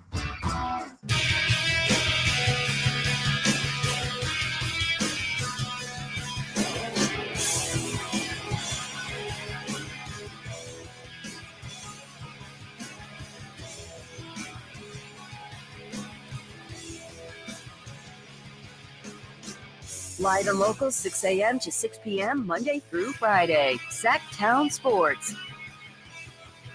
Joined by Kevin, Michael, Whitey, Gleason. Are you playing that for me? There goes my hero. That's the name of the Yeah, song. we've been taking thanks. requests Kyle's been taking requests all day. So I said, hey, can you play this when Whitey? I heard you playing Stevie Wonder, Wonder Wednesday. Yeah. I love Stevie Wonder Wednesday. Don't you think Stevie Wonder's a little underrated or no? Yes. Thank you. I mean, obviously, we talked earlier about, yes, Isn't She Lovely gets played all the time, weddings, everything, and Signed, Sealed, Delivered. Yes, but also he's got a lot more than that. Mm-hmm. A lot more than that. So we had some fun with Stevie Wonder. Give me Higher Ground. Stevie Wonder, Higher Ground. Yeah, yeah, that's right. You looked at me for a minute there. Well, like, yeah, what? well, yeah, because I was thinking. You were thinking the version of the Power me? Rangers song. Yeah, You thought it was Creed. I was like, what is going on here? No. Ribbon in the Sky is another good one. And I could keep going. By the way, this is a bit of a way back Wednesday as well. Jay is rocking a fire, and Kyle doesn't know what this is, but a Nintendo 64 hoodie. I need to know where Jay got that hoodie because that is Baseball fuego. Stars 2, man. That's right. Yeah. That's right. I was a Ken Griffey Jr. baseball. That Mariners team. If you lose with that Mariners team, you stink. They had Randy Johnson, Bay Area guy. Randy Johnson throwing 106 miles per hour. I don't think he ever threw that in his, because But it seemed like he did. No, but my favorite was he had a curveball.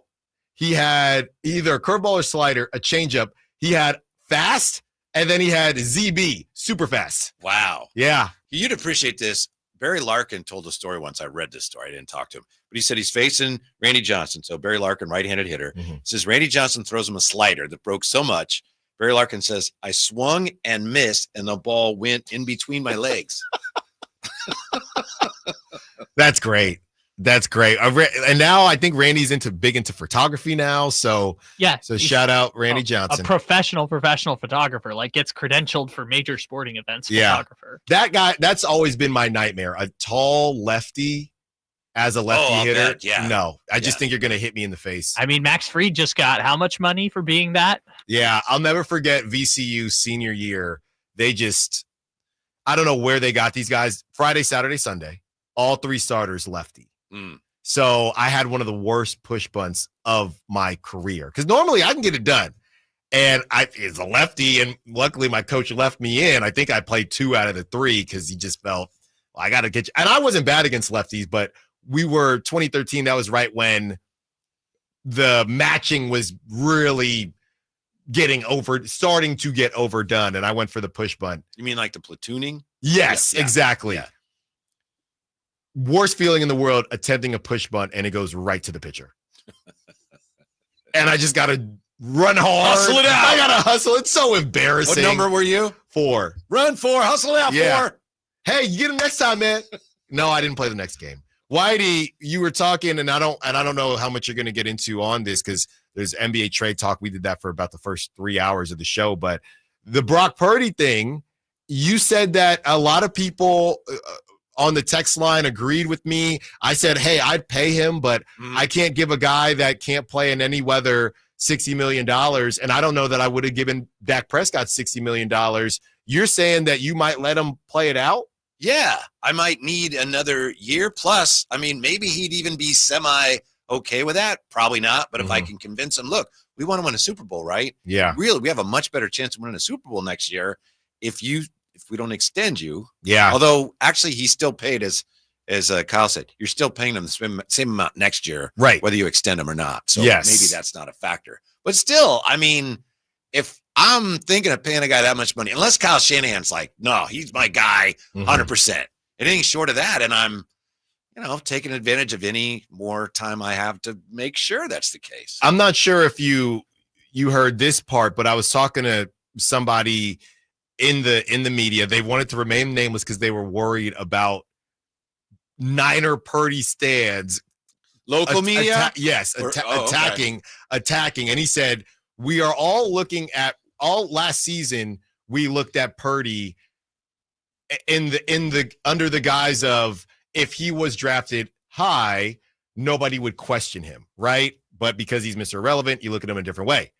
This season now, and this was right after the Bills game. This season now, if you were to say that guy is a first-round pick, and of course Josh Allen's an alien, not all first-round picks look like Josh Allen, but this year, if you said, hey, that guy's a first-round pick, couldn't you make the argument that Brock would actually get looked at more harshly? Maybe. If he were a first-round pick. We all talk about Brock gets to play with really no expectations, and I think that for the first couple seasons, as Brock was exceeding expectations because they were so low, it's easy to say, hey, if he was a first rounder, blah, blah, blah, blah. If he was a first rounder, he'd get looked at a lot differently. I just wonder about his arm, and I think he's got a bad arm or something. I know he's had the shoulder injury. He underthrows guys all the time, and I would just want to make sure everything's okay. Yesterday, we talked to Kirk Morrison, former Raider, who's now a Ram broadcaster, and I asked him about the two systems. You have McVay, you have Shanahan. They both run – their offenses are based on the same principles. So I asked him, how are they different? And he said, it's his opinion. He said the Rams are based on the quarterback. 49ers are based on the weapons around the quarterback. If that's the way the 49ers view it, maybe not. But if it is, why would you pay that much for that guy unless you are 100% certain he's the greatest quarterback we're ever going to have? Another thing that when you brought up the arm strength, that I didn't even get to during the show is the injuries. We know he had the UCL situation, and then this season he had something. So you didn't have a strong arm. This ain't what is it? And Kyle's not going to know. But remember, Rookie of the Year, where he gets injured and then he's throwing 100 miles. He hurts his shoulder. A lot of people think this is Rookie of the Year, where they would say, "Oh no, guys come back from Tommy John and they have stronger arms." Yes, sometimes. Yeah. That's not a given. He didn't have Tommy John. And he didn't have Tommy John. I don't trust, and they're under no obligation to tell us any of this stuff, but when the 49ers say, oh, this guy's got this, I'm immediately assuming it's probably 5 times worse than what you're telling me. Right. Because they said McCaffrey was going to be ready if it was time for season. Next thing you know, he's sneaking to Germany. Yeah. He's sneaking to Germany. I wouldn't be surprised if we find out Garendo has that Liz Frank injury or something. I hope not, but it wouldn't stun Who are they me. even? If Garendo can't go. Patrick Taylor Jr. Just keep going. Scored a touchdown last week. Just keep going down the list. Well, speaking of list, Whitey, I have a list for you as we move into some NBA. Robert Williams, Matisse Thybulle, Time Lord, Nick Richards, Dayron Sharp, Cody Martin, Walker Kessler, Dorian Finney-Smith, Cam Johnson, Kyle Kuzma, John Collins, Anthony Simons, Jeremy Grant, Herb Jones, CJ McCollum, Brandon Ingram, and Jimmy Butler. Those are all the names. Kyle and I tried to compile a list of all the names that Shams has mentioned, Brett Siegel has mentioned, Evan Siddery has mentioned. We tried to compile that list. You have Nick Richards on there? Nick Richards, yes, okay. We had Nick Richards. That was the third name I said. Who on that list? We asked the listeners today, who's your dream pickup, and really what is it that the Kings are missing that they could get? Cam is my dream scenario. Same. But my fallback would be I get Nick Richards and Cody Martin for Trey and Colby Jones and maybe Keon. That works, by the way. Now even Whitey's got the trade generator out? Sure. That's right. right. Because otherwise, it's so stupid. You say, I would trade this. Then you go, oh, you can't actually do that. So right. That's all. Right. Yeah.